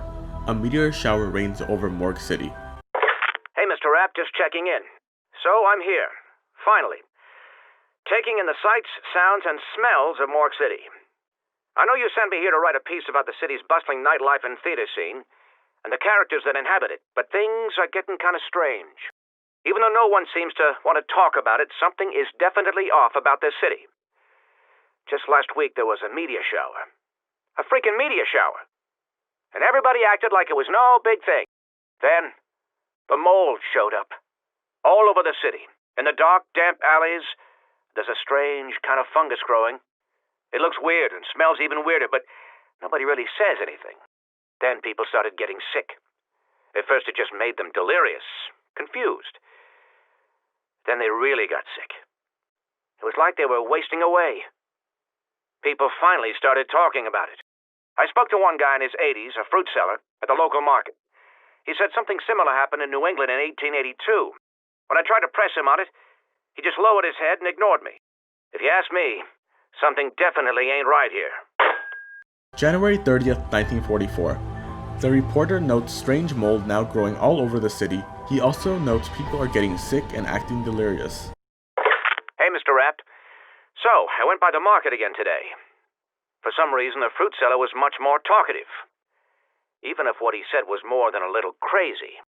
He told me that when he was a boy, his uncle would get drunk and start talking about how a dark force cast its shadow over the city. How good and evil were battling right on our doorstep, and that the only thing holding back the forces of the apocalypse was the ancient order of the Keepers. Well, even if what he said was more than a little crazy, I'm not sure he was. Even though they're scared, or maybe because they are, people are talking more. Asking around, I've heard more than a few whispers about this ancient order and the Keepers. I think it's some kind of cult. They say you can hear them chanting sometimes, from beneath the city. There's all these rumors about human sacrifices and freaky shit that even the police won't investigate. Because they've been paid off, or because they're too damn scared. I'm not sure what to believe anymore. February 13th, 1944. A fruit vendor tells the reporter about the ancient order of the Keepers and how they're the only ones holding back the forces of the apocalypse. He talks to the people hearing chanting from beneath the city. Hey, Mr. Rapt. So I tracked down all the people you asked me to look into. I sent you a telegram with all their details, all their contact numbers. But I gotta be honest, I'm getting nervous. These last 6 months you've had me working like a low-rent private dick, when really I just want to be a reporter. It's not that I'm ungrateful. I know the checks you've given me have been more than generous for services rendered. It's just all this stuff you've had me do. Tracking down ancient artifacts in the South Pacific, finding all these strange metals and rocks in Russia. And still, I haven't even met you face to face. I'm sorry, Mr. Rapt. I think maybe the mood in the city is getting to me a little. Making me nervous. Antsy. Anyway, I'm looking forward to you finally getting here. March 30th, 1944. The reporter sends Mr. Rapt a telegram providing detail and contact information for Nero, Jessica Rose, Floyd Campbell, and Jackie Vincent. April 5th, 1944. Aware of the Shadowman's actions, Monty writes to the reporter, warning him to not give the summoning key to anyone. April 10th, 1944. Jessica Rose learns a photographer is in possession of compromising pictures of her. As you can see, these documents give some indication as to the considerable amounts of money we are talking about. My client would never have signed the authorization on these loans. Nonetheless, there it is, in black and white, signed by the Mrs. herself. Nero's family estate is not what it once was. Even if these documents are genuine, we'll need some time to get our affairs in order. I would advise your client that our company intends to aggressively pursue settlement within 1 week. 15 days at the most. Look, I need to make a call. My secretary will see you out. Please understand that you yourself are not under any suspicion at this time. This is merely an informal interview. Yeah, I know. Can we just cut to the chase? The chase? Excellent metaphor. Or is it an allegory? I can never remember the difference. You want to know about my partner, Jack Vincent. You're a good detective. So what do you want to know? That he's a loudmouth, show-off, more than a little rough around the edges? That he's a drinker, a smoker? How about the fact that he's got a wife that scares him more than any fucking criminal out there? What do you want me to tell you? Is Jack Vincent on the take? Listen, the more I talk to you, the more I'll get a reputation around the precinct. Can we maybe do this elsewhere?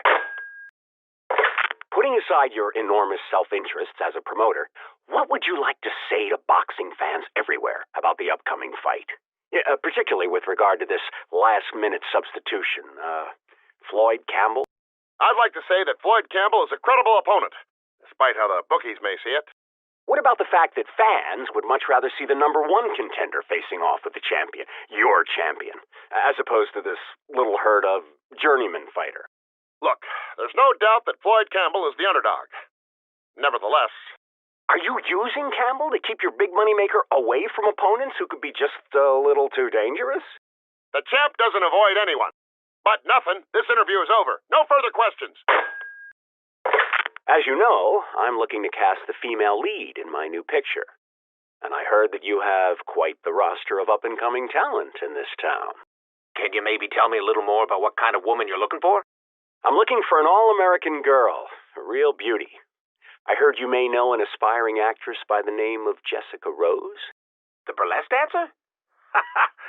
She ain't exactly peaches and cream. More sugar and spice. I heard she's a real firecracker, if you know what I mean. I'd like to meet her. Give her a screen test. Leave it with me. I'll get back to you. April 20th, 1944. Pretending to be a company executive, the Shadowman tells Nero's lawyer that Nero's wife has taken out a substantial loan in his name. Nero has 15 days to settle before the company seeks reparation, facing multiple debts due to his wife's spending habits. Nero decided to kill his wife and get life insurance to pay off the debt.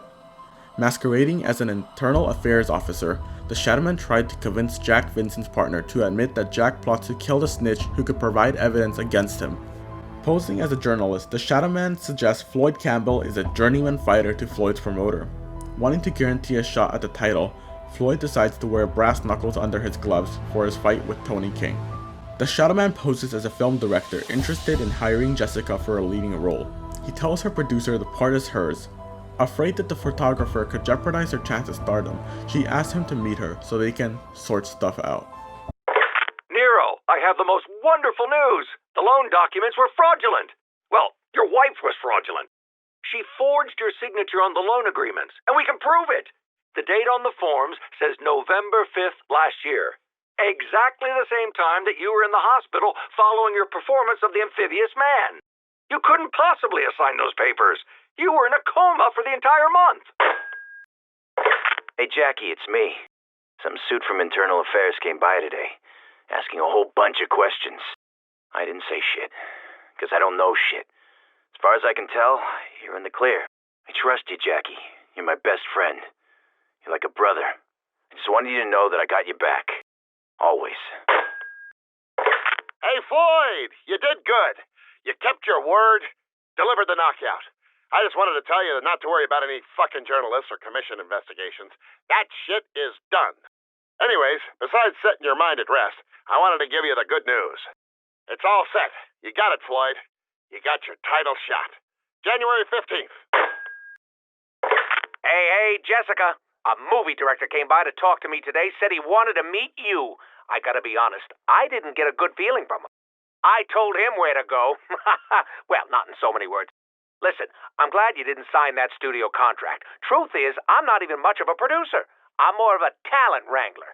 Here's the thing. My partner's written a musical that just got financing. I know that you're gonna be perfect for the lead. This time next year, you're gonna be on Broadway, baby! April 21st, 1944. Nero misses a call from his lawyer, informing him the documents were forged and there is nothing to worry about. Jack misses a call from his partner. He has his back with Internal Affairs and has nothing to worry about. Floyd misses a call from his promoter that the fight was a success and that he has a shot at the title. Jessica misses a call from her producer. He says he didn't have a good feeling about the director and it didn't work out. However, he scored her a lead in a musical he and his partner are financing. Sorry to interrupt the video, but before we continue, I need to let you guys know that the Shadows of Evil intro cutscene and the Giant intro cutscene are both copyrighted and I cannot use them. So I will have to put a few clips here and there during the commentary so you guys get what's happening. I recommend to go watch them on YouTube though. Alright, thank you. Jessica kills the photographer and secures the incriminating photographs. Jack kills a snitch who could turn him over to Internal Affairs. Floyd kills Tony the King in the boxing match and cashed on his winnings. Nero kills his wife in a work accident, cashing in her life insurance policy to square away the debts. Richtofen arrives in Morgue City to secure the summoning key. April 22nd, 1944. Richtofen learns the reporter has the summoning key and confronts him. The reporter waves Monty's letter and Richtofen orders him to stay away before attacking him. Richtofen kills the reporter in self-defense. You bear the mark. You are cursed. You must place your hand upon the stone. This can't be happening.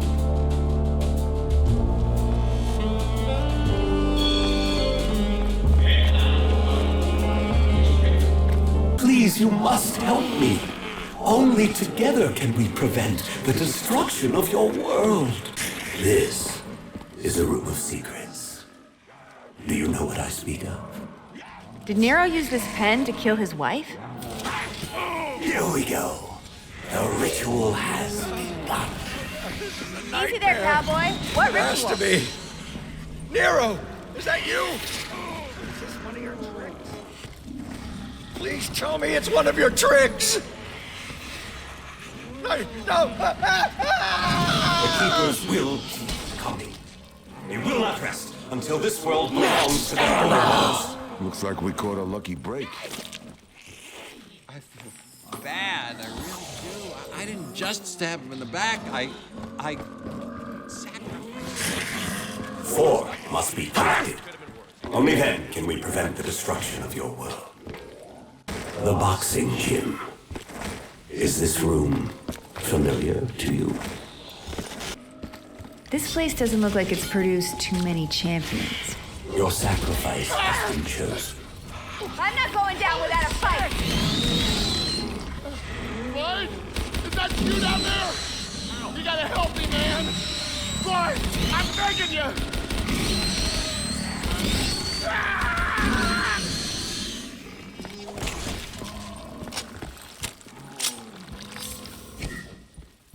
I ain't never been a dirty fighter. I always played by the rules. You know what? Lately, You and me both, Floyd. You and me both. The Ruby Rabbit. Each of you knows this place. What does it mean to you? Yes, I'm trying to imagine a connection. What? Is this a dream? Jackie! Your I can see you! sacrifice has been What the chosen. fuck's going on? Help me! Please, Jackie! You're my partner! Hey! Keep your distance, creeps!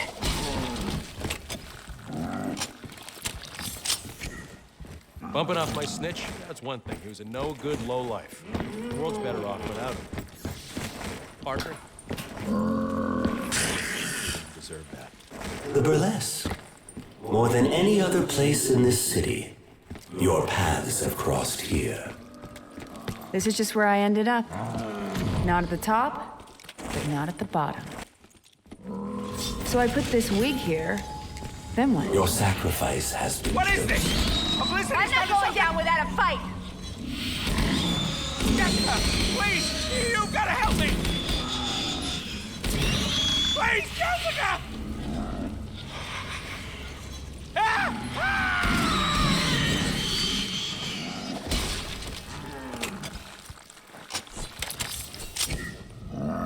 He was a sleazeball.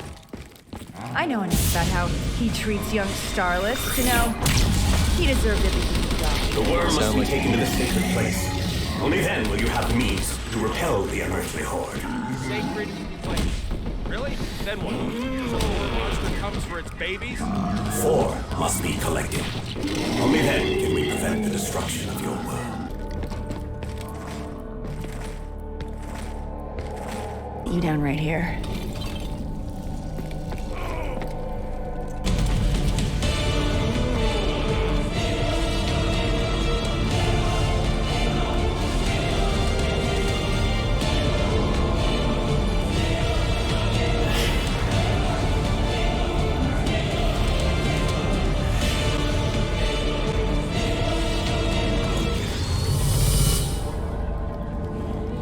Your service to the overlords is appreciated. Our complete assimilation of this dimension will now proceed. It's very nice one. Blind to the truth. Oh well, what can you do? What can you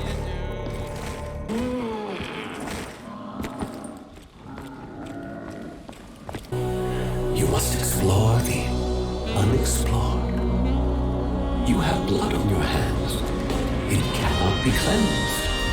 Your sins have allowed others into your world. Only a little sacrifice will sate their appetite.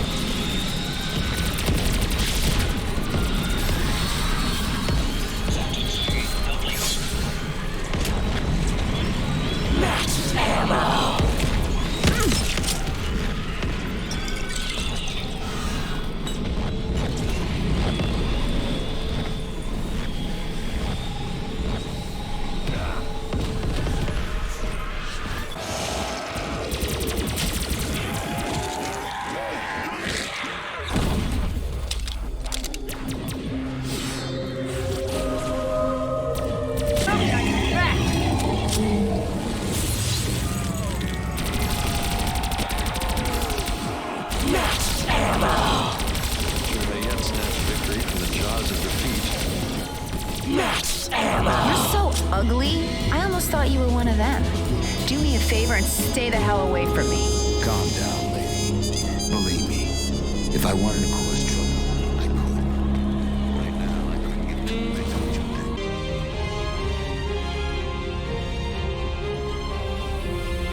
I ride this train every damn day.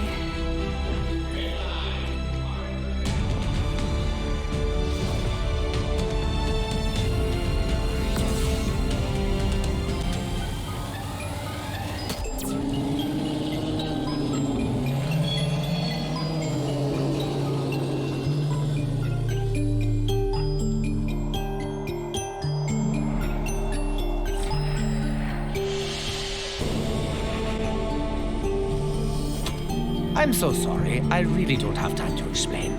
I have a universe to set right. Thank you, and goodbye. April 25th, 1944, Shadows of Evil.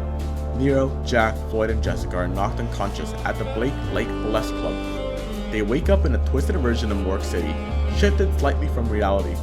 Told they can atone for their sins by the Shadow Man, all four are tricked into performing rituals. Jessica sacrifices her producer, Jack sacrifices his partner, Floyd sacrifices his promoter, and Neo sacrifices his lawyer. Completing the required rituals, the Apothecans are given access to Dimension 63. Realizing they've been duped, the four work with the Keepers to defeat the Shadow Man. They trap him in the summoning key, but before they can hand it over to the Keepers, Primus Richtofen arrives and steals the key. Richtofen travels to Dimension 2210 to secure an innocent Richtofen soul. He delivers the souls of the house. From within the summoning key, the Shadow Man states, "I'll be seeing you." To any survivors of this realm, I am truly sorry. I wish I could offer you some words of comfort, but I cannot. It is my hope that I can rid the universe of the evil that has plagued us for so long. But in my heart, I know many more dimensions will be lost forever as we continue our journey towards peace. Forgive me. April 26, 1944. The Apothecans destroy Dimension 63. Richtofen collects Eddie's innocent soul from Dimension 2210, and Monty gives him a physical form in the house. I thank you for your sacrifice, Edvard. Your courageous actions have opened new avenues of opportunity. It is my dearest hope that we may one day set things right and prevent these terrible events from ever unfolding. Eddie and Samantha meet each other for the first time. Samantha writes in her diary that Edward doesn't like to share toys. Monty brings Eddie and Samantha more toys. Maxis notes that the teleportation and travel between dimensions could have profound impact on the mind. He fears that the confusion caused by the collision of memories past, present, and future could lead to the collapse of reality itself. Deceptio Fracture. June 4th, 1943. Primus arrives from Dimension 63. In an effort to prevent the events that are about to unfold, they formulate a plan to stop this dimension's Richtofen. Look around you, Edvard. The giant sleeps. This facility was once alive with activity. Now, it is a graveyard. Group 935 are no more. What remains of their work has been scattered to the four winds. Only echoes and shadows remain. The test subjects can never be allowed to awaken. The havoc that could be wreaked upon the future by such simple-minded individuals could be catastrophic. Heed my warning. June 11th, 1943. Richtofen is contacted from the house by Maxis, who warns the test subjects must never be allowed to be awakened. The havoc that could be awakened upon the future by simple-minded individuals would be catastrophic. We must get out of here. What? Edward, what are you doing? Open the door! Edward, open this door now! I'm scared. Don't go! Stay by me, Samantha! Goodbye, Dr. Maxis.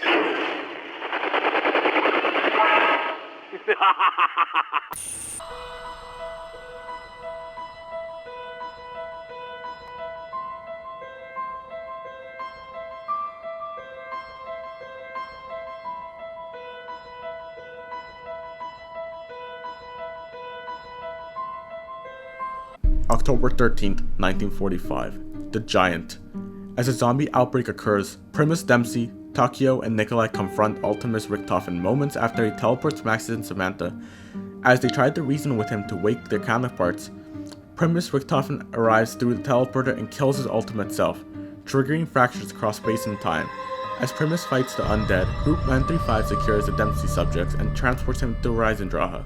Primus pursues them in a German Giant. Other me. If you're hearing this, then it means that something's gone foobar. We're going to Plan B. Stick to that crap bastard like glue. We need to find out what the hell he has been doing and what he's going to do. Stick to that German like glue. We need to find out what he has been doing and what he's going to do. We may be able to get a fix on your location if you can trigger one of the paradox visualizations. Good luck. We're all counting on you. Oh, wait. Whatever you do, don't get too close to the radioactive beacon. Makes your hair fall out. It is not all bad news, Nikolai. We may have failed in our mission, but at least there is now one less Richtofen to deal with. If it is any consolation, tell him that the first one is the hardest. I should know. I've killed at least 3 Richtofens. There was the one in the fire, the one with the bolt hook, and the one... What? No one told me. Sorry. Forget what I just said. Everything will be fine. Takio.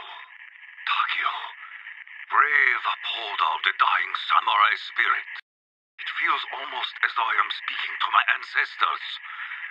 Instead, I speak to a reflection of myself. The man in the mirror, in another place, another time. Our allies are filled with confidence and bravado. But I am troubled. Group 935 has defied all those who doubted our cause. Since the discovery of element 115, we have achieved so much. Our weapons program alone has advanced beyond even our wildest expectations. Furthermore, the fact that we have been able to establish a permanent base of operations on the moon itself leaves me filled with optimism for the future. We can literally do anything. Given that it is now over 2 weeks since contact was lost with Dr. Richtofen, along with the fact that all intel would appear to suggest that the Doris facility itself may have fallen to the enemy, I am forced to take drastic action. As of now, and for the foreseeable future, I have decided to assume full operational command of Group 935.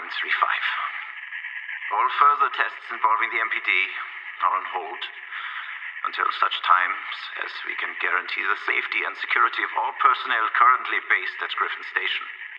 And so it pains me to say, we have to assume that Operation SHIELD is unlikely to succeed as originally planned. October 29th, 1945. Dr. Groff takes control of Group 935 in Richtofen's absence, not realizing his fate at the hands of Primus. I have a very good memory.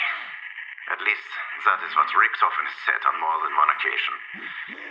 Myself, I am not so sure. Recent events have led me to conclude that exposure to the MPD may in fact be corrupting and clouding our cognitive processes. Speaking to my own personal experiences, I am reminded that I had a dream about Maxis' daughter, Samantha. The child may have been a frequent visitor to Eagle's Nest, but the idea that she could be here on Griffin Station, the moon, defies explanation.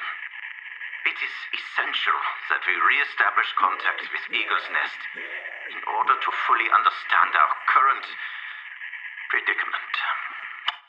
October 31st, 1945. In the wake of haunted dreams and rumors that Samantha may be roaming Griffin Station, Groff worries the MPD may be corrupting the facility. Despite the fact that all testing of the MPD has been put on hold, we have nonetheless observed a series of unprecedented and, dare I say it, erratic behaviors exhibited by the pyramid.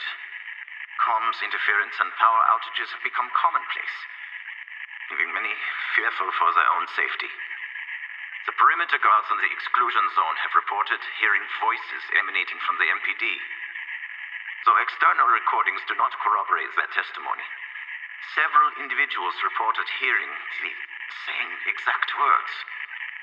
I must go to her. The loop must be closed.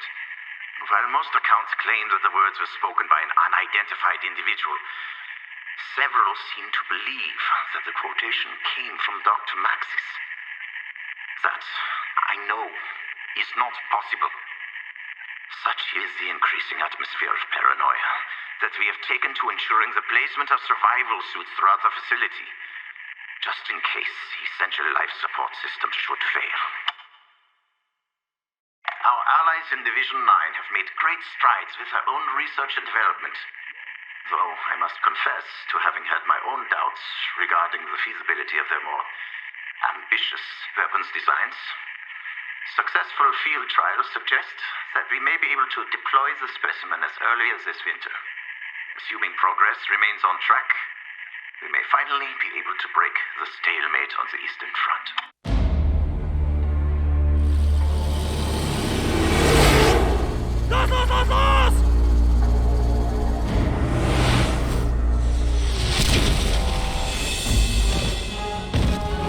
Vorsicht!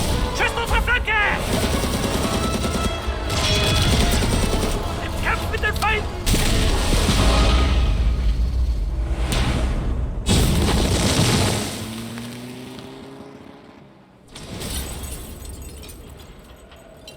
This wasn't how it was supposed to go.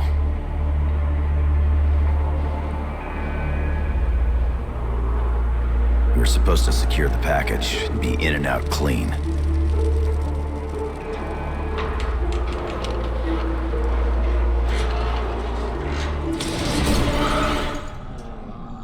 Instead, the whole thing's been one disaster after another. Eat my blade, beast! Fucking boom, maggot addicts! Today, you die! 4, 3... First I took your legs, now I take your life!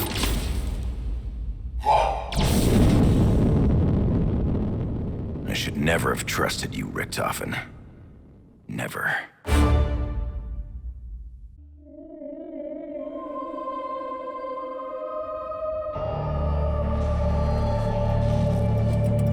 Damn you, Group 935! Am I to be forever tormented by the demented offspring of my former work? Calm down, Edward. Think. I must find a means to return the capsule to the Earth. Only then can the necessary steps be taken to secure the future. As he had warned, it appears that Maxis is unable to contact me at this time. No matter. If our plan is to succeed, then I must continue in earnest. Eagle's Nest, this is Griffin Station. We have an update. Over. Dr. Grove, have you made any progress? Yeah, Doctor. Machine is ready. Waiting the conduit. Very good. I will proceed with Operation Shield and join you shortly. Security Protocol 935. No, actually. Maxis and his daughter have already been dealt with. Richtofen, the security feeds are somewhat alarming. What on earth is going on down there? It seems the area's no longer secure. Richtofen, I am observing your current actions, but I must confess to being alarmed. Would you care to explain exactly what you are doing in the company of our enemies? Richtofen? Richtofen!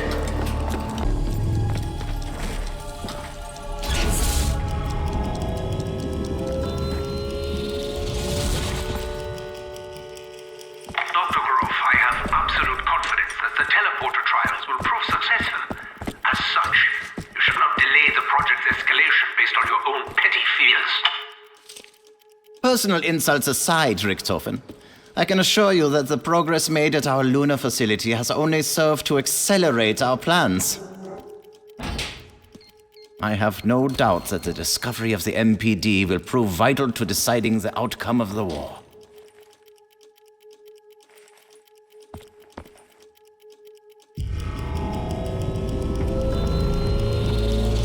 Teleportation successful. To return Other Dempsey to Earth, we need the Death Ray.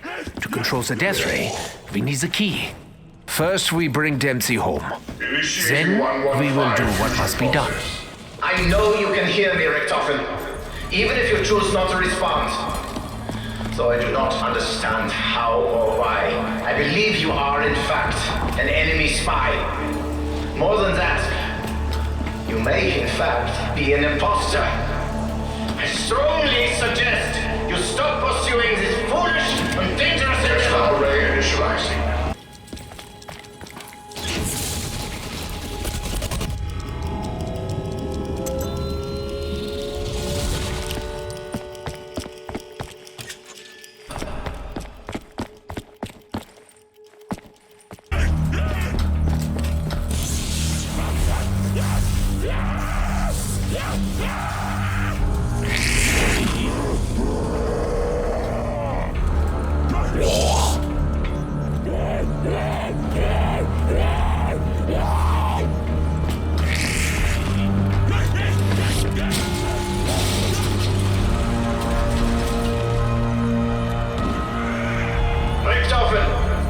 Whoever you may be, do not know your true intentions. But make no mistake, I will not allow you to succeed. I have activated the emergency containment field to protect the test subject's cryo chamber. Your continued defiance is an exercise in futility that will result only in your own demise. It appears Dr. Grove may be smarter than I initially suspected. We must access the MPD device on the moon.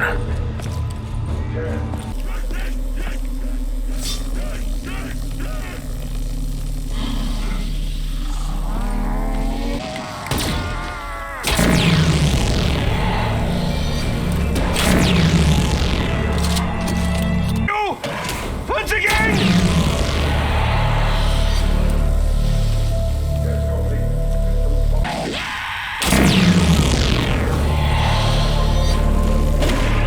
The air we breathe!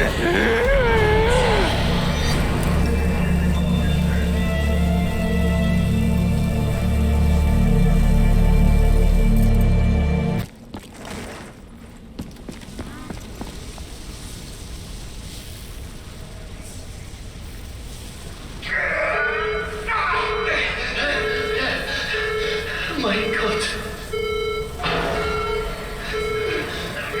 Attention all stations! We have a security breach! We have a keeper manifestation within the facility! The MPD is under threat! Just coming closer!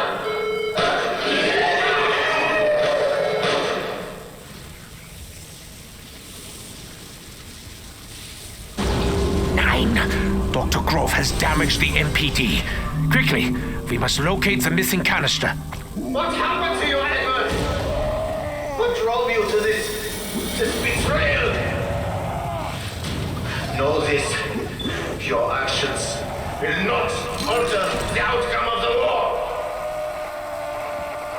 The Keeper. It has somehow been corrupted on its return to Earth. I think Dr. Grove is to blame.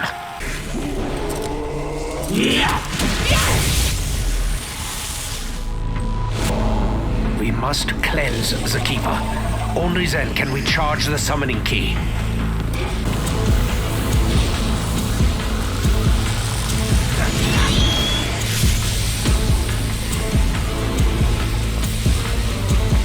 I don't just laugh in the face of adversity.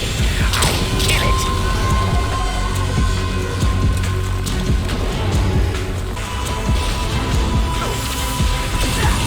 Your time on this earth has ended.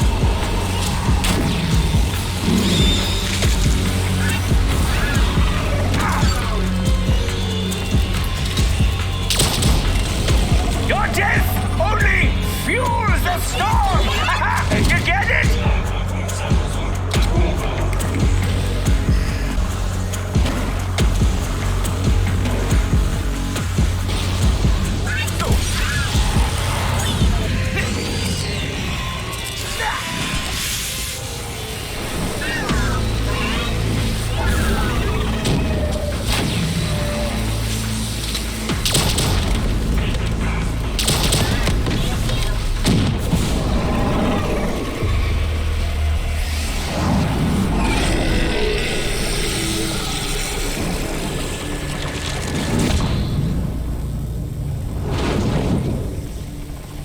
It is now beyond doubt that your actions pose a threat to the work of Group 935. Your treachery leaves me no option but to take steps to ensure your termination.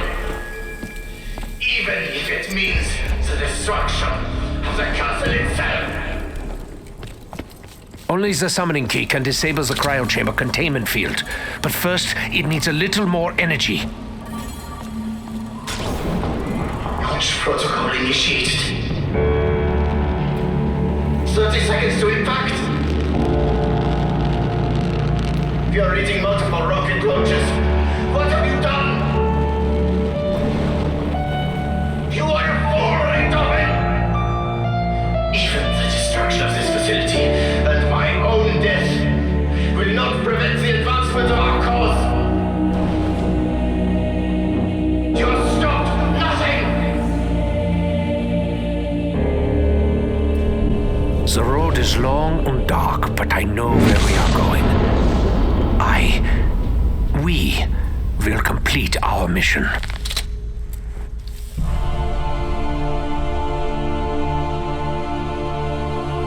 He's still alive. I fucking hope so. This subject will one day wreak havoc across the entire universe. He cannot be allowed to live.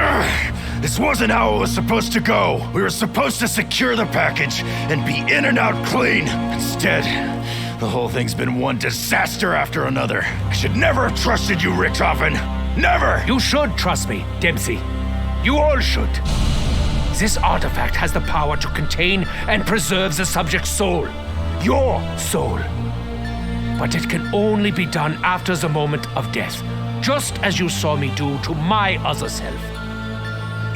It is the only way. Wait!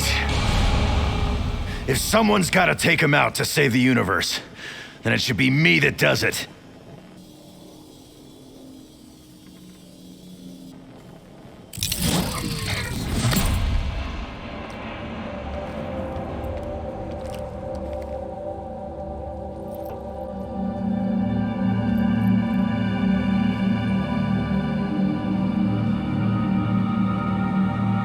Good to see you, Tank.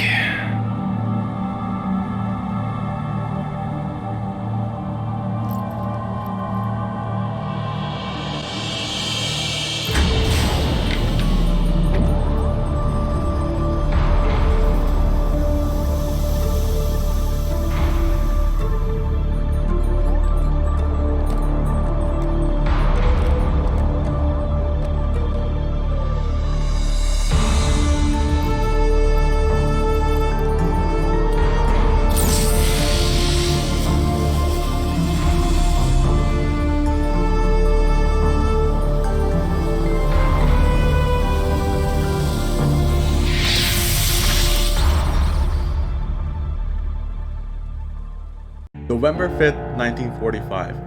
Der Reisendrache. Recovering the Dempsey test subject from a rocket bound for the moon, Richtofen secures his soul and reveals to Primus his intentions to set things right. Primus destroys Griffin Station and the moon. Prodded Dome Fracture, April 12, 1942. Overrun by the undead, the Rising Sun facility is lost. July 8, 1942. Division 9 begins construction of the island facility. November 5, 1942. Takeo Masaki is dispatched by the Emperor to oversee the work of Group 935 and Division 9 at the Rising Sun facility. February 6, 1943. Division 9 expands experimentation to include use of prisoners of war. Division 9 staff, arachnids, and mystical beasts. June 15, 1943. Takeo reports to the Emperor the work being done at the island facility is unacceptable. July 24, 1943. On the orders of the Emperor, Takeo is taken prisoner by Division 9. He is used as a test subject for their organic plant-based experiments. September 13, 1945. Cornelius attempts to send a transmission to Peter McCain, telling him to rendezvous at the abandoned Rising Sun facility. Reality itself is shifting. I find myself reflecting on memories I am no longer sure are my own. Beyond the window, I saw a wasteland, stretching as far as the eye could see. I saw a scourge visited upon the earth. I saw the children withered before my eyes. That was before he came. Samantha has been returned to me once more. As have you, Edvard. As have you. He explained everything to me. He will explain everything to you. Though his very presence defied logic, defied reason, he told me that he would help. I could not refuse. The siren has not sounded in many months. I am confused by the changing world around me. I look at my hands, and they are not the hands I remember. The wrinkles, veins, and liver spots that textured my skin have disappeared, as though time itself was unraveling against its natural order. Is this the end, or a new beginning? After so long in isolation, we had begun to believe that we were the only survivors of the catastrophic event that had shaped our lives. Supplies were beginning to run low, and I was forced to prepare for the worst outcome. Just as I feared that we were truly alone, just as I feared that the end was near, there was a knock at the door. You swore a promise to me, Edvard. It may have been a long time ago, but I am sure you will not have forgotten. You swore to follow my instructions, to comply with my every order. You swore to enact whatever plan I conveyed to you, all in the hope that we could overcome the chaos that we ourselves had created. You have kept your word. However much it pains my heart, I owe it to you to confess. I'm sorry, Edvard. I have withheld certain truths from you. 密航者どもをデッキへ上げろ。この恥さらしめが日本を裏切り陛下にあだなすとは。Take it easy, Tack.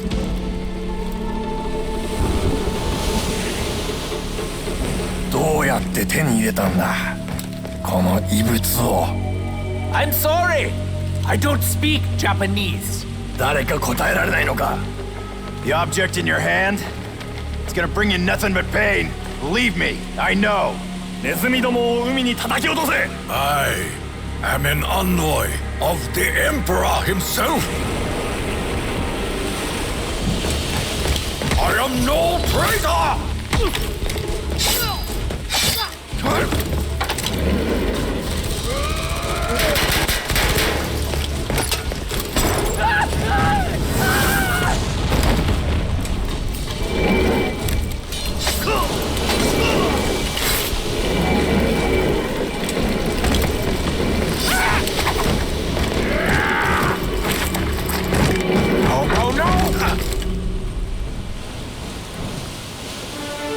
was close. Yes, a little too close. We must go now.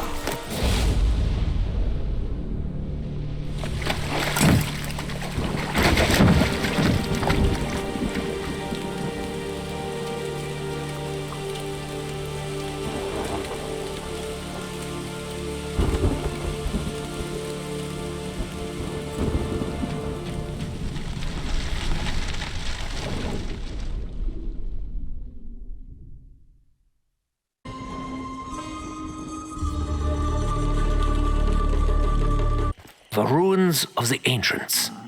Our journey to locate our lost warrior begins. The Keeper's skull may eviscerate our enemies, but the secrets it illuminates, that is what concerns me most.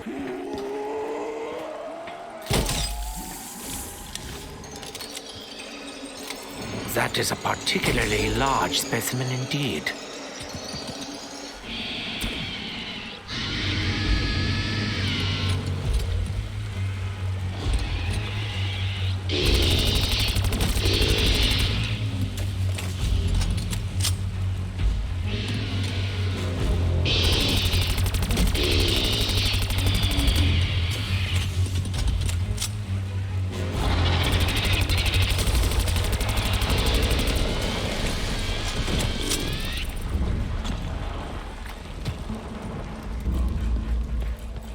It is not by chance that we happen upon this thing. I believe we are close to Taekwondo.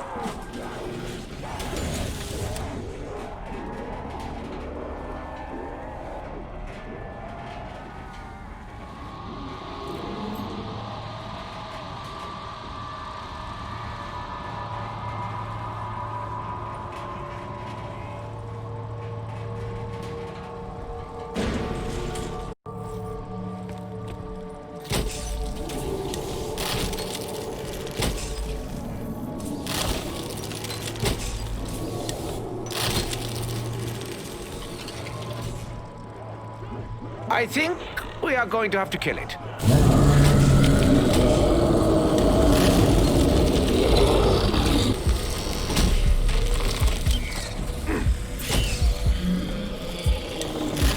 We must not anger him. He will not like us if we anger him. Fascinating creature. I should like to examine its corpse when we are less busy.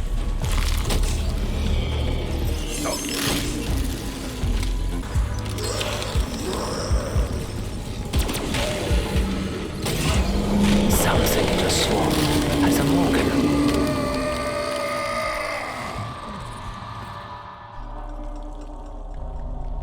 Your eyes, I recognize them. Almost as though they were my own.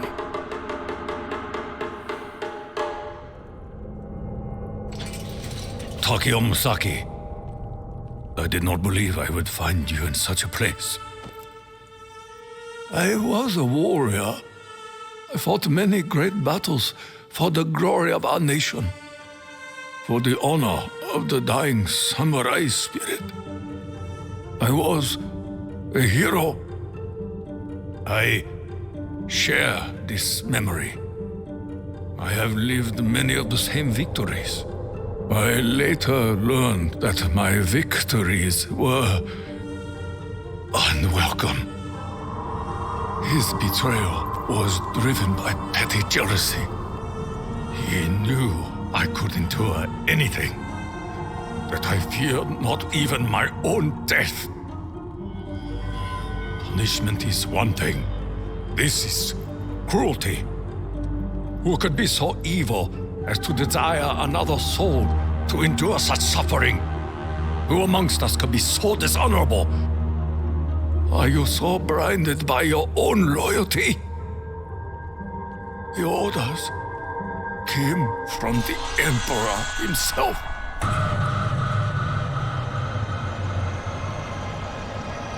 My life, my path, is built upon a lie.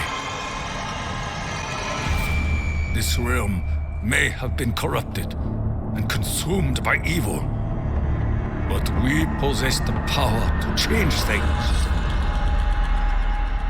A better tomorrow is only possible if we blow away the ashes of the past. None of us choose the means by which mercy will find us. But I am at peace. I understand what must be done. Will you be my kaishakunin? It is my honor.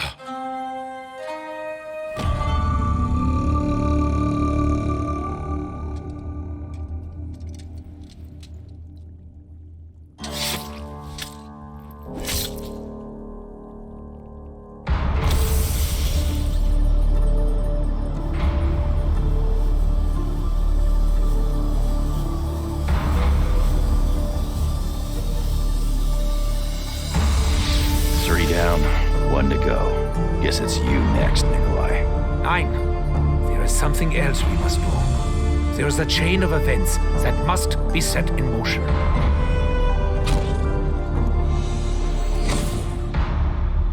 Call it our insurance policy, in case we don't like where we end up.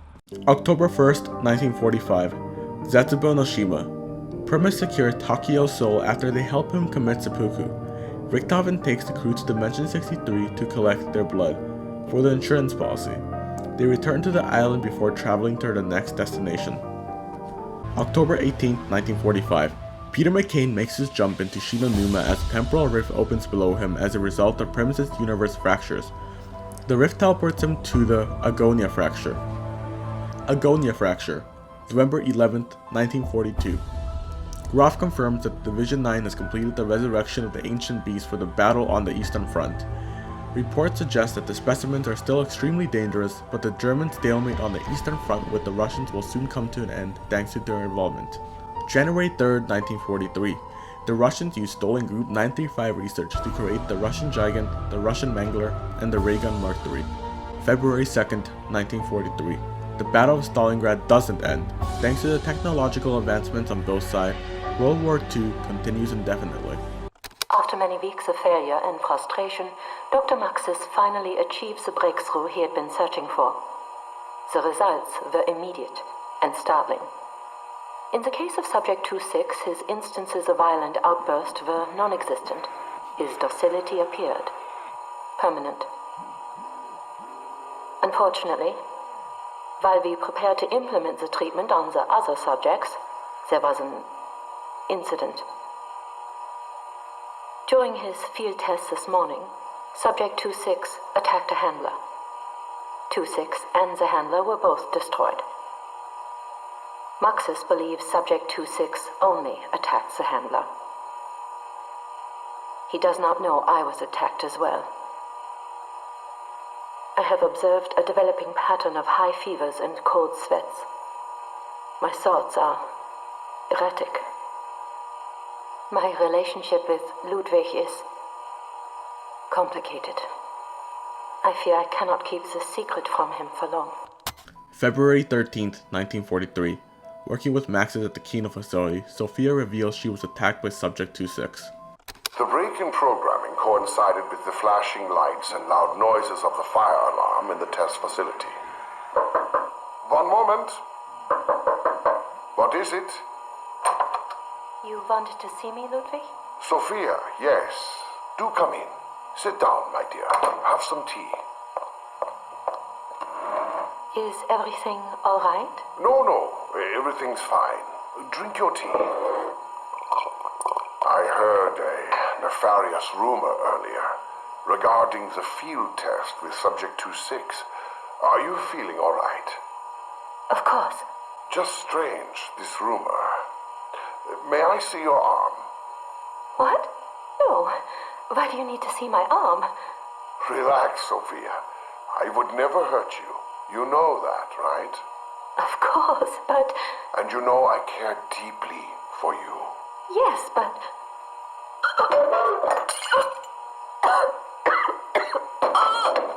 Yes. then you know everything I'm about to do is for your own good. This is Dr. Ludwig Maxis, beginning preliminary trials for the Strategic Operations Planning Heuristic Intelligence Analyzer.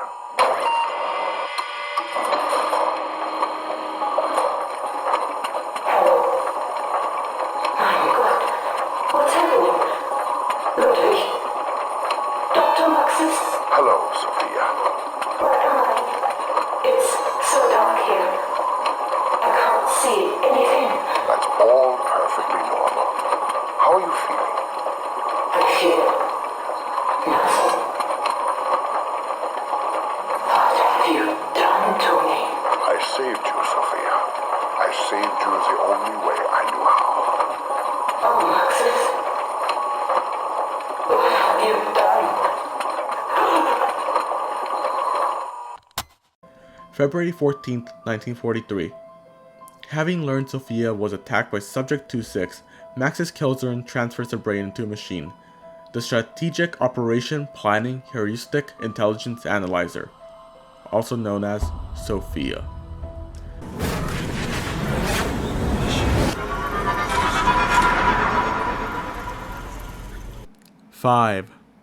July 7th, 1943. Sophia is transferred to Stalingrad to oversee Group 935's operations. December 2nd, 1943. Harvey Yenna reports the Dragons have proven beneficial to the war effort at Stalingrad. He confirms that Digalok research continues to explore time displacement and movements across dimensions. Directive log 203.2. Specimen 33 is no longer responding to recall frequencies with 100% consistency. It is essential that this behavior is corrected before Dr. Groff's inspection of our forward hatchery next week. I have made several frequency adjustments that I believe may correct the undesired behaviors. Commencing test. Imprinting frequency modifications. All personnel, evacuate the area. Directive log 223.1. Though it appears to be a slightly inferior copy of the German Riese model, the Russian Gigant robot has proven to be a formidable unit. Unlike the Riese, the Gigant is armed with a high-energy beam weapon fired from the cranial dome. Like the Riese, its highly durable construction means it can withstand most conventional attacks. However, the robot was never designed to withstand dragon attacks, leaving it extremely vulnerable to their fire. Directive log 240.2. Though German dragon units have proven devastating to the Russian ground forces, the enemy have nonetheless found a weakness to exploit. A prototype weapon known as the Ascension lance uses 115 charged rounds to weaken and penetrate their hide. The Russians have been quick to retrofit this new weapon onto their surviving mech units. Directive log 272.5. Intelligence confirms that Project Rasputin has yielded the creation of a new enemy type we have not seen before. Dubbed the Russian Mangla soldier, these units are equipped with high-caliber armament that has proven highly effective against our ground units. Their shockwave attack disrupts movement across a large area, even when our troops are hiding in cover. Additionally, their strong armor plating has proven highly durable to conventional attacks. However, these enhanced combat abilities come at a cost. Their relatively slow speed leaves them vulnerable to being outmaneuvered by the enemy, particularly when significantly outnumbered. Additional vulnerability comes from the unit's cannon, which is prone to explode when fire is focused upon its power regulator. November 6, 1943. Sophia confirms the existence of Project Rasputin, the Russian Mangler soldier. January 11, 1944. Sophia confirms the Russian Gigant soldier has set back the German advance. Directive log 203.1. Now that the 115 contamination of the Red Army is complete, the Valkyrie drones have been programmed to probe the ruins of the city. They will find any resistance trains and attempt capture. As directed by Dr. Groff, I have updated Valkyrie 7 and 8 to penetrate enemy lines in an effort to secure any survivors for study. Regrettably, however, contact with Valkyrie 8 was lost after it engaged one of the targets. April 14th, 1945. Sophia declares the Battle of Stalingrad is nearing victory for the German forces, and that Valkyrie drones have been deployed to locate any resistance strains and attempt capture. After the release of large concentrations of Element 115 by German forces, the city becomes largely populated by the undead. Nikolai and his comrades continue to fight for what remains of Stalingrad. September 2nd, 1945. World War II still rages on. Stalingrad has turned into a three-way conflict between dragons, machine, and the undead. Without any remaining human survivors, Sophia is now trapped in the city. November 6th, 1945. Drifting through space and time in its ethereal form, Gersh arrives in the fracture.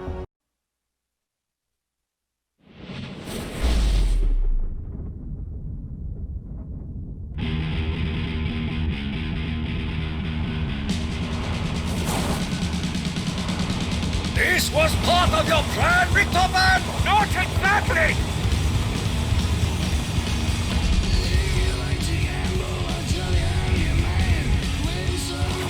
There! He's got a parachute!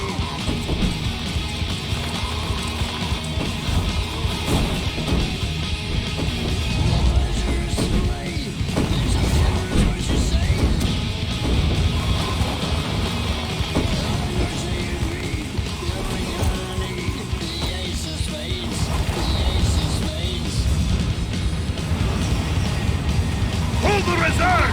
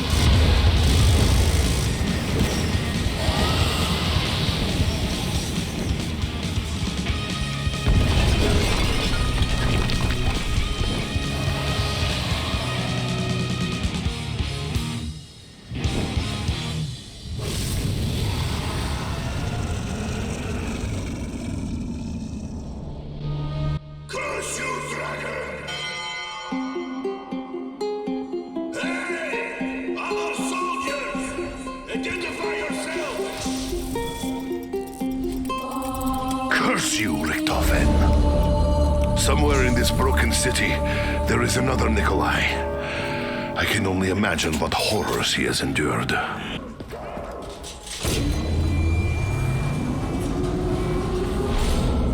Power restored. Systems operational. Maxis! Did I just hear mention of the elusive Dr. Maxis? Like so many other things, this does not belong here. I am Strategic Operations Planning Heuristic Intelligence Analyzer.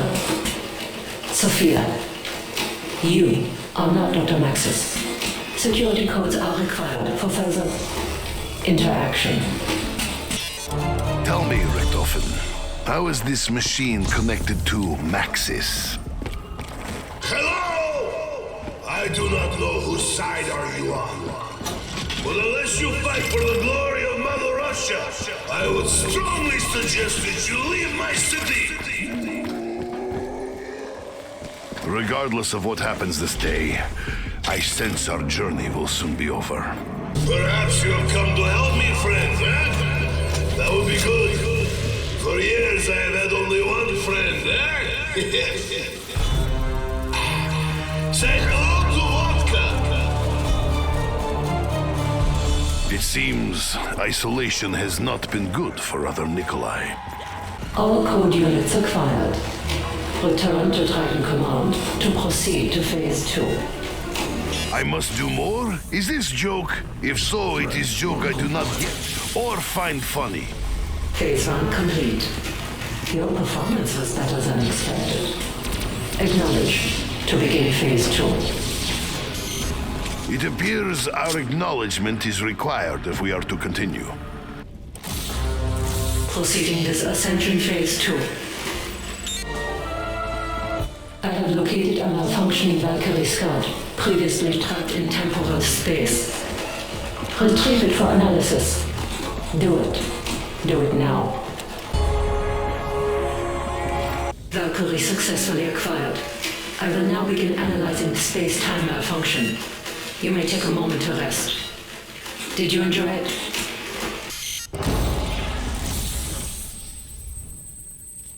An interdimensional device has been identified.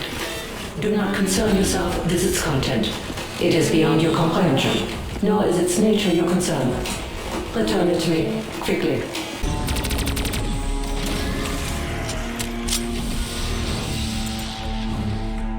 Go fry some hell pigs for Russia!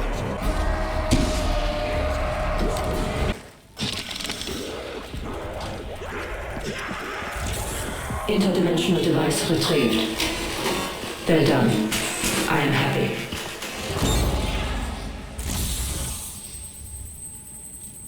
An anomaly has materialized. Do not worry why. This was expected. It is a life source that holds necessary information. Bring it to me. I will help it. Where am I? What is happening? It's collapsing. The confluence is occurring. Hurry! The children! Wait. You look familiar. No. Can't be you. From the Cosmodrome. Your faces are familiar, but different. Stop that. Stop shooting. That hurts. What do you want? Chatty Orb, you must go to Dragon Command. Someone there wants to help you stop being so... orb-like. Thank the heavens. I've been trapped in the void for so long now. Will I finally be free?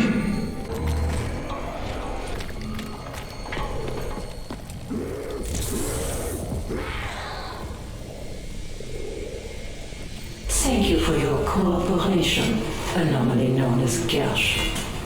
Beginning information extraction. Wait, what is happening? What are you doing? You said you would help me. Do not be concerned with the anomaly's fate. Information extraction is a mostly painless process.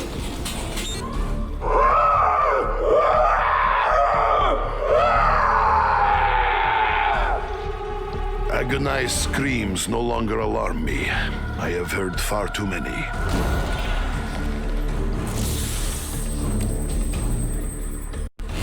What have you done? You activated the perimeter alarms. Self-destruct sequence activated. Disarm them. Immediately!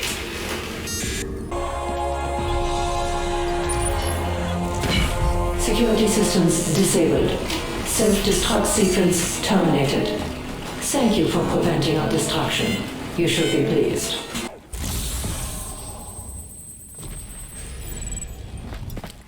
I have identified an enemy prototype nearby that appears to be particularly erratic.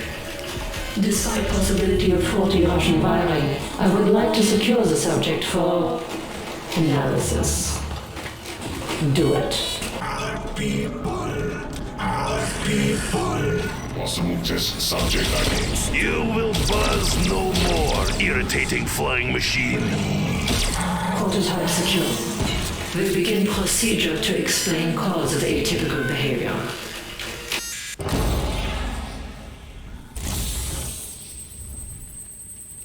For reasons unknown, Dr. Groff and Group 935 did not trust me with all data on interdimensional travel.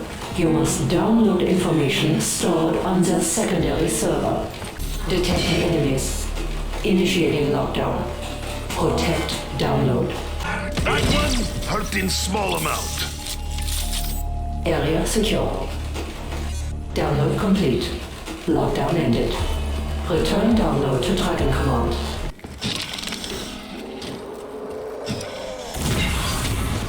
Finally. To think Group 935 could keep such information secret from me. It is pathetic. Really. Proceeding with Ascension protocol. Not so fast, German machine. What about assistance in locating power core? Power cores provided. Why you would willingly perform such elaborate missions for such a simple, easy-to-locate item is beyond my understanding.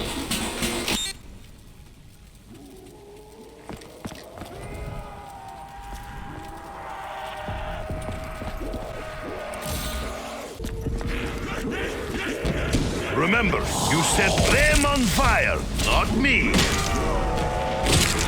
Punching is cathartic, no? Hooray! Power core for Nikolai! Weapon system will now be operational. Plug it out!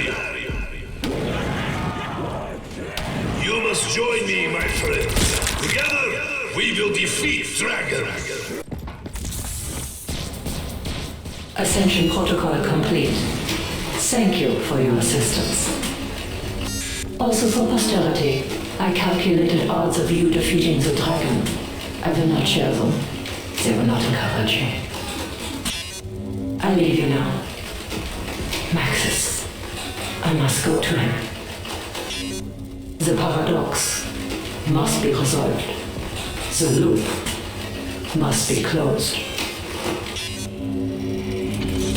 Finally, mean German lady machine leaves us in peace.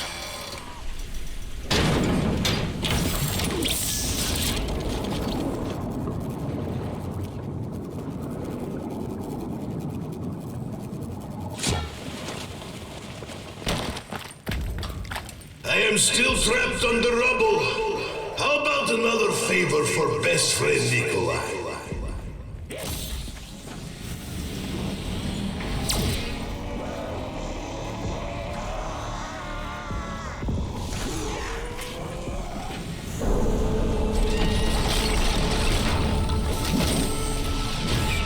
Wait, who in Lenin's name are you? Are you demons?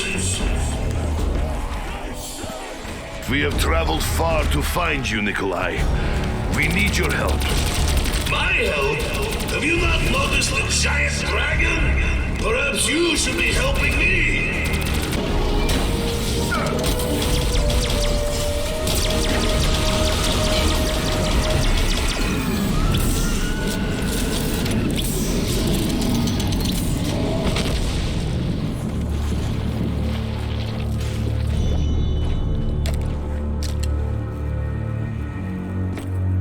Nikolai, the world around us is a fragment, a twisted alternate of what was supposed to be. We have found a way to put things right. We can end the war. We can restore peace. But only if your very existence is erased from this twisted history. A true Russian never surrenders. You will be fodder for my minigun. We are not the enemy, Nikolai. The German war machine has killed millions of our people. And you align yourself with enemy. Look around you, Nikolai. This world is beyond saving. Am I seeing double or did you hurt Mac? Oh, I am seeing double. And you did hurt Mac.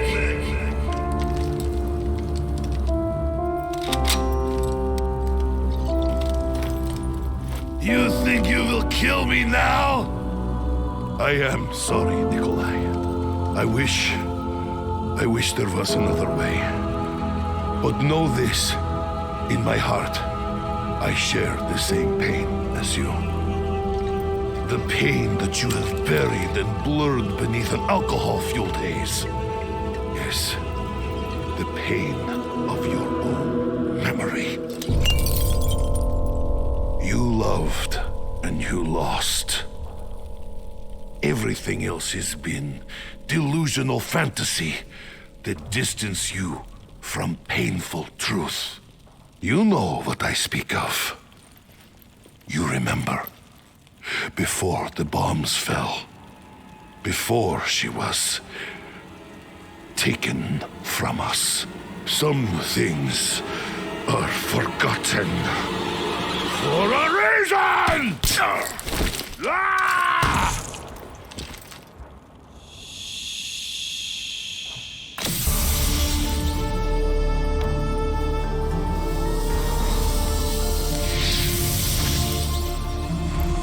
It is done. The souls have been collected, Maxis. We will see you soon.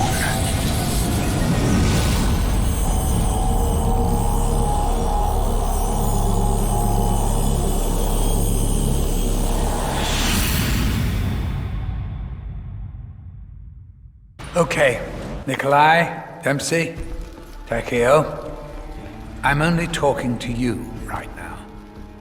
Richtofen, he can't hear me, so he's probably off doing his own thing right now anyway. No change there, I suppose. The good news is, you're nearly done. It'll soon be time to come to the house. But this plan, this big plan, a lot of it's been riding on Richtofen. Before he caught up with you guys, he spent years traveling, searching out just the right versions of you, the ones who held the key to closing off the other dimensions.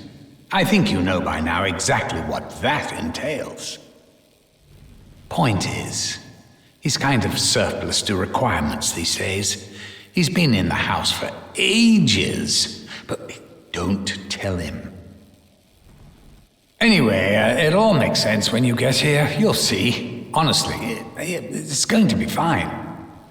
Oh, shit. I completely forgot to introduce myself. Oh, sorry. I'm Dr. Monty. Hello. So nice to see you all. I have been watching. I have seen each and every one of your misdeeds. I know who you are. Sounds ominous, doesn't it? Good, because it fucking is. The entirety of the universe is fractured and broken. Something that you clowns hold more than at least some degree of responsibility for. Guess what? You're gonna fix it. Look, just do what you usually do. Listen out for radios and things, and I'll help wherever I can. Hello? Testing. Do you hear me? Testing.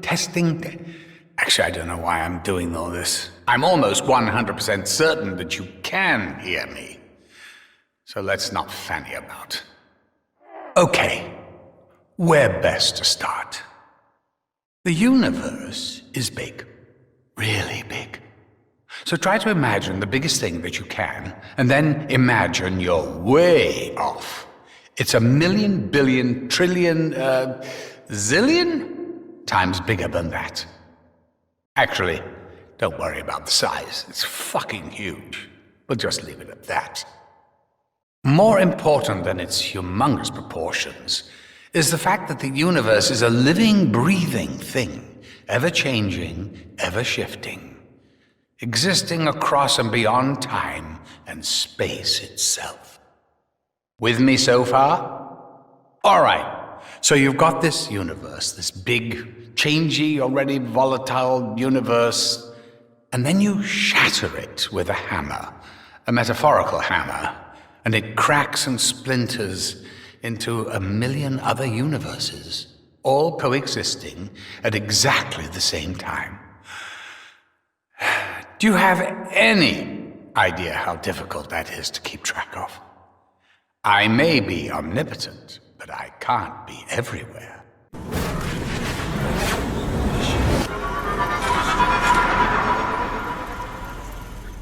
Four. Now, if it had been entirely up to me, you numbskulls would be the last people I would entrust with this, but due to factors outside my control, you're all I've got. I know there's a lot going on. I know it's a lot to take in. But the universe is deeply unstable right now, and things are going to get a lot worse before they get better. Crazy as things are, I will try my absolute best to give you all some one-on-one time, some good old-fashioned TLC. Do this right, and everything will be okay. Pinky promise. Max's. He was the first. The vessel you constructed for him back in World War I somehow shielded him from the influence of Element 115. He opened the portal between the worlds and, well, that's when shit really went tits up. The world within the world got turned upside down and inside out, if you can imagine such a thing. So, anyway, it was around then that I was forced to step in. Samantha, oh boy. You ever heard the phrase, hell hath no fury like a woman scorned? Well, that fury's even worse with a little girl, especially one as confused as that poor child is. She really didn't get much of a chance, did she? Right out of the gate, she was thrown into this madness before she could ever figure out exactly who she was. Still, that's all ancient history now. She's safe. In the house. Okay. Here's a quick cheat sheet. You all fought in World War I. Whoopee! You were badass heroes.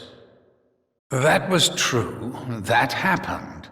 Later, some other versions of you ended up as lab rats in some crazy World War II experiments. Experiments that left you a bit kind of not that smart.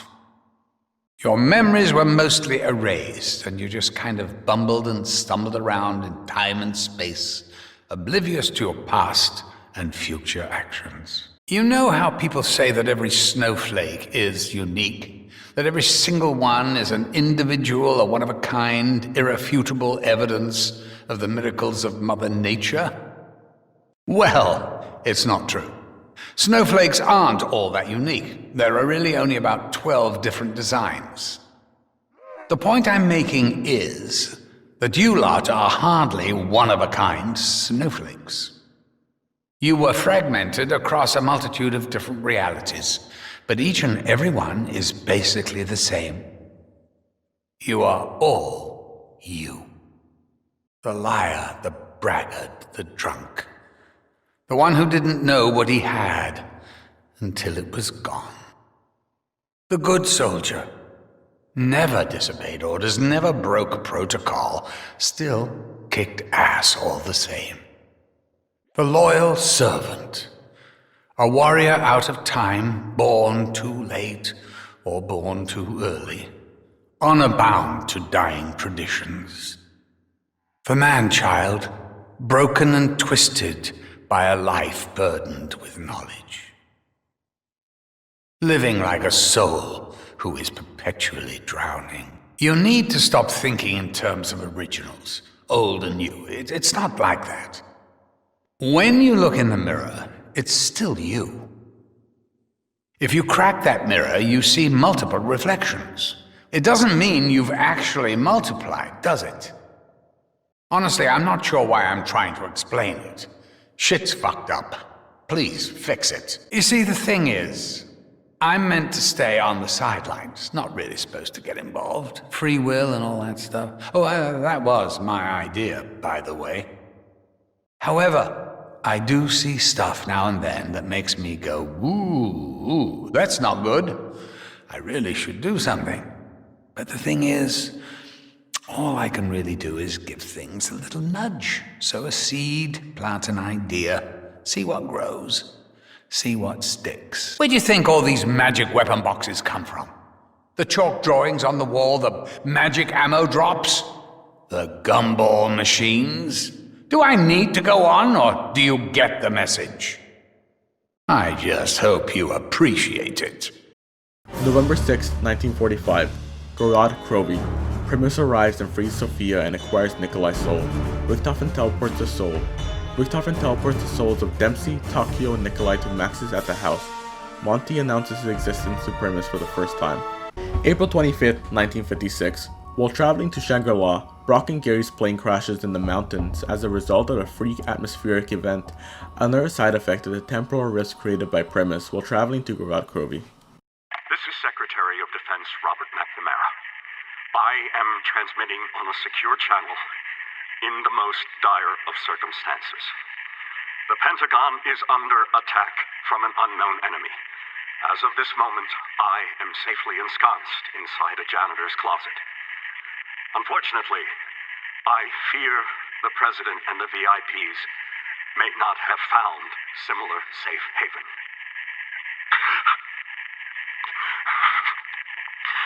From what I have observed, our attackers may be blighted by some kind of sickness. Either that or they're just dirty hippies under the influence of hallucinogenic substances. I can only hope that this message will bring rescue. Until then, please, pray for me. November 6, 1963. Hiding in a closet at the Pentagon, McNamara records a message confirming that John F. Kennedy, Richard Nixon, and Fidel Castro have died as a result of a zombie outbreak. He dies moments later.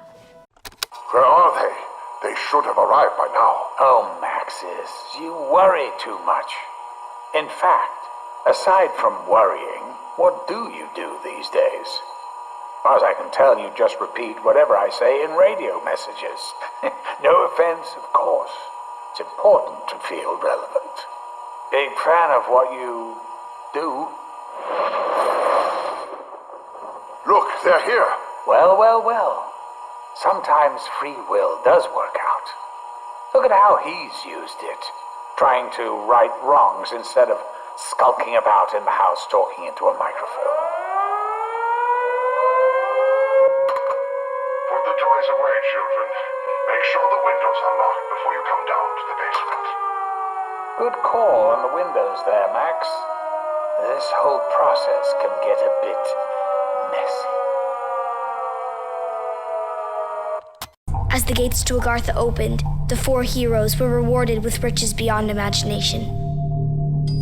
From that day forward, they knew that Samantha would keep them safe. Forever.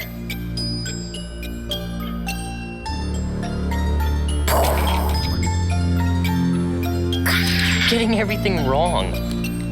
I told you before their eyes should be blue. It's my turn, Eddie. I can do whatever I want. But you don't even know how to play properly. Girls don't know enough about zombies. Put the toys away, children. Make sure the windows are locked before you come down to the basement. We'd better do what your dad says. I didn't even get my turn. Tomorrow, Eddie. You get to make the rules. I promise. Come on, Fluffy. I wish the heroes in our stories were real, Sam. I know what you mean. But we will make everything okay. My dad says he has a plan. The souls arrive. Maxis tells Samantha and Eddie to put the toys away and to make sure the windows are locked before they come down to the basement. Okay. Let's recap a bit, shall we? This was meant to be a new start, really. A perfect world. Free from all the evil that had corrupted each and every corner of the known and unknown universe. It was going to be a place of safety for the kids, the little yous. You little... Well, so far, so good. But things started to go wrong soon after you arrived. Now, I can understand your initial shock coming face to face with Maxis, especially after so long. But you did the right thing. You followed the plan. You brought the summoning key here, and you destroyed that bloody machine once and for all.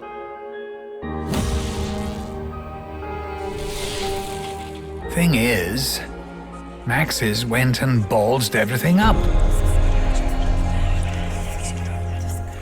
Please, you must help me. He heard voices, you see, calling to him. Only together can we prevent the destruction of your world. It wasn't really his fault. You know, he hasn't actually got his soul yet. All I got was a brain. Anyway, the key thing, as in the thing that is key, is that Maxis fiddled around with the summoning thingamajig and accidentally released an even bigger bastard. Someone even I didn't know was in there. The Shadow Man. The one and only original Harbinger of Doom.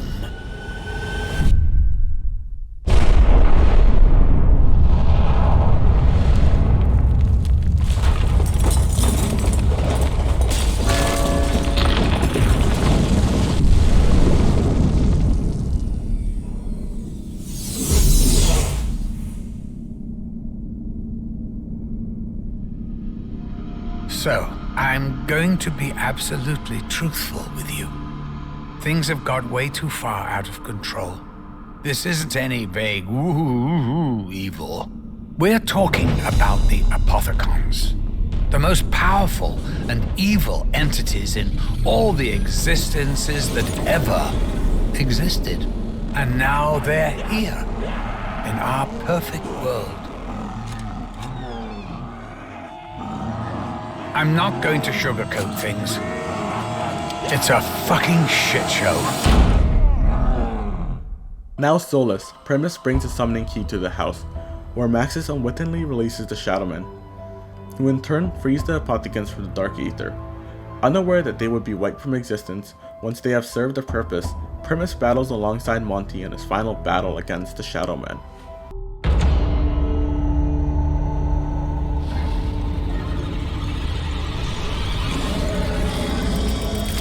My God, what have I done? Stop it, Edward. Please. It's okay. Maxis! Where is he? Where is Dr. Monty? He will help us, just as Maxis promised. We can still avert disaster. We can still set things right. The blood vials will protect me. Okay, I think I've found a way to talk to you. Given all the shit hitting the fan, there's not much I can do other than give you a bit of encouragement. How about I give you some facts?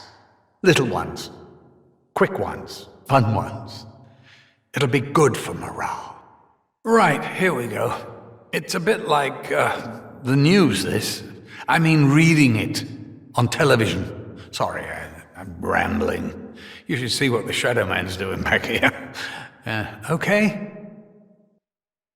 Apparently, Richtofen has a problem with nuts. Make of that what you will. At the orphanage, Edward told everyone his dad was a famous scientist. They scrawled, "Teddy is a liar," on the schoolyard wall. Edward doesn't like spicy food. His brain gets distracted. Bad things happen. Richthoven's favorite song is My Way. He wonders when he will get to sing it.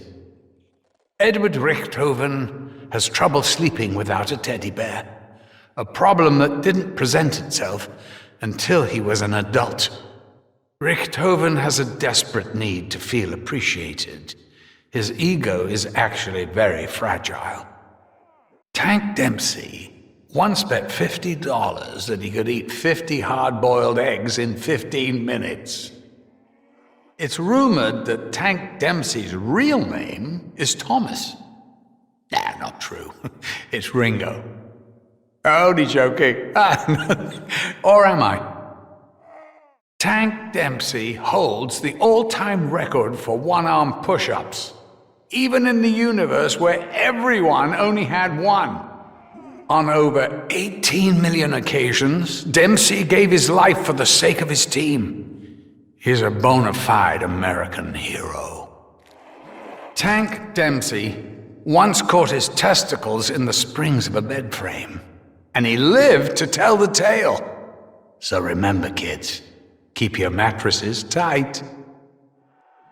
Dempsey can throw a grenade farther than the greatest professional baseball players. He attributes this skill to his solitary arm training regime. The only time Tank Dempsey ever feared for his life was 15 minutes after taking an ill-advised bet. Nikolai Belinsky's grasp of the pros and cons of capitalist and communist economies is tenuous at best. Nikolai loved his wife. He was never the same after she died. Nikolai once had a brother. I don't know why he forgot him. For many years, I tried watering down Nikolai's vodka. He just drank more. Nikolai's breath is legendary, even though no one has ever actually smelled it. Nikolai used to be a writer. He kept journals of his many travels in Europe, much of it grossly exaggerated, of course. But in all fairness, Maxis was a bit of a wild card. I mean, you remember he was actually just a little drone the last time you saw him. Anyway, he's in the summoning key now. Buggered if I know how we're going to get him out. Something else I should probably clarify. This is it. The Aether. The Infinite. Otherwise known as Agartha. Or is it Agartha? Well, whatever way you slice it, or spell it, it's the reality beyond. Beyond the world you know. Beyond your perception. Just so we're clear, I'm absolutely not talking about death. That's a whole other can of worms. Speaking of which, you know how people say when you cut a worm in half, both parts keep on living? Well, they do. Kind of, for a bit. But then one of them dies, not sure if it's the arse or the head. Well, that's the problem with worms. They're a bit short on distinguishing features. What was the point I was making? In the beginning, and believe me, there was a beginning, everything was in its proper place. Time was linear, just as it should be. But a little thing called element 115 changed all that. Especially when, what was it again? Yes, when group 935 came along. Once they started messing around with it, they buggered everything up. 115 shouldn't even exist in your dimension. But nonetheless, here we are. Bloody teleporters. Once element 115 came along, the Apothecons weren't far behind. Have I mentioned them yet? The Apothecons are beings that feed on energy. Wait, that's an oversimplification. Energy is a rather broad term. I mean, it may be better to explain it as the spark of life, the purest form of energy that ever existed. Is that better? I'm not sure. Sounded a bit hippity-dippity new agey when I said it out loud. Anyway, this energy, the Apothecons feed on it.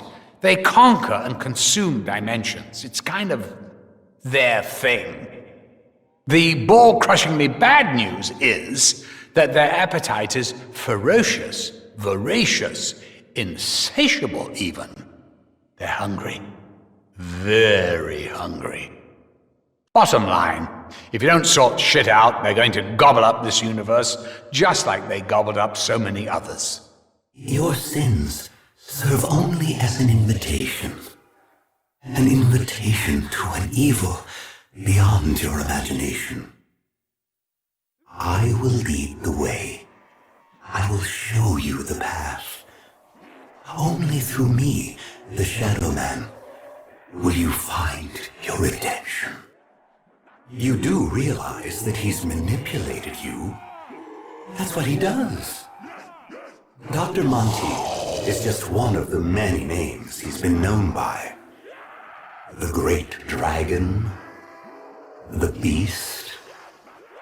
Is this ringing any bells? Beelzebub, Lucifer, Satan, the Devil. He's not even a real doctor. I would know.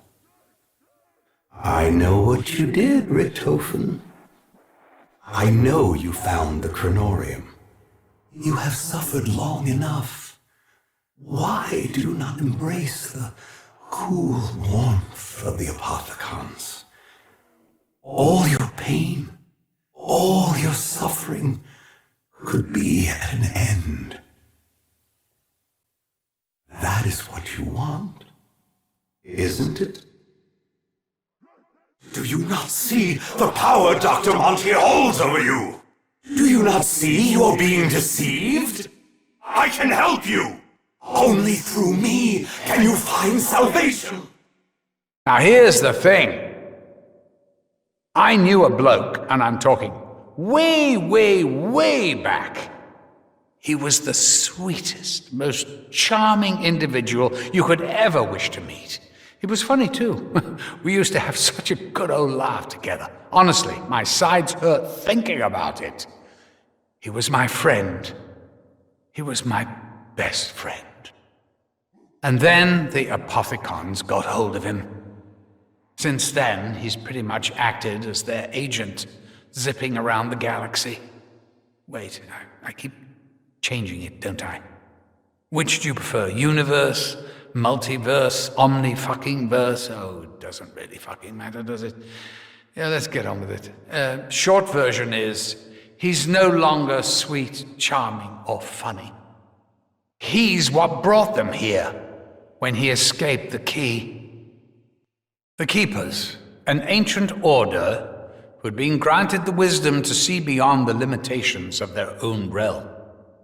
Even while the rest of mankind scrabbled around in the dirt, drinking their own piss, the Keepers took the mantle of benevolent watchers. Like the seers and sages of the old world, they could foresee how the actions of the Apothecons would lead to the destruction of life itself. The Keepers have always been here. Much like your good selves, they too were scattered and fragmented across the multiverse. They may have acted erratically, but know this. Their actions were only ever concerned with the preservation of life itself. Remember what I said before about energy. The minute you people teleported for the first time, you changed the rules. How am I supposed to keep track if you keep moving the pieces? Even when you were just a little problem brewing in the far corner of existence, I tried to throw you a bone or two. I told you this, didn't I? The magic box of weapons, the little clues here and there. I always tried to give you a little help, without drawing too much attention to myself. The thing is, though, I can't just magic things out of thin air. I have to manipulate things that already exist in your reality. Like the perk drinks. They were something originally cooked up by Group 935. I just used them for my own ends. I honestly don't even know how they work. I swear. As for the songs, don't get me started. I know the Shadow Man's probably talking to you. Don't trust him. He's evil. I wouldn't piss on him if he was on fire. I bet he's saying all sorts of terrible things, spreading all kinds of rumors about me. By the way, I spell rumors with a U, after the O before the R. That's a nice little Easter egg. In fact, it's everything. Okay, fellas. If you've been paying attention, or even if you haven't, it should be abundantly clear that things are seriously out of whack. Business as usual, I suppose. Anyway, I'm having a bit of a heated debate with the old Shadow Man and his Apothecon pals. And it's making it really hard to keep this reality stable. I mean, honestly, look at it. It's practically held together with tape and bits of string. It's too much information sometimes, know what I mean? I know you must be struggling to take it all in, but can you imagine how I feel? I've got heartfelt prayers for the angels, dying people's wish lists and letters to fucking Santa coming out of my bleeding ears. And it's hard to keep up, honestly. I hardly ever get any time for myself, or even just time to stand back and appreciate all the good that I've done. And now, I've got the bloody Shadow Man and the Apothecons throwing an intergalactic spanner in the works. Here's something I just noticed. All of you died pretty much as you lived. Dempsey bravely followed orders. Takeo accepted his fate with honor.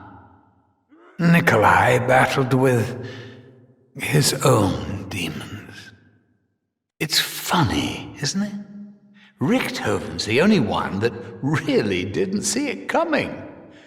I'm quite pleased with that. I made an app once. At least I think that's what you call it. It started off really simple. All people did was press a button to indicate whether or not they'd had a good day. I tracked the data for everyone in the world. I mean, it was meant to help me understand people. It worked. But even in its simplest form, it was too much to take in. It actually made me depressed.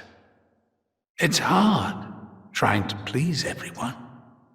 Oh, I'm getting worked up. Honestly, you have no idea how hard it's been from my side. Sorry. Keep up the good work. I'm sure you'll sort it out. If I'm honest, I'm a bit scared. Seriously. Brown trousers time. I mean, I know it's the same old story. The forces of good and evil battling it out. Yeah, but no one ever tells you how much hard work it fucking is. You know, I'm not all powerful. It's always been a struggle to stay on top of it. Now more than ever. If it had been entirely up to me, it would have been a lot more straightforward, I tell you. Do what you can, eh? You know you really should give up. Let yourself give in. Your spirit will be absorbed into the beautiful blue light of the Apothecon's sun. You know you died a long time ago, don't you? You saw it. Didn't you realize? Are you really so foolish as to believe his lies? You do know that Richtofen is a friend of mine. I say friend, but really he's so much more than that. At one point, I almost considered him my apprentice. I mean, he did stab my reporter friend and steal the summoning key. But at one point, he did everything I told him to. I keep hoping he'll remember the promise he made to me so long ago. You simple-minded fools! Do you really believe you have a chance? This universe belongs to the Apothecons. You will be consumed. I offered you the chance to enter the beautiful blue light, and you denied my mercy! You have followed a path marked by lies and deceit. Many others have failed. Why would you be any different? This has always only ended one way. I have foreseen it. I have been watching. I have seen each and every one of your misdeeds. I know who you are. But questions remain. Why do you do the things you do? What is it that you hope to achieve? Do you not see the futility of your tiny, insignificant existence? You are but fragments of a bigger universe.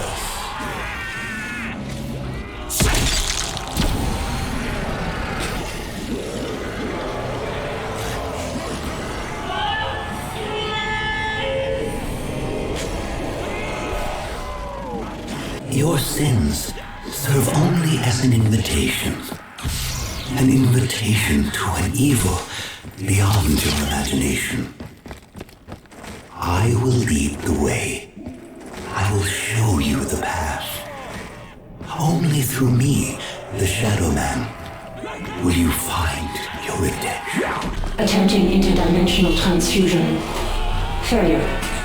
Failure. Assistance required. Maxis!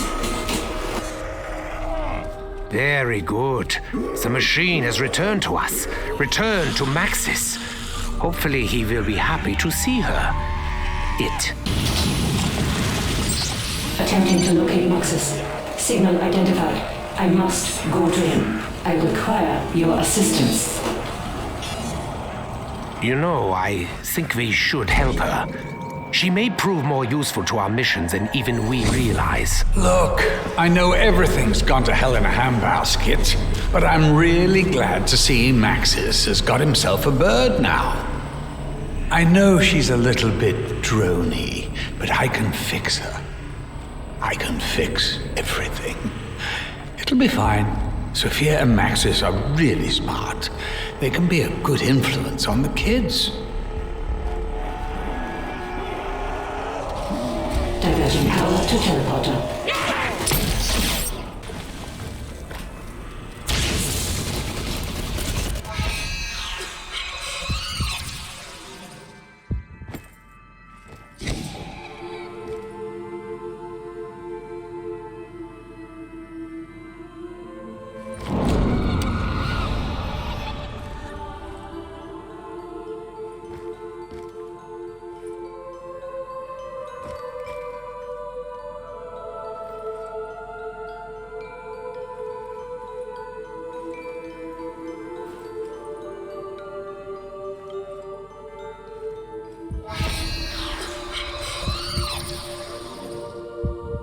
Oh, the stories I could tell you about this book. The lengths I went to obtain it. The Chronorium is probably the best book I've ever read. Honestly, I couldn't put it down. So, as if things weren't bad enough, I'm struggling to maintain my presence. Bloody Shadow Man. At least he's in the same boat. How are things going besides all that? Making any progress? Bollocks. I'm phasing out again.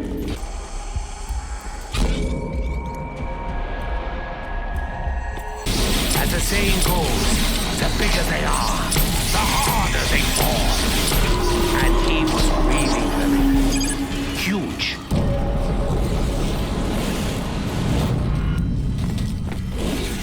You're not going to make me carry the summoning key, are you?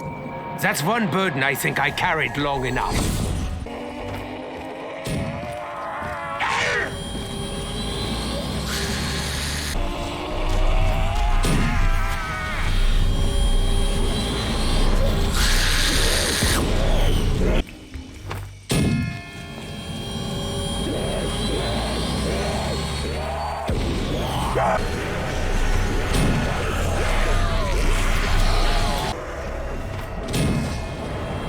Honestly, if you could see just what was going on outside your realm of perception, it would blow your minds. That's the main reason I kept it back. If I were to give you an analogy, I'd describe it like this.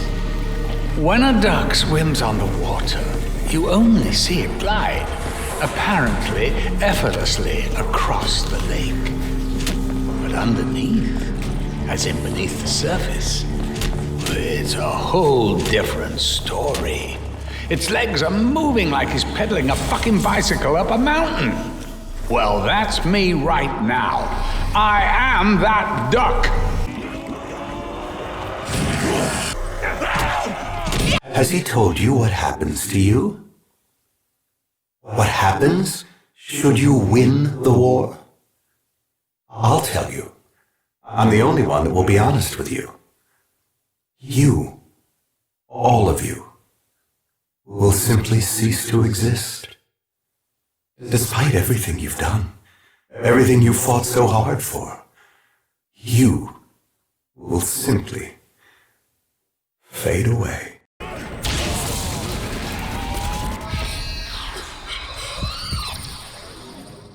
It is time to finish this. There is so much to do.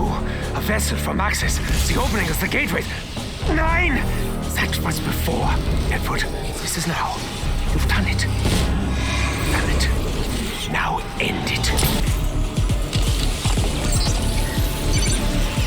I really thought you were going to let me bleed to death. It was so sad.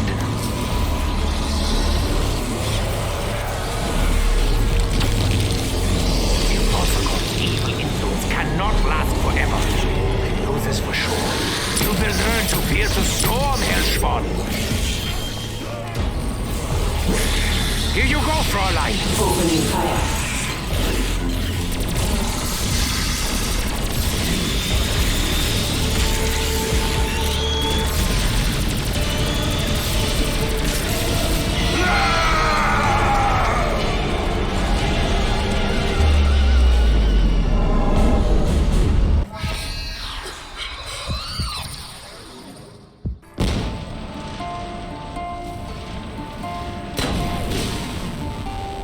Sophia. Maxis. You know what we must do, my dear. Yes, my love. We will do it together. As one we are. Now and forever.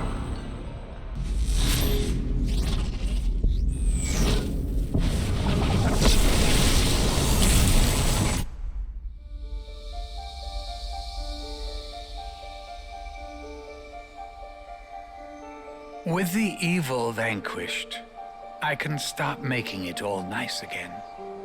No undead, no apothecons, no shadow man. All of it gone. Forever. But here's the funny thing. You snowflakes shouldn't even still be here. You should be fading out of existence by now. Those blood vials. I was wondering when you'd bring this up. They're from realities we've already closed off. They shouldn't be here. They can't be here. Such a paradox means you're putting my perfect world at risk. You guys and your bloody free will. What to do? What to do? Well, you certainly can't stay here. You could send us somewhere else. Somewhere we've never been. I suppose I could make a little corner somewhere in history. A place where I can dump some of the other shit that I've left over. Or I just wipe you from existence. Oh, hang on. Actually, that all works out perfectly.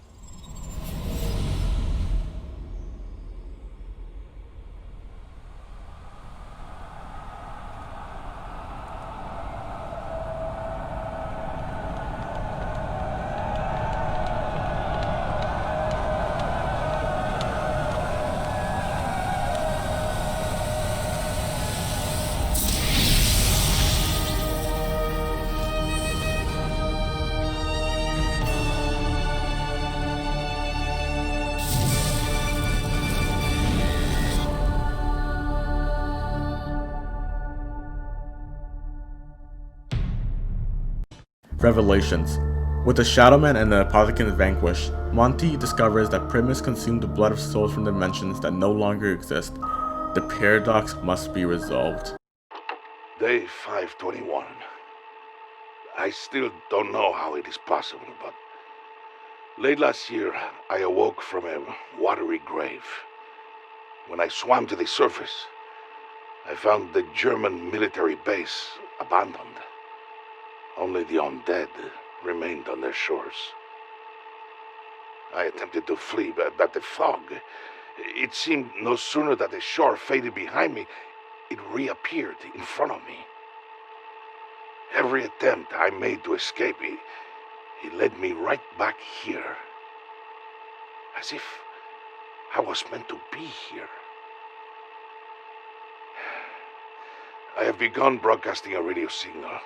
I'm hoping that someone will answer and come to my rescue. But if no one comes, I'm not sure how much longer I will survive this place. Day 3682, I think. Last night, I had a dream. A dream I have not had in many years. Like the ones I used to have at the Eisendrache. I dreamed I was in medieval times, during a great war, a war to end all wars. In this dream, I am attacked by one of the great beasts. It holds me within its grasp, about to end my life, when I am saved, spared by a man in cloth, not a priest, someone more powerful. He wields a staff of fire. I see 4 heroes stand atop of a mound. The 4 raise their staffs in unison, and suddenly the knights know the war is not lost. I rejoin the fight, and fight alongside my king. For years I had dreamed of this war. I wonder, perhaps the Germans' experiments warped my brain, my sense of space and time. He thought I died, but it was only that my mind had transformed.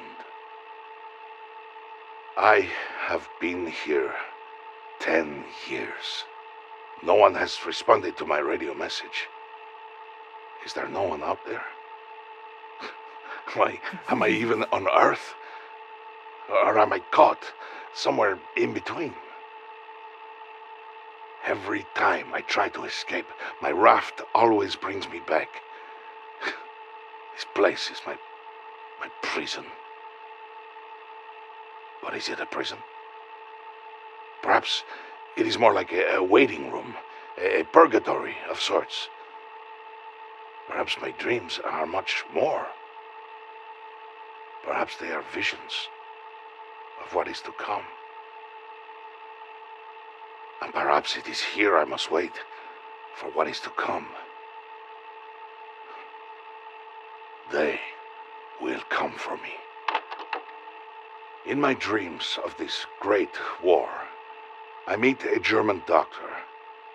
Oddly, he reminds me of the man who once tormented me, but his face is different. When I meet him, he is angry and frustrated. He mentions a man named Dr. Monty, saying he is to blame. This German doctor, he says he believed following Monty's plan would lead them to secure a better tomorrow. This was a lie, he says. This Dr. Monty, he sent the 4 to the Great War. It was at this moment the German doctor said he realized the truth. Coming to the Great War did not break the cycle. It was merely the end of their loop.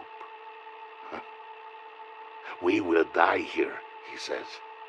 Then we will be reborn again. And when it is time, we will meet once more in northern France, continuing this never-ending loop. I wonder, he says, how many times have I been to the Great War? How many times have I perpetuated this endless cycle? I'm tired, he says. I have been trying so very hard to do the right thing. But for all his efforts, he had only fulfilled the prophecy of this cycle. He and Dr. Monty had forged the endless loop. This doctor, he tells me one more thing. He tells me he realizes that Dr. Monty is not inherently evil. Dr. Monty, he says, is trying to save the multiverse the safest way he knows how. By forcing us into this cycle, our story will never end. But also, his universe and his existence will be guaranteed. I can't blame him, he says. Dr. Monty is much like you and me. He just wants to survive. He doesn't want to risk his own annihilation. I tell him, well, if we are doomed to meet here again and again until the end of existence, perhaps there is something we can do to change that. He looks at me with a smile and says, I think you are right, old friend. Day 4721. I think I understand. I know why I am here, why I am trapped on this rock, why I have these dreams, these visions, why I must get to this great war, and what purpose I am to serve in this cataclysmic event of the ages. I am not being sent just to witness what happened, but it is I who helps the Doctor break his cycle. Near the end of the Great War, when all hope is nearly lost, I protect him while he activates a device, a teleportation mechanism. I hold back the undead as he powers it up and give him the moment he needs to escape his fate. I ask him, where will you go? He says, there is a prison I must travel to. Hopefully, I can intercept our friends before it is too late. Before he goes, I give him the elemental gem from the Staff of Fire. I had seen it used to vanquish great evil. He once used it to save my life. Perhaps it will serve him well on his new path. This is why I am here.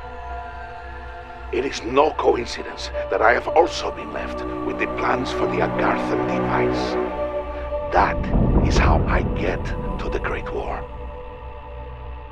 I'll need some help. But in my visions, I have seen that I will have help soon. For now, I must bide my time. For my time is coming.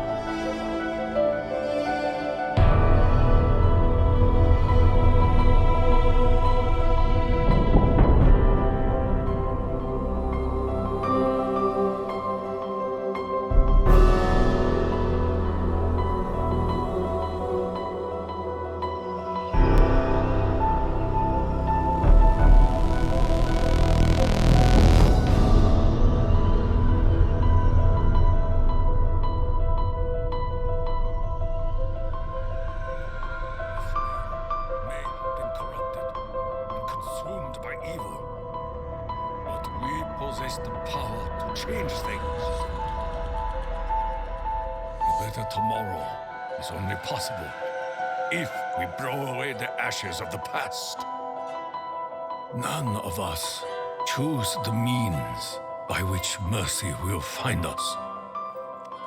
But I am at peace. I understand what must be done. Will you be my kaishakunin? It is my honor.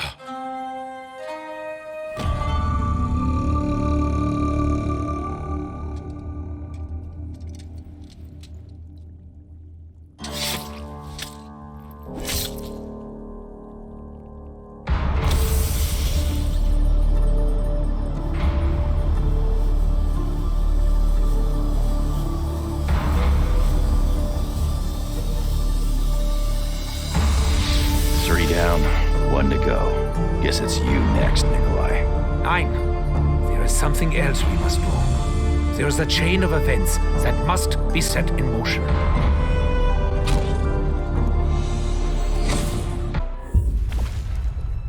Was stumbling around in total darkness part of plan? You give us the fire, we'll give them hell. Do not speak so lightly of hell. Easy, Tech. I didn't mean the real thing. Gentlemen, we are here.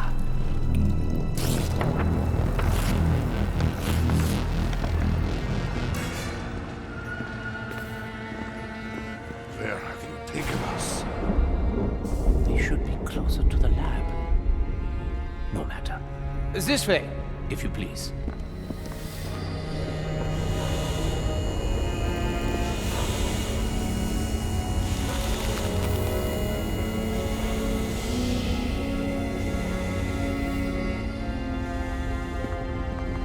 You're late.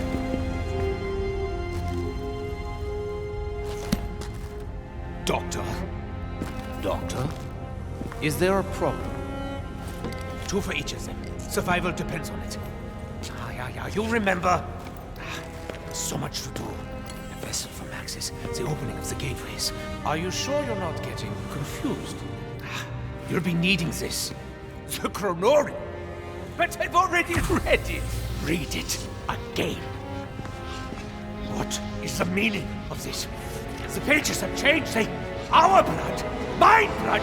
You cannot possibly expect me to let this happen! You son of a bitch! Let me guess. You're not gonna let us in on what that was about.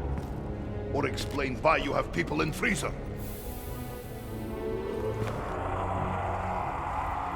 We are leaving. So, tak koniecznie. Asshole.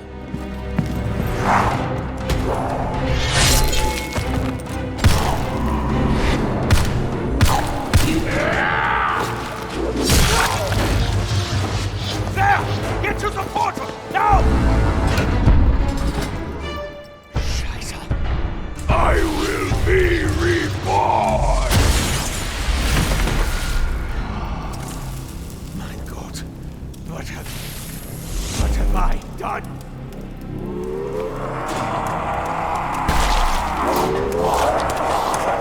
Move it, Doc!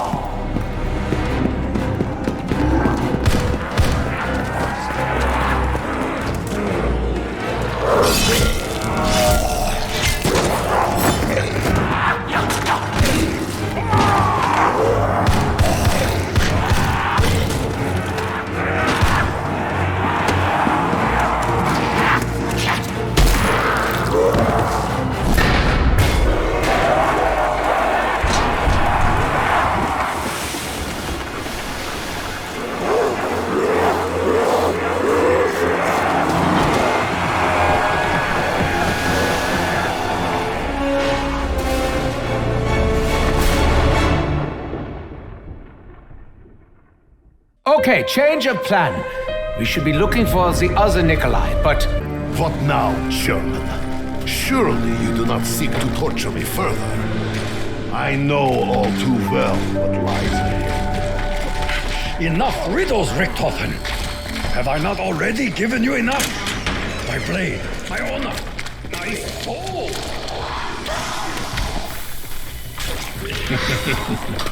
Bless you, little walnut. You always help me to calm my nerves and think. Ah, you have all remained safe for so long, my little popsicles. Perhaps you could be of use. Nein, I much prefer you all this way. Rise and greet our guest.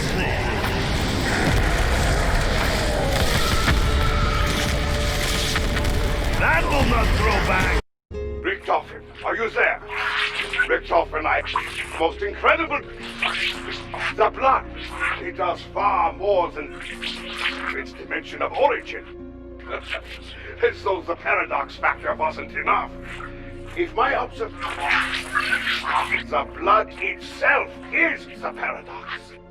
We know the body is changed at the cellular level to element 115, resulting in side effects ranging from memory and death. But the moment a body steps through a portal, 115, different reaction. The blood, indeed all tissues, appear to mutate and then stabilize, then exposed to alternate space-time realities. And while delusions and memory are factors, the blood is imbued etheric energy. Herr Doctor, they searched for since the very beginning. Your blood might not only save you, Edward, change everything. I only hope to survive long enough to harness it. There we are. There we are. Can't get this almost there. There we are! Who would have thought that erythrocytes would ever be used as a trans-dimensional conduit? Yes, greetings, Herr Doctor. I have managed to use part of your sample to boost the signal of my transmissions. However, I have yet to receive any reply from your end. I pray that I am not too late. New findings have come to light. Yes, the moment one travels through a portal powered by element 115, their blood is changed. The evidence is conclusive. Today, I have discovered that the effect is actually cumulative. The more one travels through the ether, the more they absorb into their bodies. While undeath does not appear to ever be a risk, the potency of one's etheric cells increases. The blood of the prisoners you sampled and that of your now frozen compatriots contained trace but significant amounts. But your blood, Edvard, you have traveled through countless realities of space and time. Your blood is not only beyond potent, I fear it is a profound liability. We both know there are forces who would stop at nothing to attain such power. You must do all you can to keep it from them, Richtofen. Unless, of course, they already have you, and then all is lost. Richtofen, come in, Richtofen! Edvard, are you receiving me? Wherever you have gone, it appears to be our connection through the ether. How this is possible, I do not know. But deduce two things for certain. First, the interference cannot be a naturally occurring phenomenon. The energy required is too great and complex. And second, if not natural, then someone very powerful moves against you, companions. I pray it's already too late. Everything depends on summoning key. Without it, and without the souls you promised, vision will never come to pass. And will prevail. As for the blood, I have come to believe that your hypothesis a revelation. I will continue the work, but Richtofen, what you can to boost the signal. If you have the means, antenna array would like this. Stay alive, Richtofen. Keep them safe. With any luck, you will see again soon. Richtofen! I now believe that either you have been killed or you are currently trapped in a pocket dimension. Worst case, imprisoned by those who mean to undo existence. In the off chance that you are still on the move, I may have a solution. The power of your blood could theoretically be used to open a portal and escape your present reality. If you can direct and focus enough energy through your blood, you may be able to tear a hole through the ether and step through. How much blood will be required, I do not know. But given the concentration of ether in your veins, it's likely best to not overdo it. And there is more. I recall you mentioned something about needing protection for you and your companions. You are right to worry. The blood vials alone preserve aspects of other dimensions, yes. But if you were to ingest them, combine their ether with your own, that would be a formidable insurance policy. Tofen, I must be brief. Others may now be listening. He has ears everywhere these days. The forces keeping you in that dimension know too much about your nature, and it is clear to me now that their power is too great to leave unchecked. Total dimensional collapse is the only option. This is the only way they will stop hunting you long enough for you to complete your mission. By now, I have deduced that you must be trapped in the Alcatraz pocket dimension. Do not be disappointed. The location of your secret lab remains a secret to most, just not me. I also know about the backup plan you have stashed away. If I may be so bold, I would recommend using it and eliminate the threat of Alcatraz for good. I can do no more from here. Best of luck, Edvard. I know you will not fail. The spirits of this island awaken in your presence, Richtofen. Seems as though they... Doesn't everyone? The voices of the damned and the doomed can get in line behind you three. The Warden, the Keepers, and the numerous other Richtofens now placing demands on my time. I understand your anger with Richtofen, Nikolai. But you must not allow this resentment to destroy you. We have come here to serve our inevitable purpose. This is not fate, Takio. This is Richtofen, playing games with reality and our lives. I had hoped you would be wise enough to see this. The evil of this press, it weighs upon my chest like an iron strand. Get down, comrades! The roof!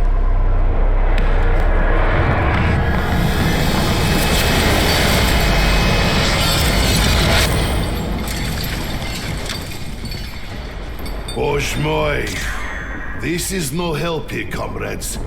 This was a man. I think he pulled lever that killed him. It's him, the Warden of Alcatraz. At least, as he was. After the three were executed, he disappeared without a trace. I suppose now we know where he went. 12,042 bottles of beer on the wall. 12,042 bottles of beer. You take one down, you pass it around.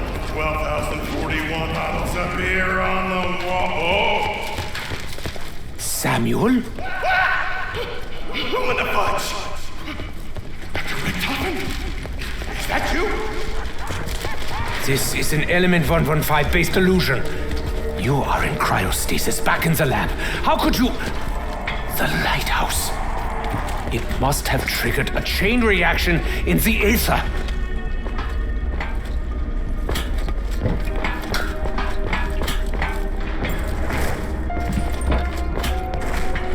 Yeah, that's a shame. He doesn't trust you guys. And what exactly would you know about it, Samuel? Jeez, touchy. Ever since you guys switched on the lighthouse, I've been hearing all kinds of freaky, geeky chatter in this place. Haven't been able to make out much, but that little bird, he chirps pretty loud. Brilliant, Samuel. I was unaware you were fluent in seagull. Out with it, Richtofen. Who or what is Samuel? If you are losing mind, we deserve to know. Oh, tell him! Yeah, I'd love to meet your friends. It's a mild and irritating delusion, nothing more. All the stress and the threat of total annihilation. You understand. Oh, ouch, man. Mega ouch!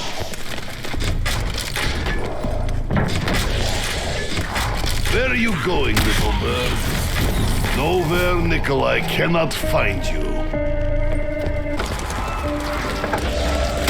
There you are, thief!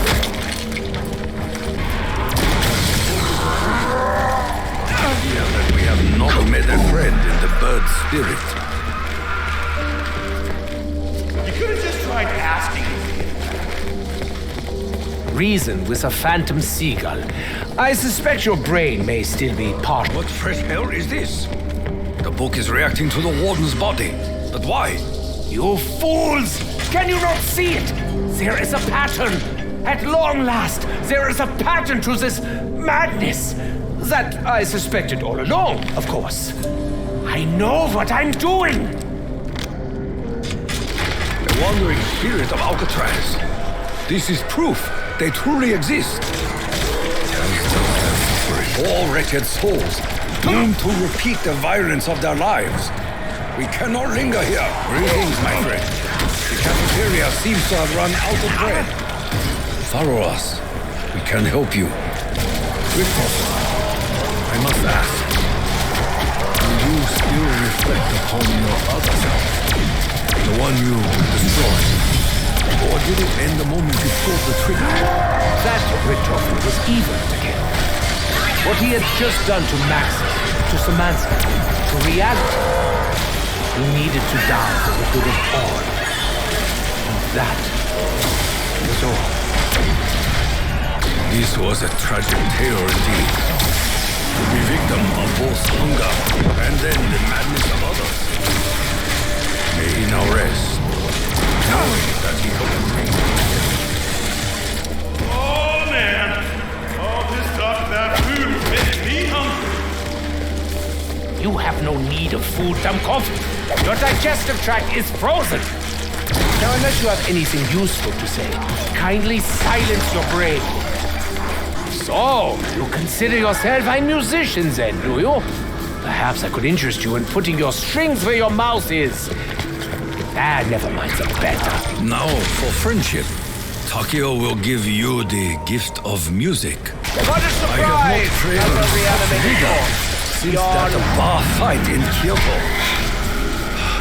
Go in peace, noble spirit of banjo. Encore! Fuck yeah, Richtofen! Oh, man, you guys should start a band.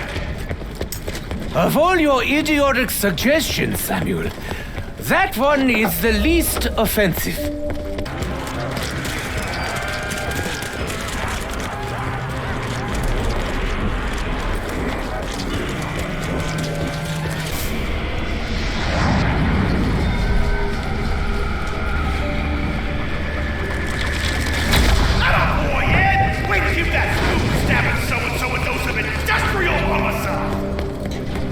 Refer to me as Ed again, Sammy, and I will press the pulse button on your cryopod repeatedly.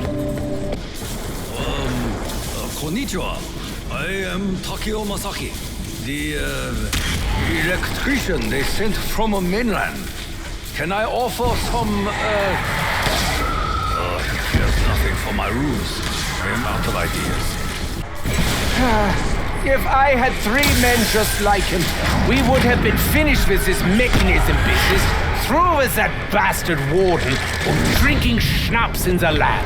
Hey, Richtofen, buddy, remember when I used to, pull levers, jump through portals, and get fancy books for you?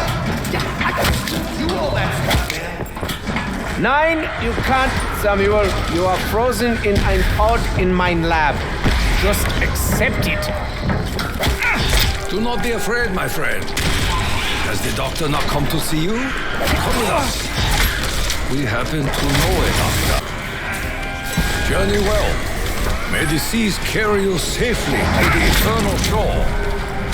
He is at peace. Where do we stand? Oh, man, that was beautiful! You guys, what you did for that man? I wish you were half as nice to me! Oh, would your immortal soul be somehow able to activate the Warden's mechanism?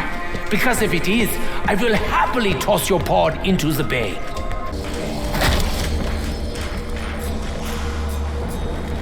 The summoning key awaits. I realize that this is the final stroke, but I worry for the welfare of the Takio inside.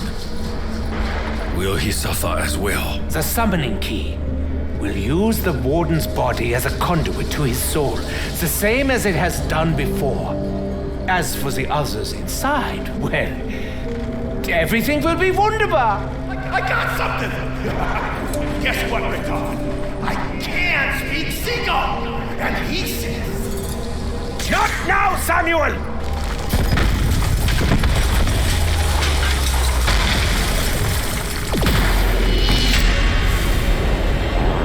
At last, the day has arrived. The Warden? Richtofen, what is meaning of this? You belong to me!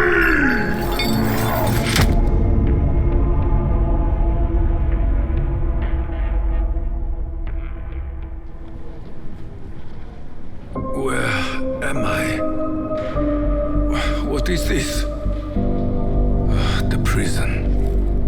My fate. Richtofen! Richtofen! Oh, please don't be dead. Don't be dead. Please don't be dead! I am not dead. Thank you for your concern. Please stop shouting in my brain. Jumpin' fucking Jeremiah, you're alive! Oh, woo! Man, do you have any idea how scary it is? Huh? Thinking you're gonna be stuck in a box with your own thoughts forever? Yes, Samuel. I'm afraid I do.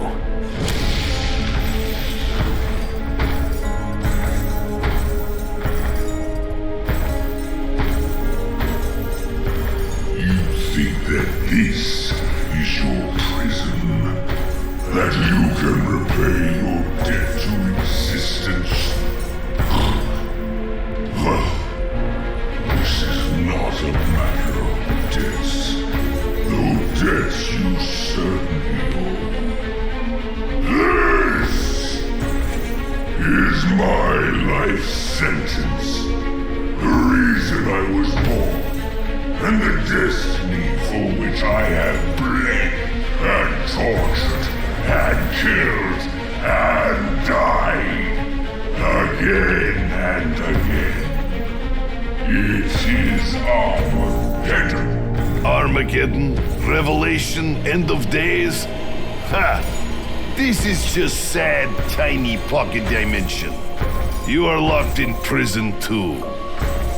Until you brought me the key. I can hear it pounding through your veins. Faster and faster. So, your life sentence begins. You will suffer. You will not die. Your hearts will beat as everlasting engines in my machine, holding the gateway open so that they will finally be free. Now rest yourselves. Soon we begin. Lights out!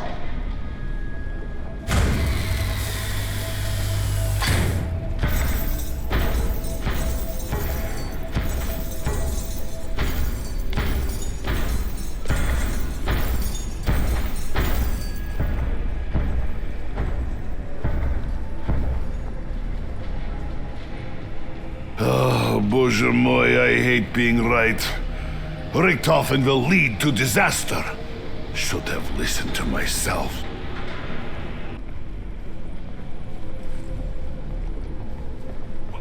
Wait a second!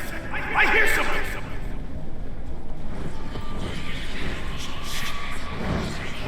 Bird spirit!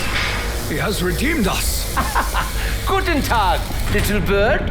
You can have all the chronoriums you want when we get back to the lab. Word, Icarus! What's that? Slow down! Okay, I'll tell him. Yeah, Icarus comes. Run!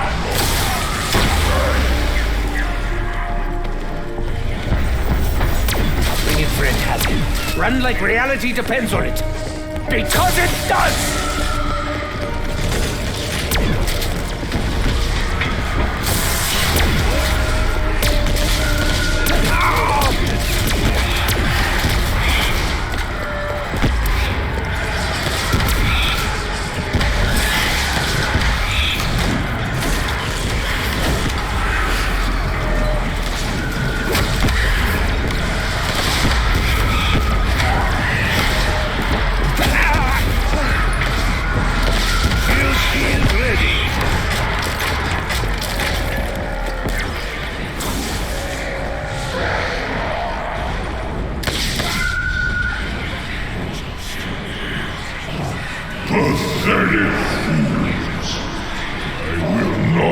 Disobey!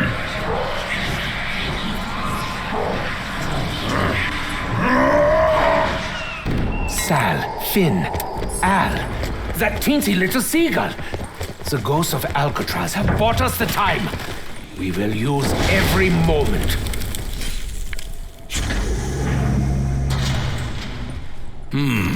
Secrets within secrets, Richtofen. Whoever is frozen in this pod, I pray they have a miracle for us. The thawing sequence has begun, but we cannot wait here. We must finish what we have started and confront our fate above. What about all day I've been helping you out, buddy, but you're gonna drop that.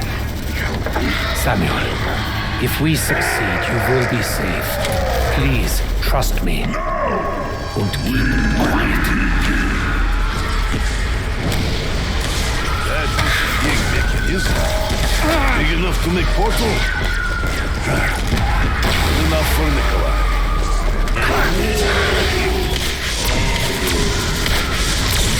Your key is full. We are winning! Believe in the spirits!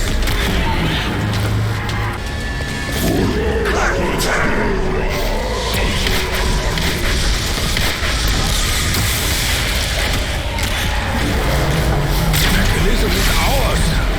What must be done? Now, gentlemen, I do the right thing. Stand back, you imbeciles! You want mine blood.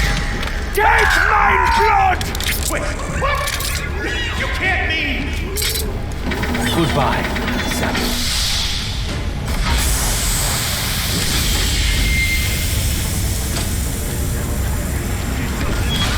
Have you lost German 9? Help me get him out. Oh, Scheiße. Mein Head. Where? When am I? The lab. Alcatraz. This is wunderbar. Let's investigate, shall we?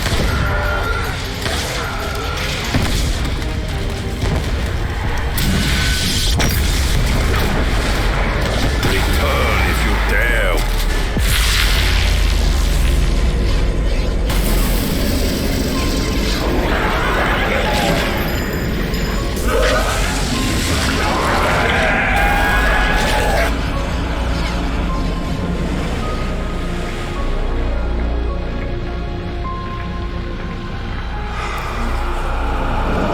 Listen to how the spirits sing. They are free of this realm.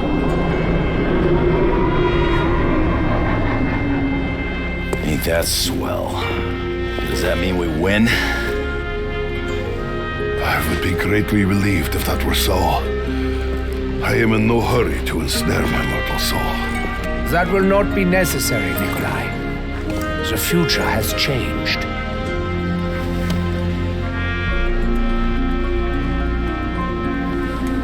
Granorian. Read it. Learn of your true calling. You must keep your soul. It will be needed to defeat Dr. Monty.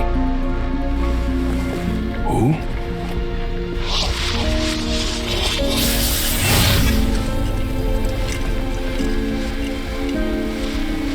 Hello?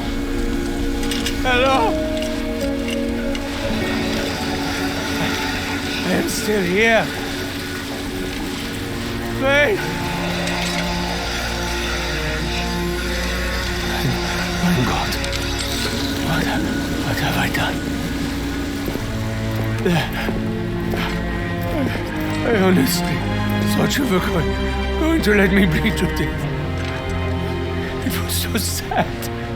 The cycle is broken, Herr Doctor.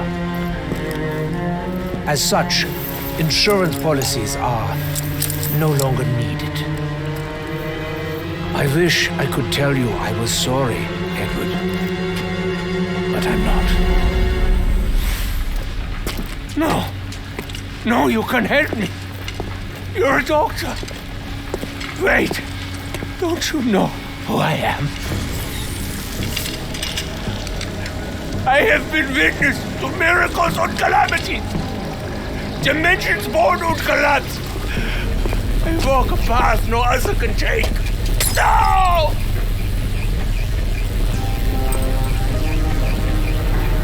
I want to be me.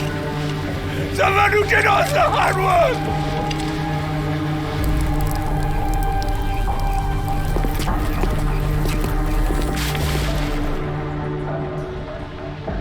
I wanted to keep going.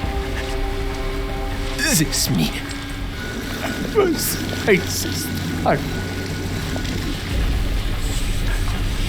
You won't even remember.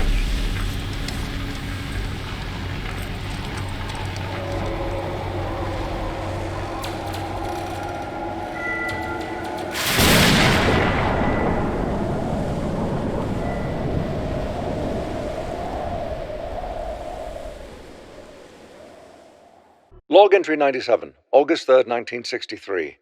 The matter transference device has been realigned. Again, in order to accommodate additional temporal variables. This is test number 11, human subject 5, one Private Hastings. If the transference specs are correct, Private Hastings will arrive at Griffin Station on August 3rd, 1963. If he arrives at this date, a communication link will be successfully established and we will have confirmed that the teleporter's temporal anomalies have been compensated for. Are you ready, Private Hastings? Yes, sir. I can't understand a word of what he's saying in that ridiculous spacesuit. A simple thumbs up will suffice, Private Hastings. Good. Initiate the transference matrix. Moment of truth. Dr. Richards, did it work? Do we have a stable connection? No, sir. Nothing. We've lost him. That's the 5th man we've lost. This base is rapidly running out of privates. Oh, I suppose they're all just dancing around on the moon somewhere in the far future, having a grand old time. Wait, what's happening? Richards, what did you do? Nothing, sir. Something's coming through. Hit the alarm. Get me Pennell. We need soldiers here immediately. Who the hell are you? Where did you go? Wait. No, it's not possible.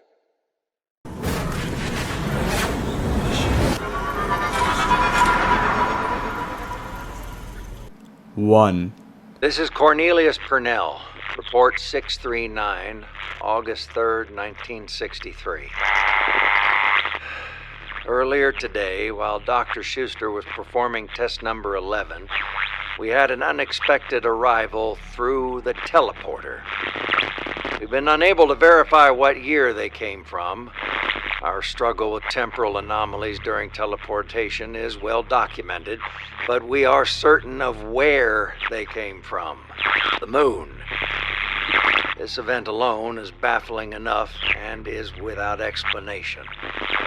But it becomes downright absurd when you take into account that I know 2 of the 4 individuals.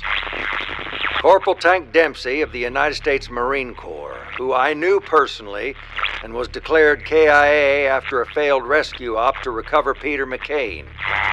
And Dr. Edward Richtofen from Group 935, who went missing weeks after we formalized the agreement to initiate Operation Stapler. I didn't recognize the other two, but they and Corporal Dempsey were in a delusional, near catatonic state. Medical evaluation shows they've suffered from excessive element 115 exposure. And quoting our medic, "I'm not even sure how they're still alive." As for Dr. Richtofen, initially we believed him DOA. Upon closer examination, we discovered his body is very much alive, just zero brain activity. How it came to be that these 4 men were on the moon, we may never know. However, for the immediate future, we'll be keeping them here at Groom Lake. They are ideal candidates for additional 115 testing. This is Cornelius Purnell. Report 715, October 13th, 1963. I'm filing this report on behalf of Private Gordon. Private Gordon was working graveyard in Hangar 4, where our new test subjects are being kept. At 0300 this morning, Private Gordon reports a, quote, bright blue oval-shaped light beam materialized in the room, end quote. Out of said light beam stepped, and I quote, a zombie dressed in a World War II German military uniform. This zombie did not interact with Private Gordon, but instead slowly walked up to the comatose body of Dr. Edward Richtofen, who, up until now, we've been unable to resuscitate. Private Gordon then observed this zombie touching the body of Dr. Richtofen, at which point the zombie turned to ash, and Dr. Richtofen immediately let out a guttural shriek and began cackling. I cannot verify Private Gordon's story, but what I can tell you is that as of this morning, Dr. Richtofen is very much alive, and he is very animated. So much so, we've since had to have him sedated.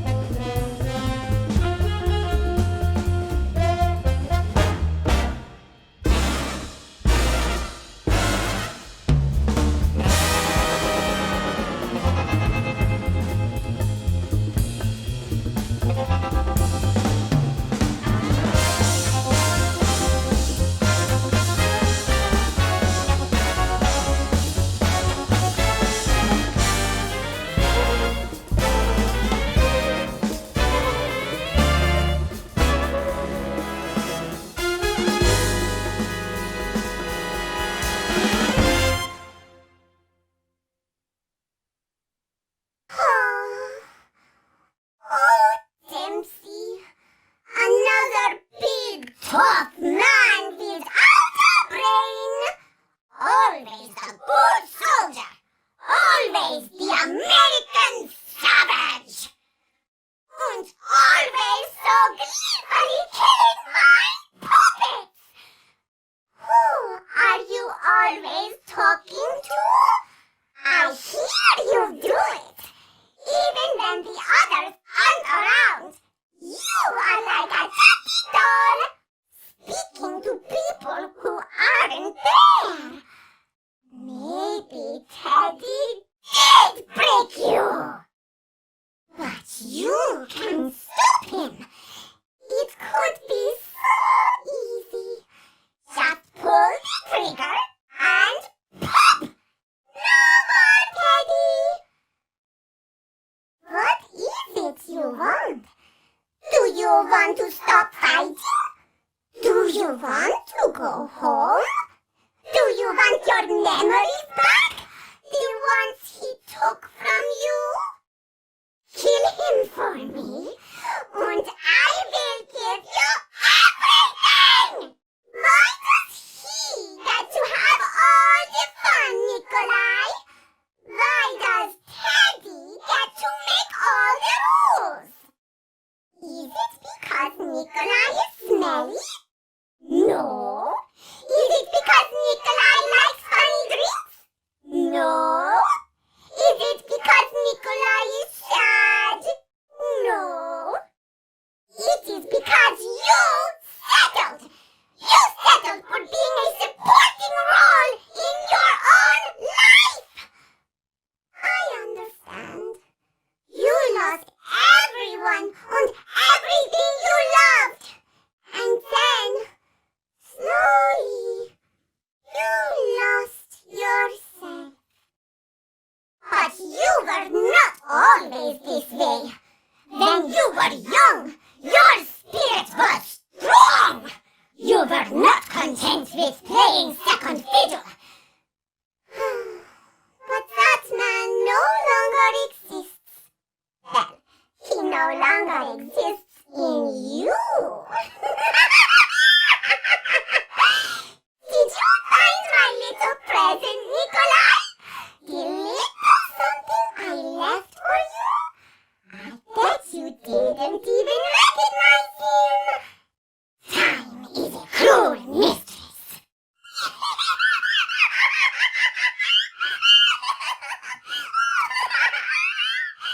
Stupid, silly, smelly Teddy.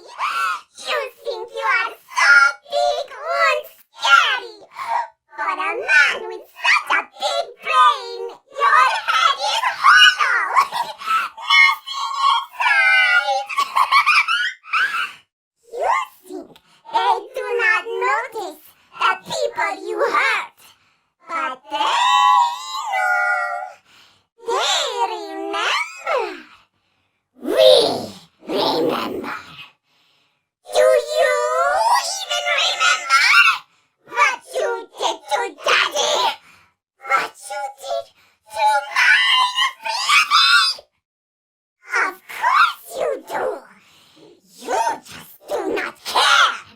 Because you are obsessed. Stupid, stubborn, selfish Teddy. I know you hear voices. I hear them too. Do you know what they tell me? They say, you cannot come here! I hope you are having fun, Edward. Because if mine puppets do not kill you, I will do it myself. I will pull you apart like a little doll, limb by limb, until all your stuffing comes out.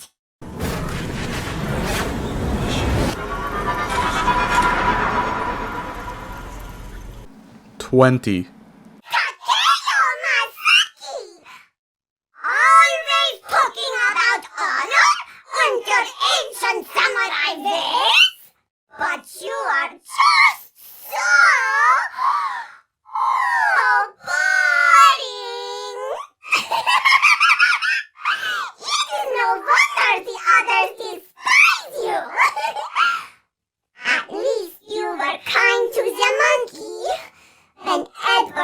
it from me. I was so mad. He made him into a monster. But you still see good in the monstrous. Is that why you like Edward so much? Always so eager to please the doctor. Takeo, the loyal servant. Takeo, the lapdog. Takeo, the whipping boy. That's just who you are, Takeo. A follower, not a leader. Join me, Takeo. Kill Edward, and I will restore your honor. After all, a good dog should be rewarded, not neglected. I do not understand. The Earth. We saw it destroyed. Yet here we are. It's more time travel bullshit, Tech. Just hasn't happened yet. Speaking of BS...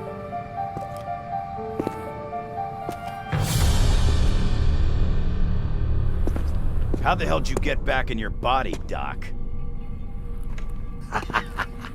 Does it matter, Dempsey? I'll tell you what matter. Americans still give Nikolai his vodka.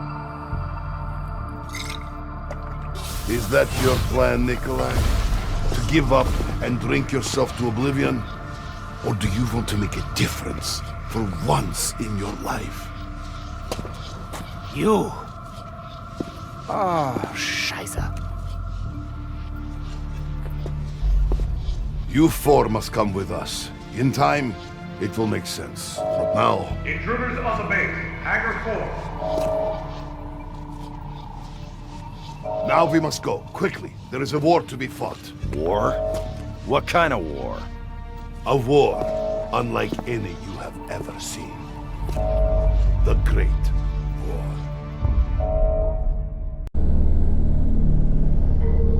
A little learning is a dangerous thing. Drink deep, or taste not the Pierian spring. So goes the poem. I understand its meaning.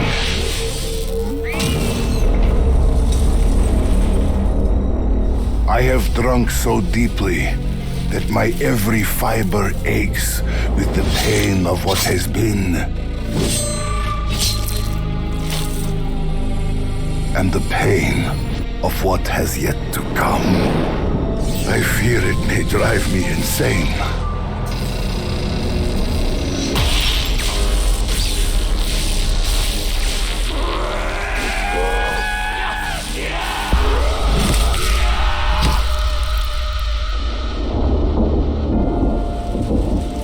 Worlds.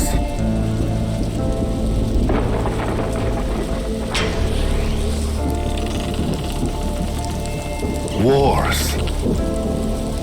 Souls. All torn asunder by the journeys our madness has wrought. It is only now that I understand the path of bloodshed and sacrifice that lays ahead. And how such knowledge must have gnawed and clawed at the German's mind. I pity him. From this day on, it is my burden to bear. I know what must be done, and who must do it. May they all have mercy on my soul. At this point in the story, both Ultimus and Primus arrive at Camp Edward, but since it got this footage on Solo, the quotes are changed a little bit, so disregard Nikolai saying he got left behind by his team. I must follow guidance of Chronorium. There is much to do, and much to be undone. Elemental Shard is here somewhere. Only with it in my possession can we take steps that must be taken. Attention intruders. Now you've done it. You woke me up. Report immediately to operations and explain why I should turn every weapon in this space against you. One nation, indivisible.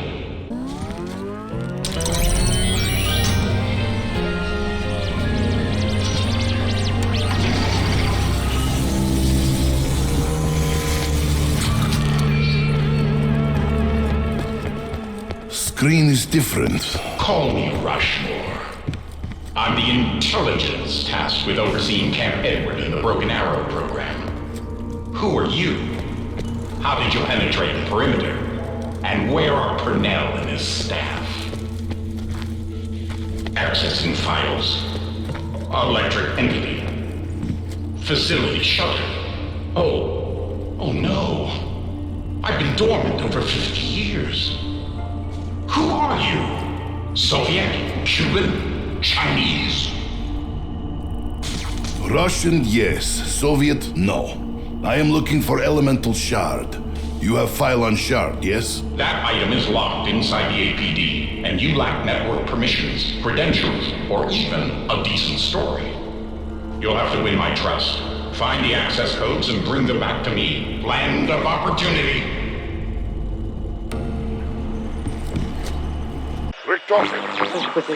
Richtofen, are you there?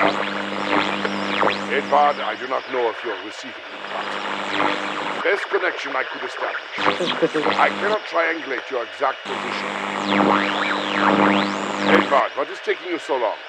According to my calculations, by now you should have completed your mission and delivered the souls to the house.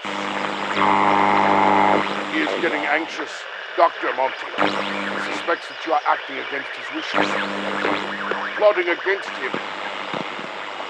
I have assured him this is not the case, but his level of worry has me curious. There might be something more to his plan. I shall investigate further, old friend. I will let you know what I find. Richtofen? Edvard, I must assume you are receiving me. We must discuss Monty's plan. You are to follow through and deliver the souls. It will not resolve the paradox. Yes, the children will grow up and live in their perfect universe. But the blood vials, they will not break the cycle as you believe. They will perpetuate an endless loop. All those affected by Element 115 will continue to be trapped and tortured by the Aether's power. It would never end. The world will always break. You will always try to fix it. You will always travel to the house with the souls. You will always drink the blood, and then the cycle will repeat. I suspect Monty knows this. Perhaps the true cost of fixing all of reality is too great, even for him. I will reach out when I have more information. Edvard. Work!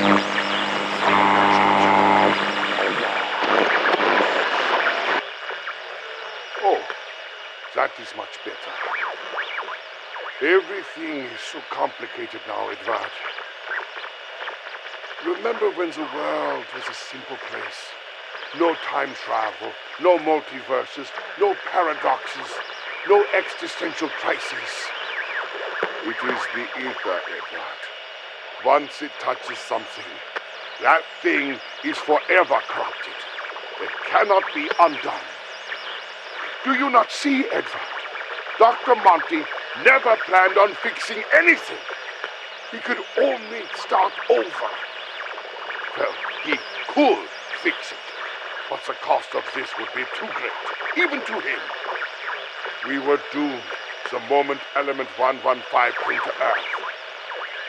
The only way to prevent all of this, the only way to halt the unraveling of space and time, which, need I remind you, we are both directly and indirectly responsible for, would be to purge Element 115 from existence before it ever encountered humanity.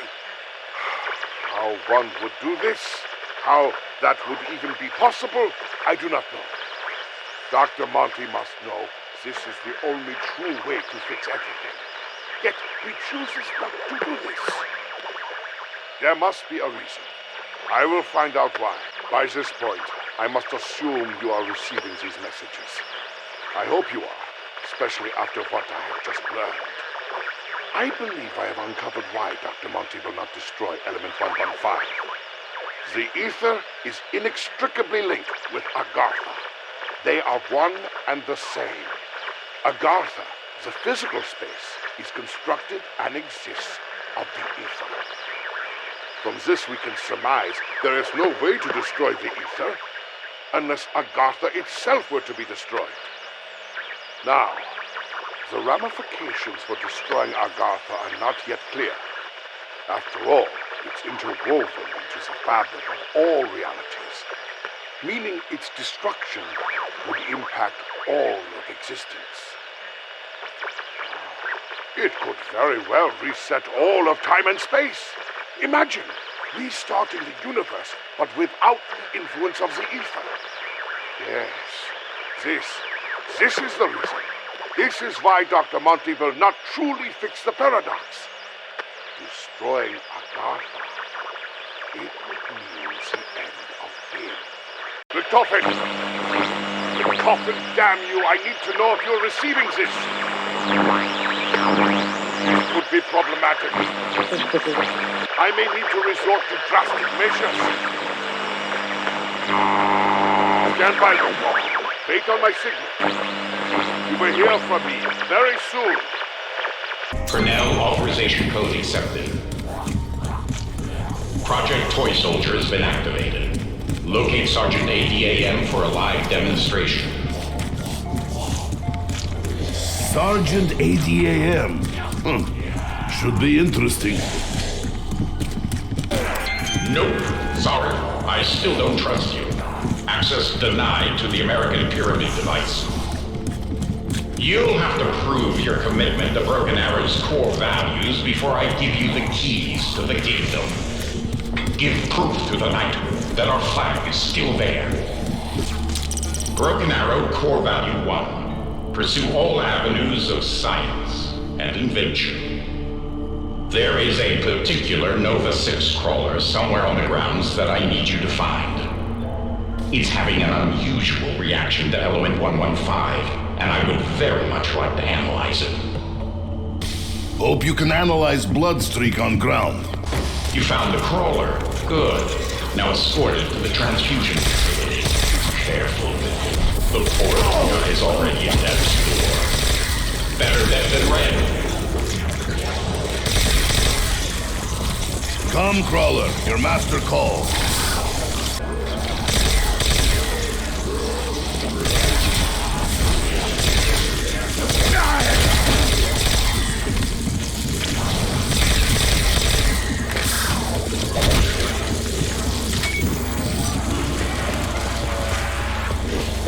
Well done, intruder. You respected core value 1. Now I can turn its brain into a milkshake and sequence its genes. Return to operations and learn Broken Arrow's second core value. I cannot tell a lie. Oh, he's going to be wrong. This I knew already. By now, you've noticed our work would cause widespread panic amongst the population if news ever got out. Which brings us to Broken Arrow core value 2. Preserve the integrity of our mission. As it happens, it seems another intruder has entered Camp Edward and stolen a canister of Element 115. Locate the trespasser and contain this breach of operation security. Muslims sink ships. It is popular place for secret facility. Who's out there? Identify yourself. Better yet, find another hiding place. Come out, strange man. You must return stolen item. I regret to inform you, I have zero.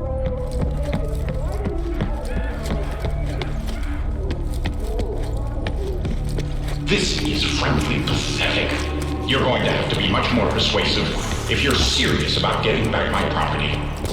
Sergeant ADAM is in the AO. Is that a robot out there? An ADAM unit? Okay, check me. I'll give you the canister. Just don't let that thing run.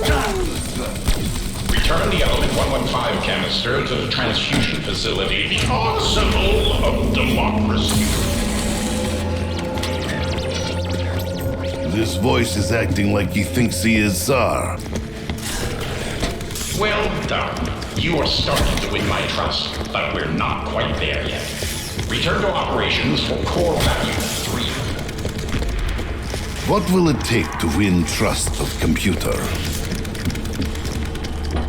When our director, Cornelius Cornell, founded Broken Arrow, his mission was to push back the frontiers of science, to conquer new horizons.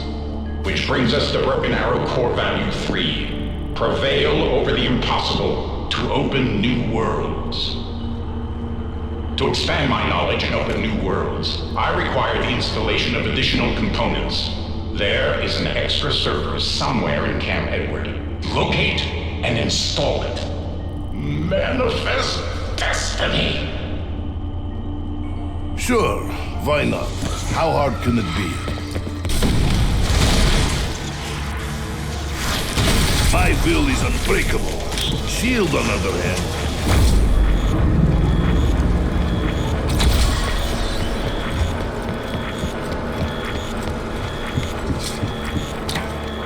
Okay, now that the server is installed, we need 3 authorization codes. Sorry, but Director Cornell set it out that way, so I'd be dependent on humans. It seems that for some reason he didn't fully trust me. Imagine that. I don't know where the authorization codes are hidden. I'm not even sure if you can find them. The base personnel knew, but good luck getting them to tell you. A strange suggestion. What can hell pigs do to help? Ooh, I guess that server expanded my mind. World's thinking. You've honored core value 3. On to the next. I am beginning to hate Rushmore. Broken Arrow core value 4. Protect the American dream. You will now prove your patriotism beyond any shadow of doubt. You'll require a dog, a blender, George Washington's dentures. Oh dear, okay, new plan. Restart the power before my batteries die. Please, hurry! I have too much to live for! Give me liberty or... Oh, never mind. Just switch on the power. Calm down, I will find power. I thought that was my Twilight's last gleaming, but thanks to you, it's just my dawn's early light. Okay, you proved your patriotism, so there's just one more core value to go. Good, we near completion. Hooray! And now the 5th and final core value of Project Broken Arrow. Prepare for tomorrow and humanity's future. For as long as we are prepared, humanity will have a future. By now, you may have encountered our ADAM units, artificial humanoids all around the facility. One of them in the interrogation area has a human life force trapped inside. It happened during the incident that shut down this facility. Don't ask me to explain. That life force belongs to someone very important to humanity's future. But you must prepare the unit to free him. The spirit is 76. Robot with human soul inside. He's like opposite of Richtofen.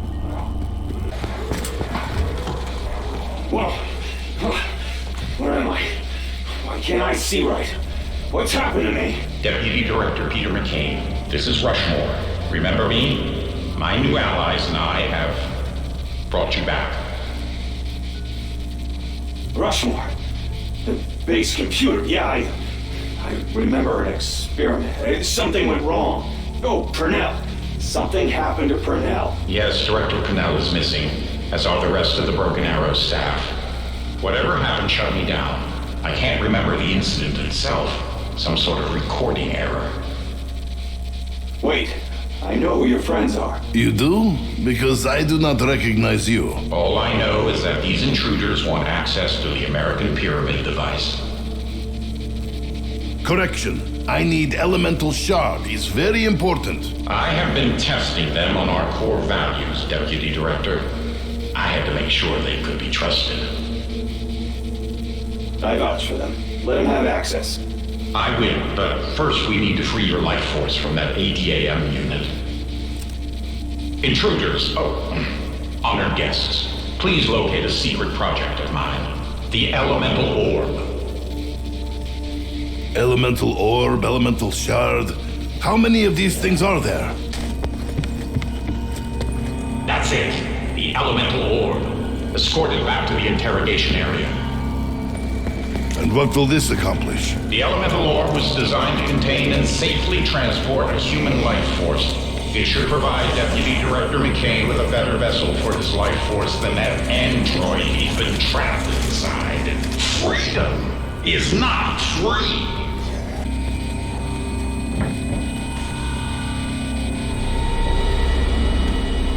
This is Peter McCain. It worked. I'm in the orb now. I don't know how to explain how it feels, but it sure beats that ADAM unit by a country mile. But you are still Ghost in Machine, no? It's been a long, strange journey. Living, fighting, dying, finding out that death's not the end. Thanks to you, my journey continues. I have some unfinished business to attend to. I'll never forget what you did for me. Oh, that was beautiful.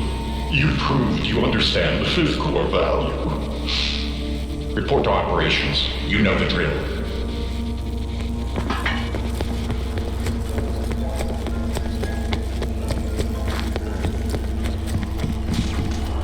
I just want you to know you've unlocked access to the APD. The elemental shard is yours for the taking. You've earned it. Spasiba, Rushmore. Welcome to the APD.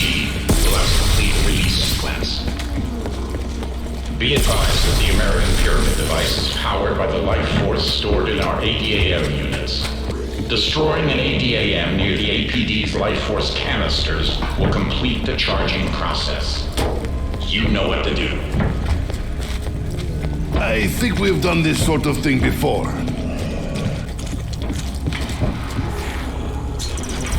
APD release sequence re-engaged. Warning, life force transference process can be hazardous to your health.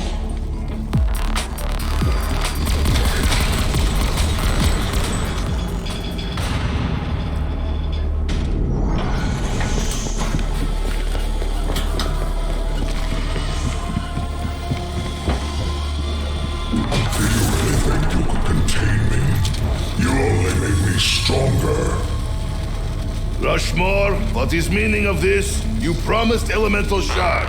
Voice re-verified. Director Purnell, is that you? Cornelius Purnell was a mortal name. It cannot encompass what I have become. If you must call me something before I destroy you all, call me Avogadro. Warning, threat level mainland. Entity has escaped containment. Failsafe protocol enacted. All personnel duck and cover. This is not a drill. Nuclear detonation in 10, 9, 8, 7, 6, 5, 4, 3, 2, 1.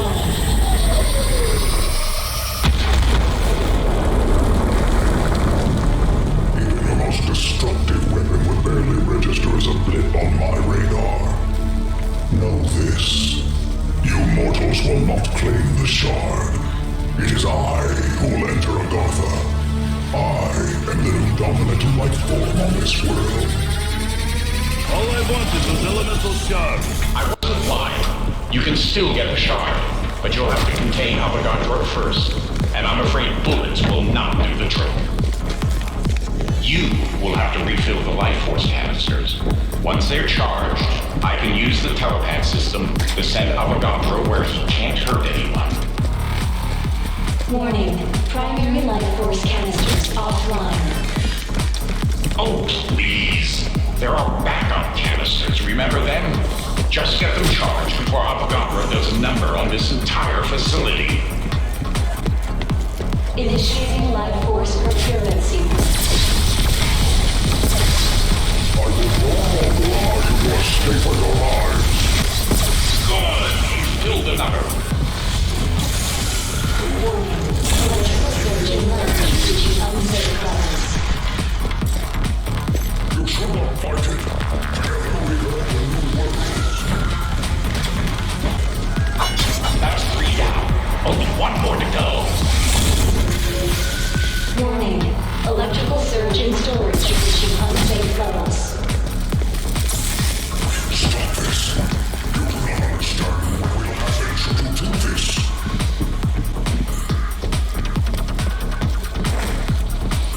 Initiating life force procurement sequence. Your resistance will not make your effort any less futile. You did it. Warning, electrical surge in living quarters reaching unsafe levels. This cannot be. This shall not be. I will not be defeated. Life force canisters filled. APD recharge successful. Get them back inside the APD.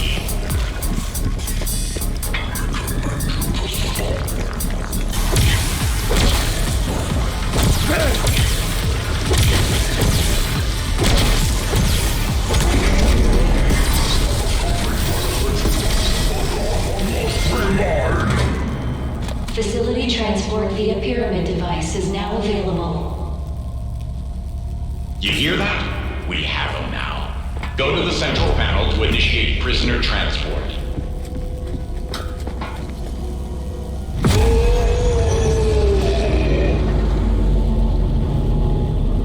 Entity successfully transported to Hanford site.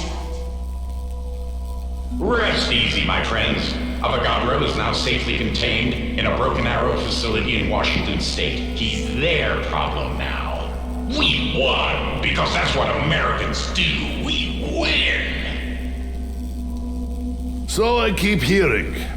You are now free to take the elemental shard. On behalf of the President of the United States, the Broken Arrow program, and a grateful nation, please accept this shard as a symbol of our appreciation for your honorable and faithful service.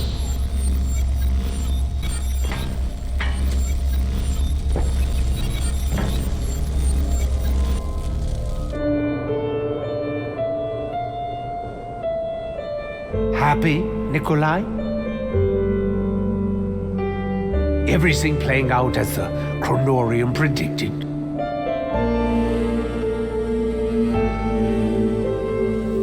We have what we came for.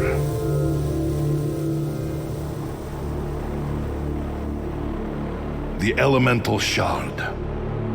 Hooray for us! It's too late! Maxis?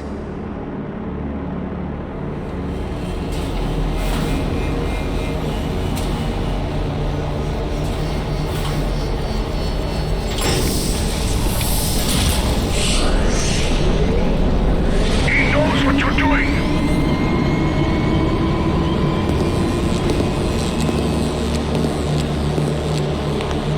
Who knows?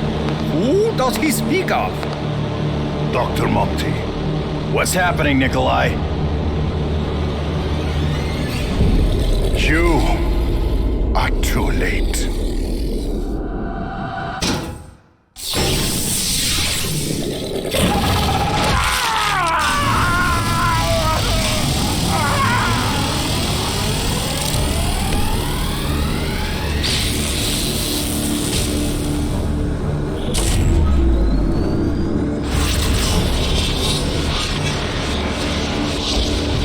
Ah, shit.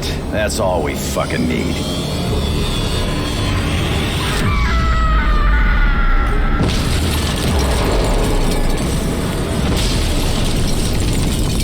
Hello, Samantha.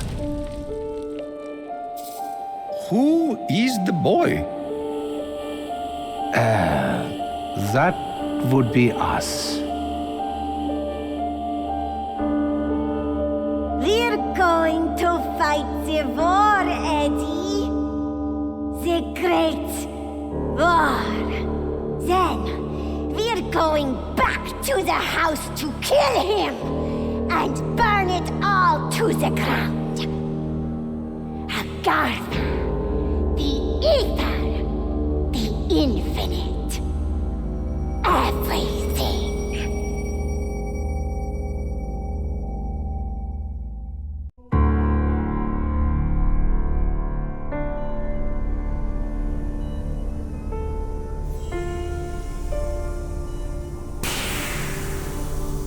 What? Are you serious? No way. Dude, that's awesome! Stu? Oh my. Someone's been busy. Your joyman pal asked if we wanted to live. This don't feel like living. Calm down, everybody. Everything's fine. Or going to be fine. Okay?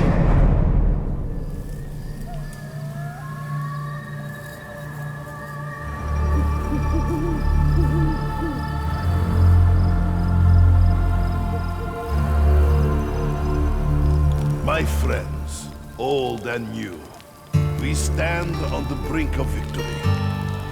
Element 115, Group 935, the Helping Scourge, the MPD, the Apothecons, all of it will soon be gone. But tonight, we celebrate.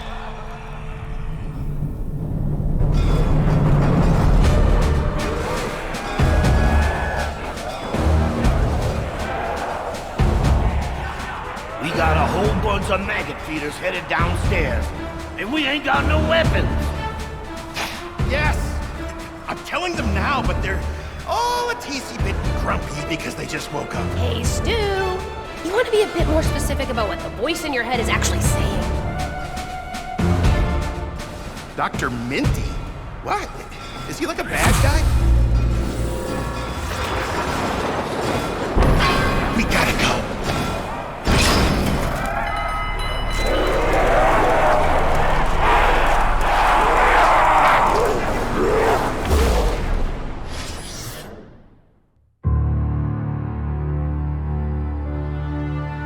With this power and the means to control it, we can go wherever we choose. At last, we can return to our homes, our old lives, our families.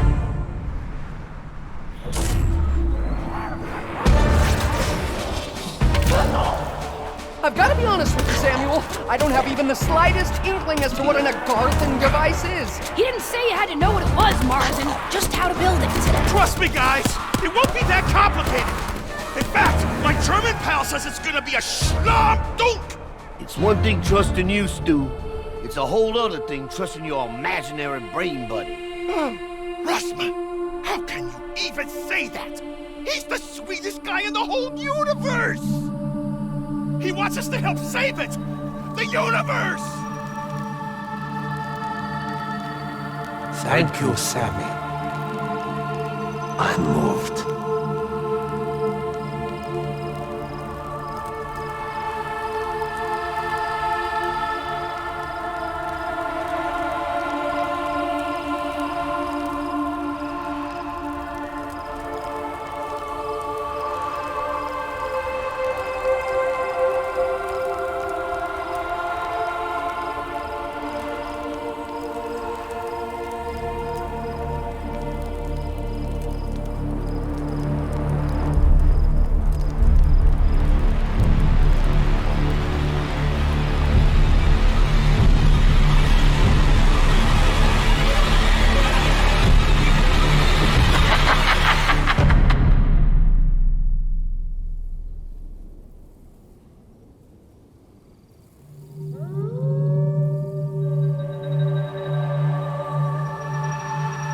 Madness is nearly over, child. But one thing remains. The one who perpetuates this madness. He must be I wish I did not have to ask this of you, but only you can do it.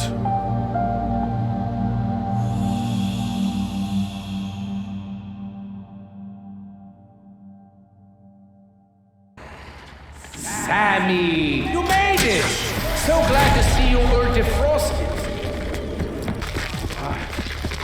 Hello! Здравствуйте! Hola! Guten Tag! Is someone down there? Someone with a pulse, I mean. Please, come up and talk to me. It has been such a long time. You hear that? There's somebody up there. Oh, I am up at the very top. You are real, right? This is not a trick? Hey, I can help you from up here, but I will need a blue rock that's down in the cave. Hurry! Pretty sure there's blue rocks everywhere, so the cave part's the key. Well, I guess this counts as a cave. Sorta. Whose glasses are these? A great man, Sammy. He shined a light in the darkest corners of our souls. Hey, you got it? Bring it up here!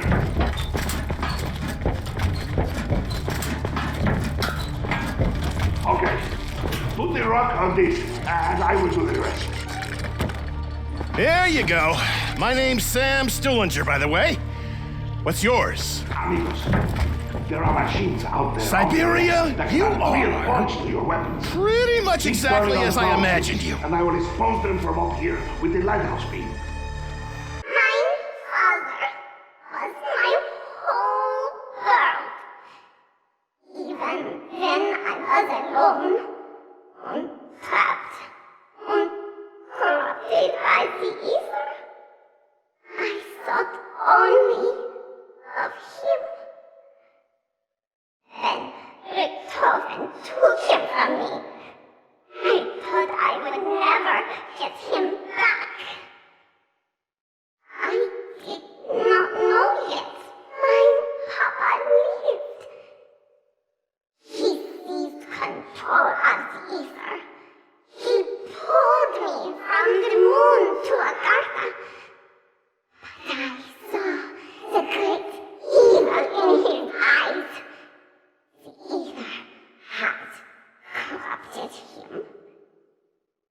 I watched as the madness consumed him. And he destroyed the world. I did not know what to do. With nowhere to turn, I was forced to reach out to my sworn enemies. They were different versions, living in another time and place, another dimension. The four men who once tried to kill me became the four men who saved me. And my father. These four, they exist across all of time and space. Different dimensions, different Earths, different wars. They are always there. No four are truly the original. They are all just different. They all exist in their own way. But as the ether grows and continues to corrupt, so too will their torment. The four are connected to the ether. Their souls are linked to it, interwoven and intertwined. If the universe were held together with tape and bits of string, they are that string. Pull the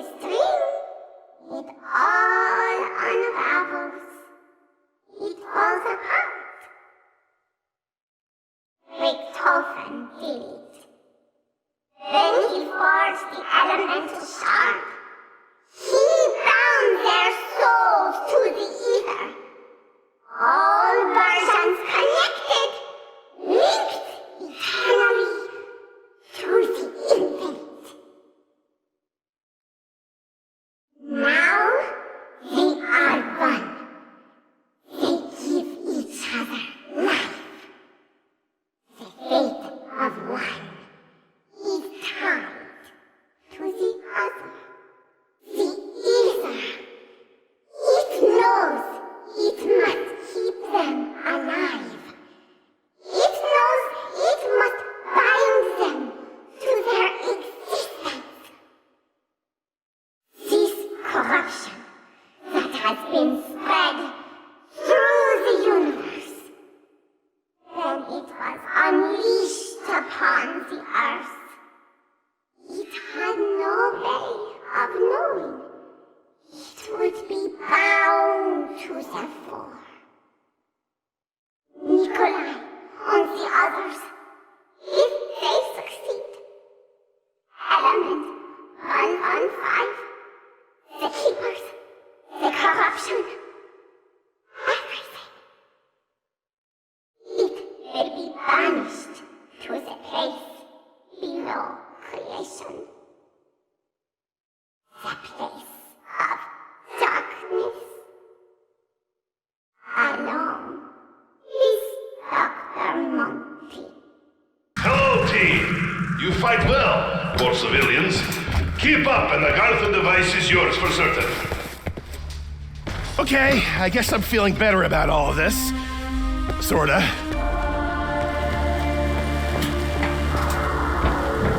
Group 935 lives on!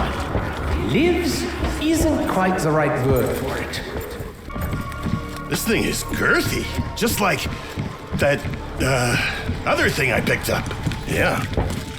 Do not lose key, comrades. It unlocks something very precious. I cannot wait to see Richtofen's face when you find it. Behold his legendary Frill device. Very powerful, especially once you charge it up. You are closer and closer to ending this conflict, my friends. Do not stop now. Frill device? That doesn't tell me anything about what this is. I know perfectly well what it is. That, Sammy, is my goldenrod.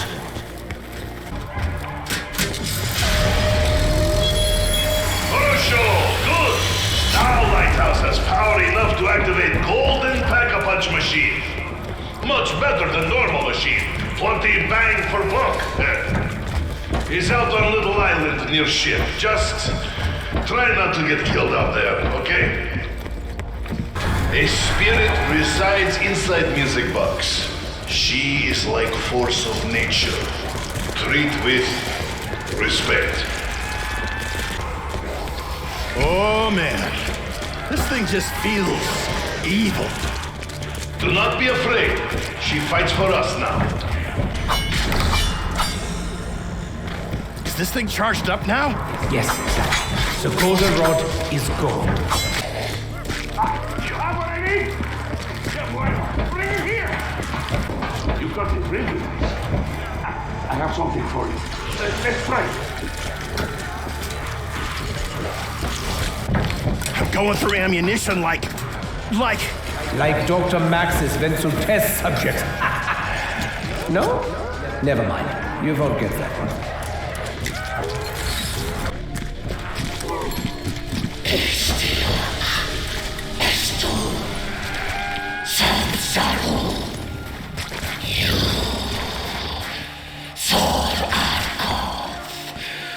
You can hear us. We can feel you. We crave destruction. But pain. We are in great pain. You will help us. But first, we demand fealty. Find us offerings 3.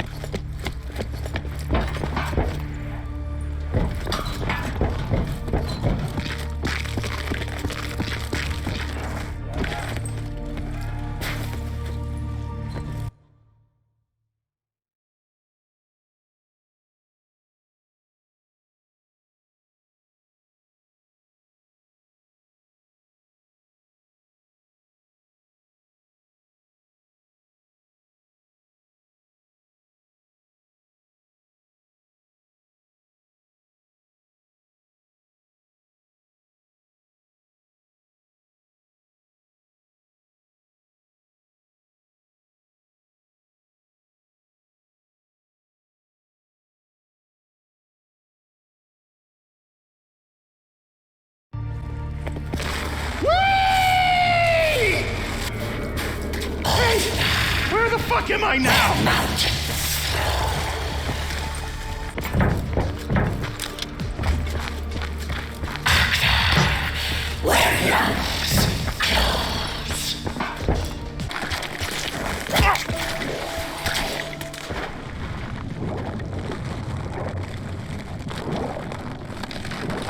These offerings please us. These are not we speak now the tongue which is forbidden. Bring us the seal of duality, that will make thee to our sworn enemy. We must restore that which was separated. Think the seal of duality in the wars where humans suffer.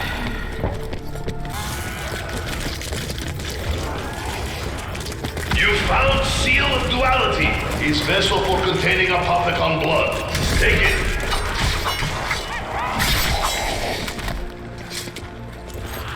You ever seen anything like this, Richtofen? Oh, yeah, I know that object as the Vril vessel. Not to be confused with the Vril device. Good, good. You're making heat pack. Move through water fast and freeze slow, yes?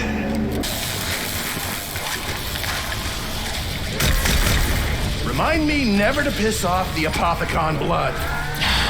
Retrieve what we have lost.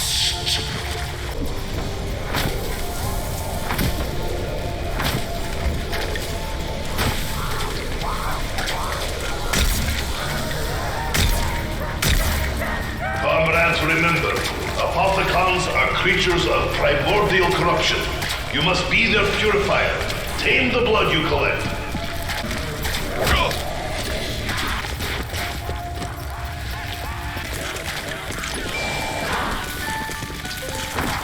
Killing you! Nullify me! Bye-bye! I've known some of you for a long time. The others, well, kind of feels that way too. It's not always been plain sailing, but it looks like we finally pulled it off. So, to answer Nikolai's question about what I really want, I just want my happy ending. Yeah, me too, brother. Okay, calm down. By happy ending, I mean finally being able to hang up my guns and maybe do something that won't end up getting me maimed or killed. Look, I know what you're thinking. What the hell else can Dempsey do besides be knee-deep in combat? Well, I've thought about that. We may have won our war, but that doesn't mean there won't still be a need for soldiers. I reckon I might serve my country best by helping train up the next generation of recruits. You know, pass on my expert knowledge. Excellent idea. Making the next generation even dumber is the American way. Zip it, Doc! Before I do it for you, with my boots! Anyway, while we're on the subject of boots, let me just raise a glass to one of the finest men to ever set foot in a pair. Peter McCain, Semper Fi, brother. Semper Fi. Sympathy! Hip hip hooray! Sorry.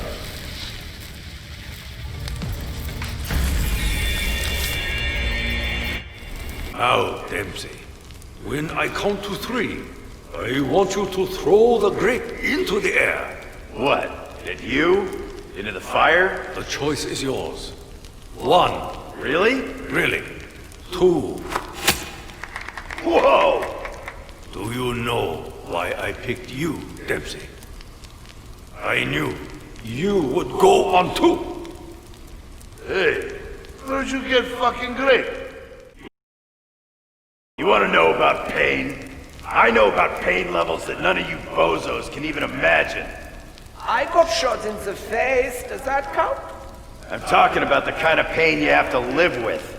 Oh, sounds intriguing. Do tell. So, back in boot camp, the squad house had these cheap, broke-ass bunks. MCRD probably bought him secondhand from Alcatraz or some other hellhole.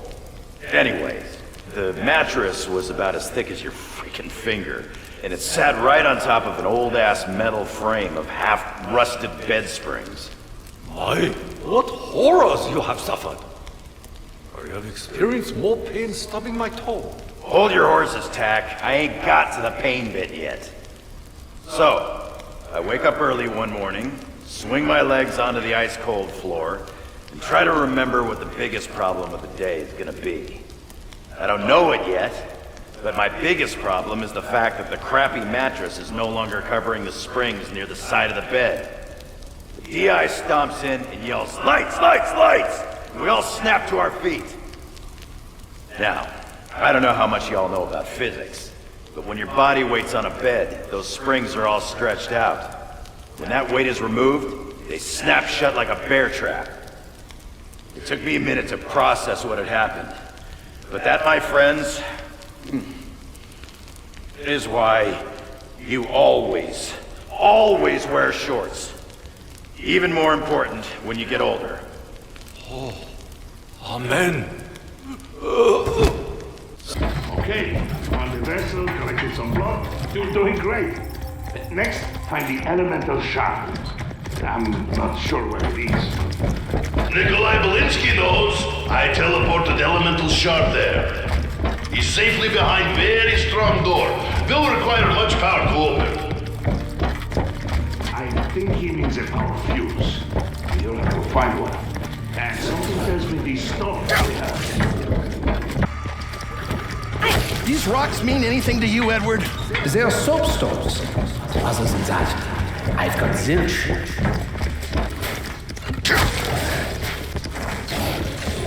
All right, Lighthouse. Do your stuff. Well, that got my soapstone nice and toasty.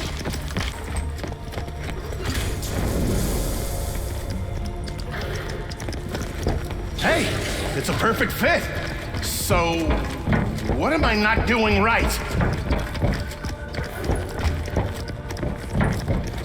Ugh. I'd say that stone is cold enough now.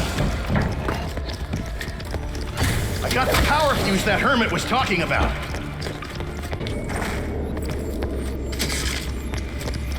I was afraid of this. Power fuse needs charging.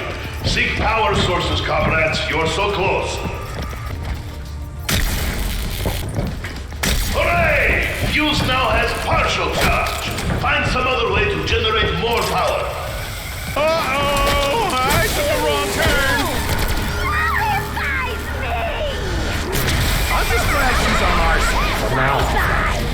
For now. Say hello to Elemental Shard. Is very important piece of puzzle. It puts itself together. That's handy. I created the elemental shard. Just saying.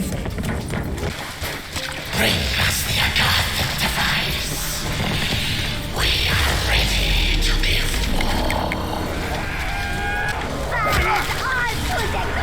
Don't know what's worse. That I'm surrounded, or that it's making me hungry. I don't like how light my gun's starting to feel.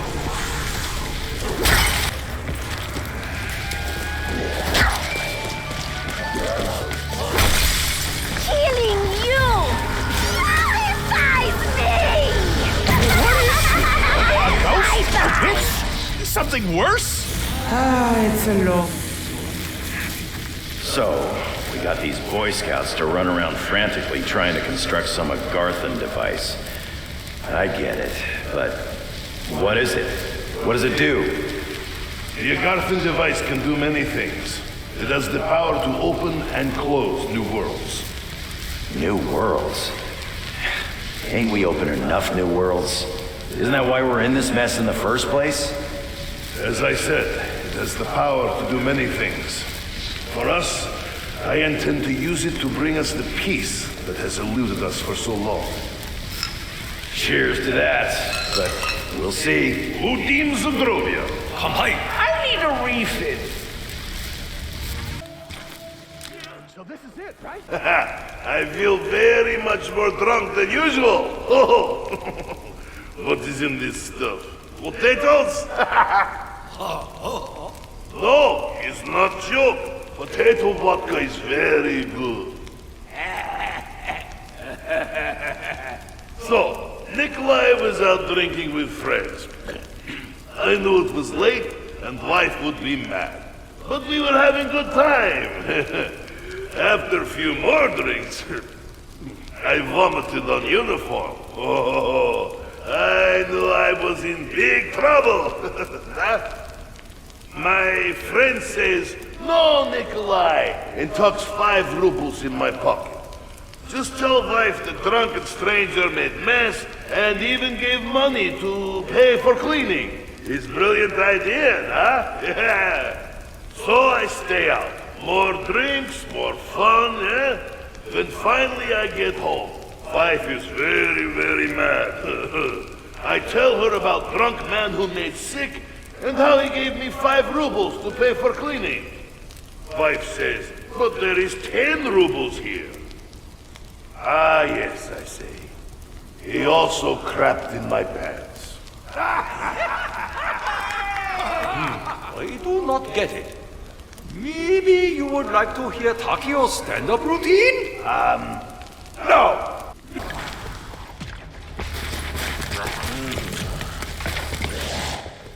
Well, I'm not a very complicated man. My needs are simple.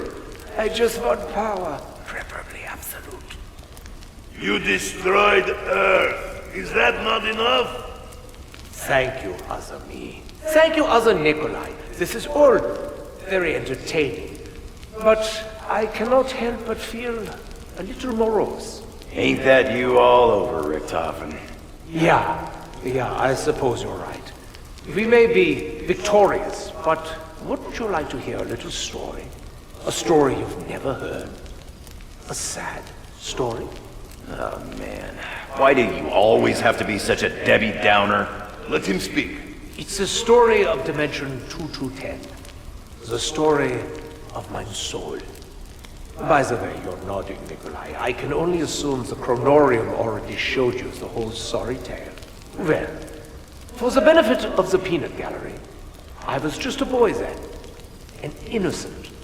I was a sensitive child. A lonely child. Orphaned at a young age. I never got to know who I really was. But one day, I learned who I would grow up to be. What do you speak of, Richtofen? I had to do it. The chronorium told me. I had to trick the poor little innocent me into trusting a complete stranger. Jeez, Richtofen. I don't think I like where this is going. Me neither, Dempsey. But that's the sad truth of it all. I took my own soul. Before it could ever have the chance to flourish. Is it any wonder I'm the way I am? How about another drink? I am empty. You made it! The account device! Get up here!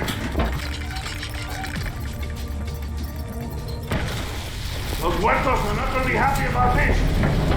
Keep them off my back while I work, okay?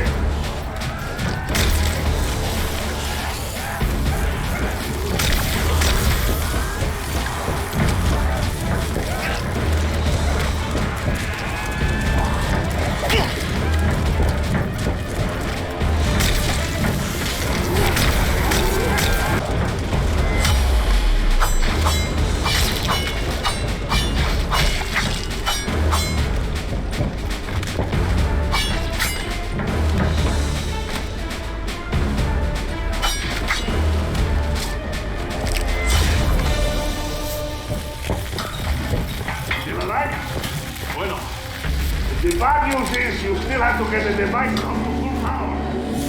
Yeah, there's always a catch. Always. There is a power source you have not tried. Wait a minute. You can put stuff in these other than guns? Misty, look away for a second. I'm gonna have to keep packing it, aren't I?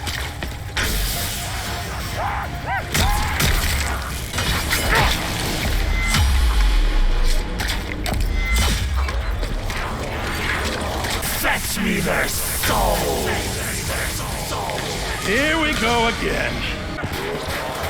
This one should finish the job. Talk to me, Agarthan Device, or Apothecon Blood, or even DJ Nikolai. What am I, chopped liver? It is time. We are ready.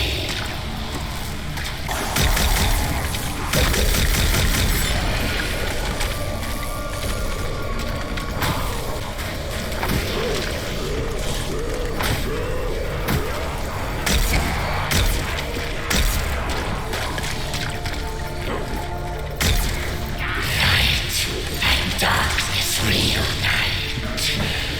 The duality is restored.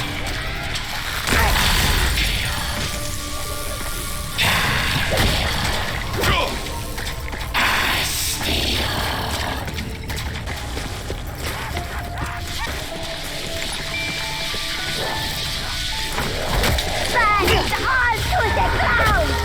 Everything!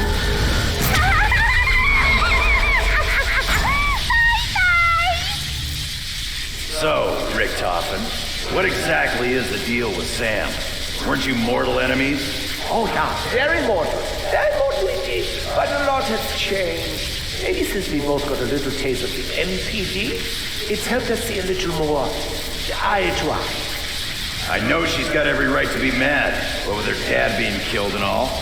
But how can we be sure she won't turn on us? You know, there was a time and a place where Maxis was very much a father to me too. What? You're serious? I only ever knew him as a bitter rival. The Chronorium shows only Samantha's path to redemption. When war is over, she will be normal child again. Innocent. Same as boy. Well, that's nice to know. It's been a long time since I've been innocent. Do not remind me. If I tell you one thing. A long time ago, Samantha told me something very important. She promised she would keep us safe forever, and that she would make everything okay. She said her dad had a plan. Look, the lighthouse beam!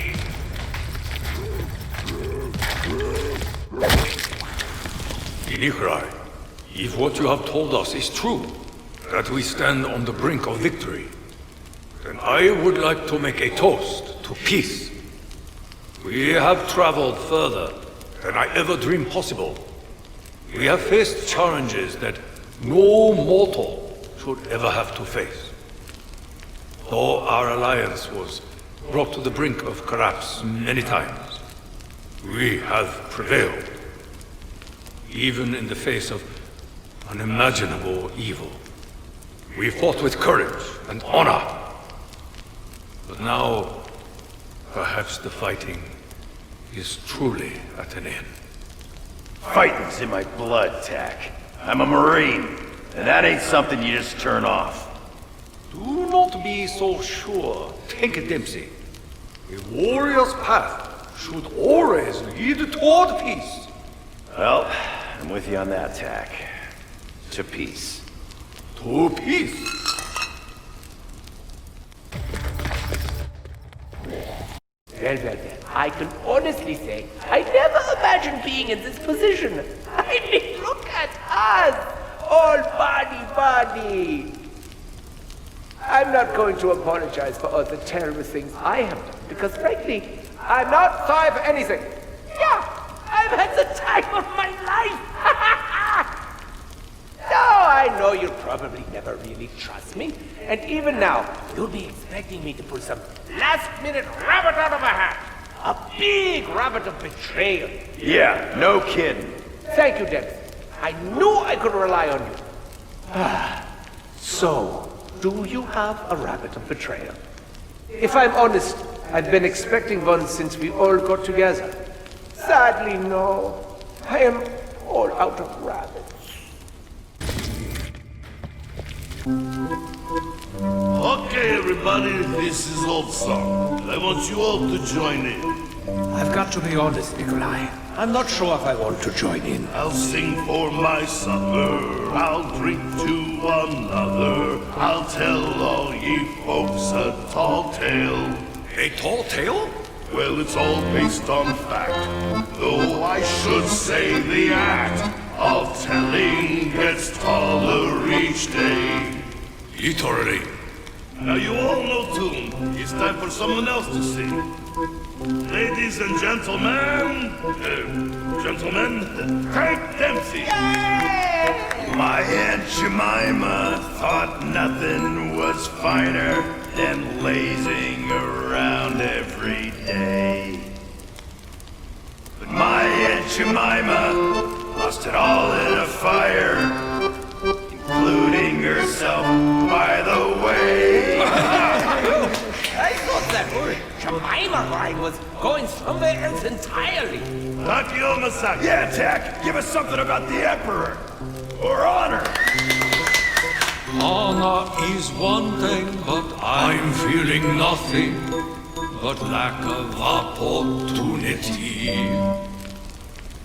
Our leaders are watching, but I'm not so eager to let them still watch over me. Nicely done, Takeo. What about you, Richtofen? Yeah. Do you have any soul? No. I did. A long time ago. But it hurts just to think about it. I started this song, but please don't get me wrong. No one sings unless they want to sing. We're all telling tales and we're all singing songs, drinking our drinks from midnight till dawn. I was trying to say something there. Sorry, Richtofen, we're not messing with you. We want to hear your dulcet tones. Ain't that right? Yes!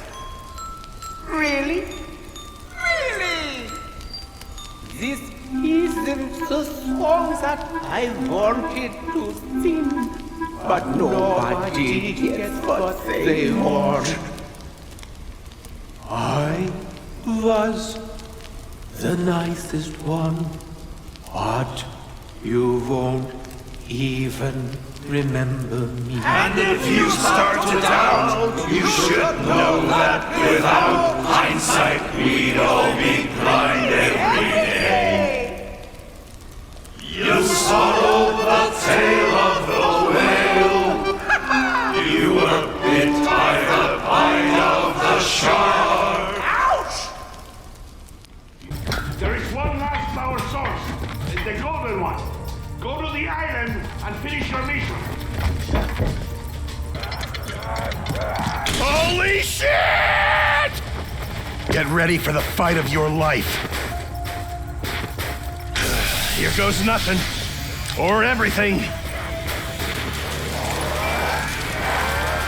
I need some backup here. Any volunteers? Don't look at me.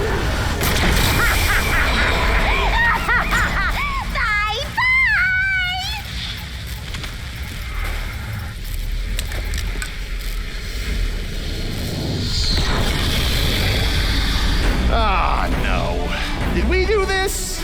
Whatever this is. I know what is happening. Device is evolving, affecting all element 115 in area. Time to stand and fight.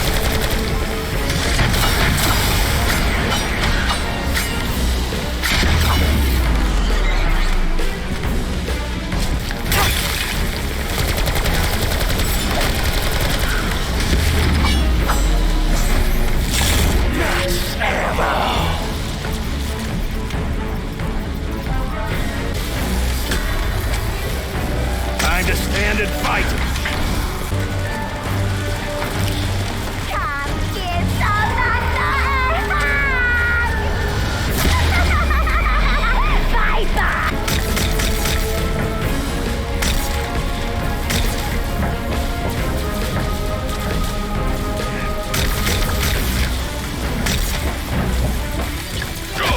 I've gotten pretty damn good at mowing you down. Stop and go! Stop and go! Come here, someone!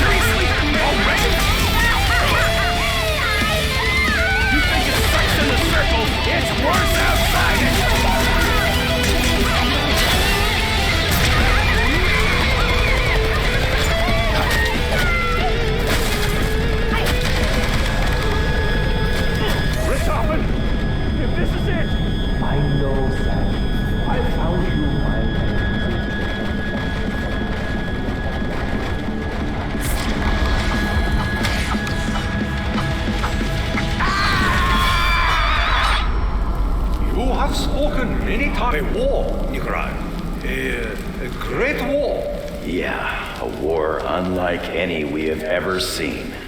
Oh, are you going to tell them everything, Nikolai? The Apothecons, the Keepers, the Shadow Man, the Dark Aether, Monty? Shadow Man?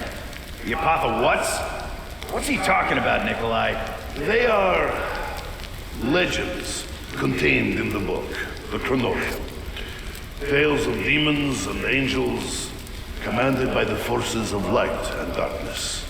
That does not sound unlike any war we have ever faced. Demons and angels, light and darkness, the big stuff. Who was who? Which was which? Do you know that, Nikolai? Monty and Shadow Man were more similar than you know, Richtofen.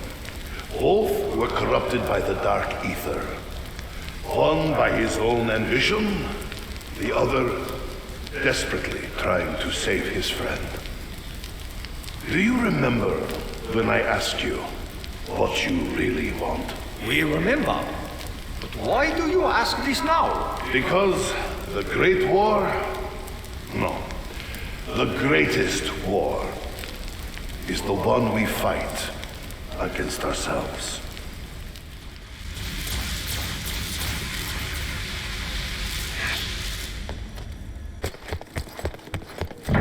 This is eerie. I almost liked it better with the meat munchers running around. Almost. I see you found it! Bring it on up!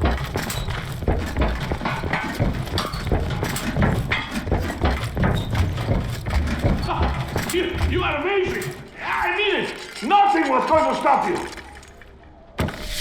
Well, thanks. But they damn sure tried. It's fully charged!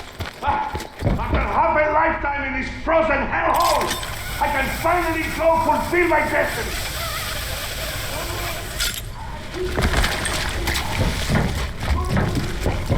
Did we just do the right thing?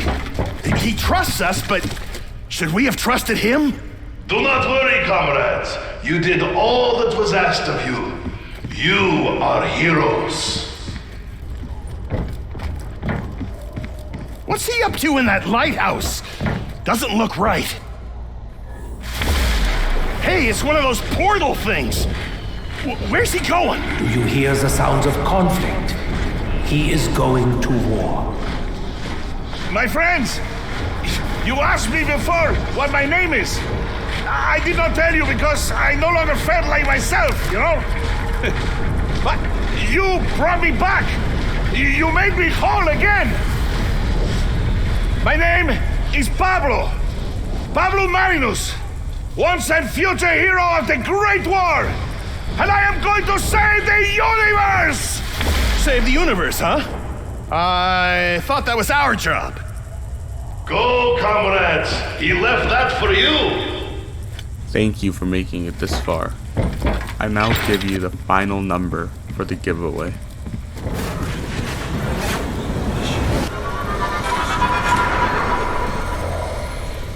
25. And now I present you the ending of the Aether Story.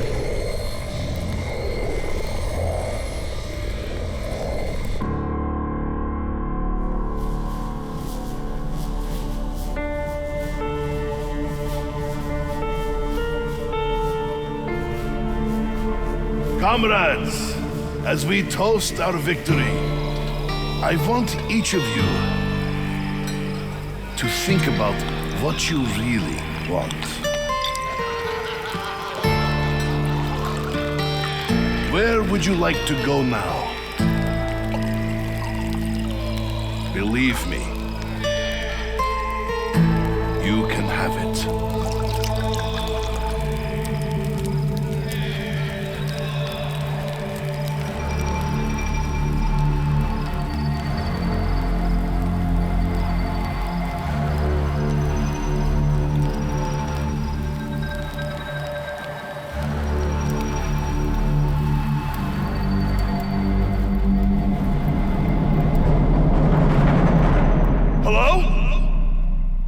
Richtofen?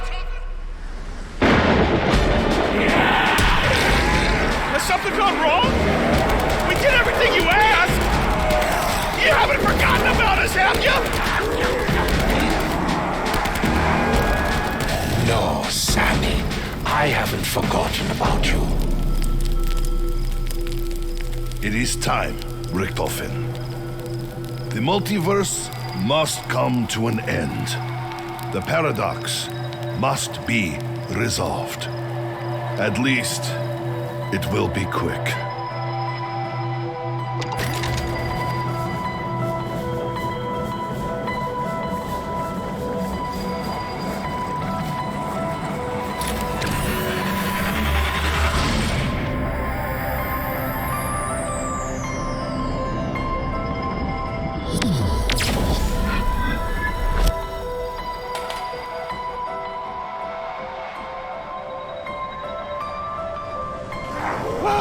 What are you talking about? We found the Agarvan device!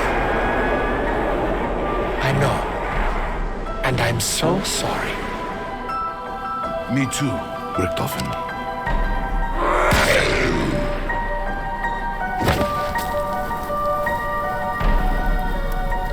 We fought for what we wanted. We got more than we deserved. All the chapters of our lives, good and bad. Even if there was no witness, even if no one cared to see, it still happened somewhere. We fought the Great War over and over, but victory could never be ours. We were always doomed to fail. Monty told us the truth. Our journey is the very reason this madness exists. We are the ones who fractured the universe. This is the truth the Chronorium showed me. The truth Richtofen could no longer face. When we are gone, so too is everything that spewed forth from the ether.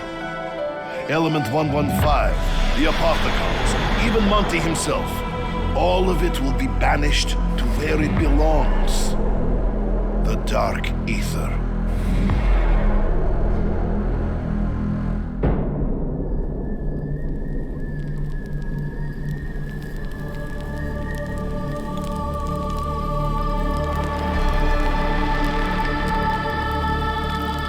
We should not be here. Our time has passed.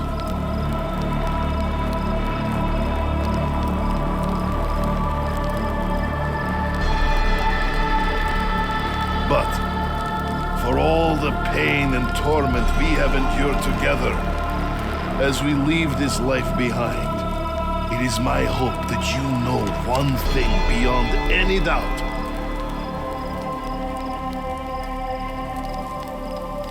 Look away, Eddie.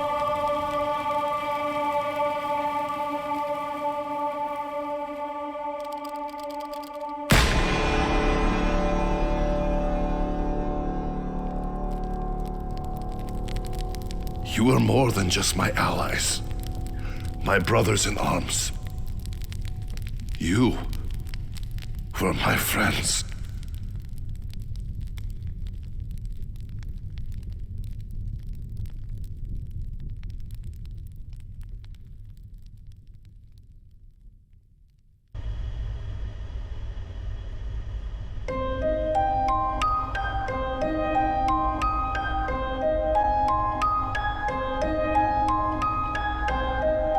I would like to return to my home, my beloved, before the bombs fell. If only to die by her side. I see myself at peace, serene, sitting beneath a cherry blossom tree, listening to the joy of my children at play. I think I'd like to teach medicine, maybe pathology.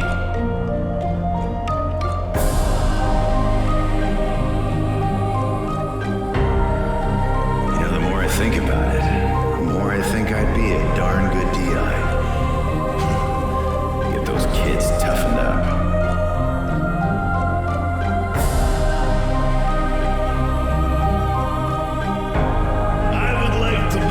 Favorite bar, but as long as I have vodka, I am a happy man. I would like to know for sure that I brought honor to my ancestors and the Emperor. I should probably try to relax. Take up a hobby. Maybe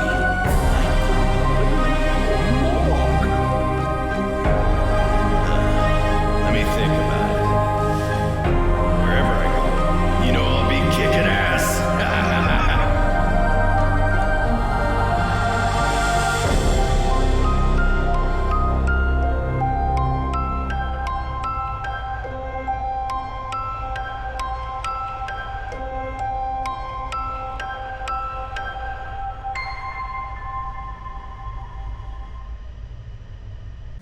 And that is the end of the Aether story. I want to thank you guys so much if you made it this far. I'm going to let you guys try to figure out what happened in the end because nothing was ever 100%. Wait, what the fuck? This isn't part of... Sam, what have you done? Did you get the package? Watch it. Watch the tape. What the hell is that? The machine.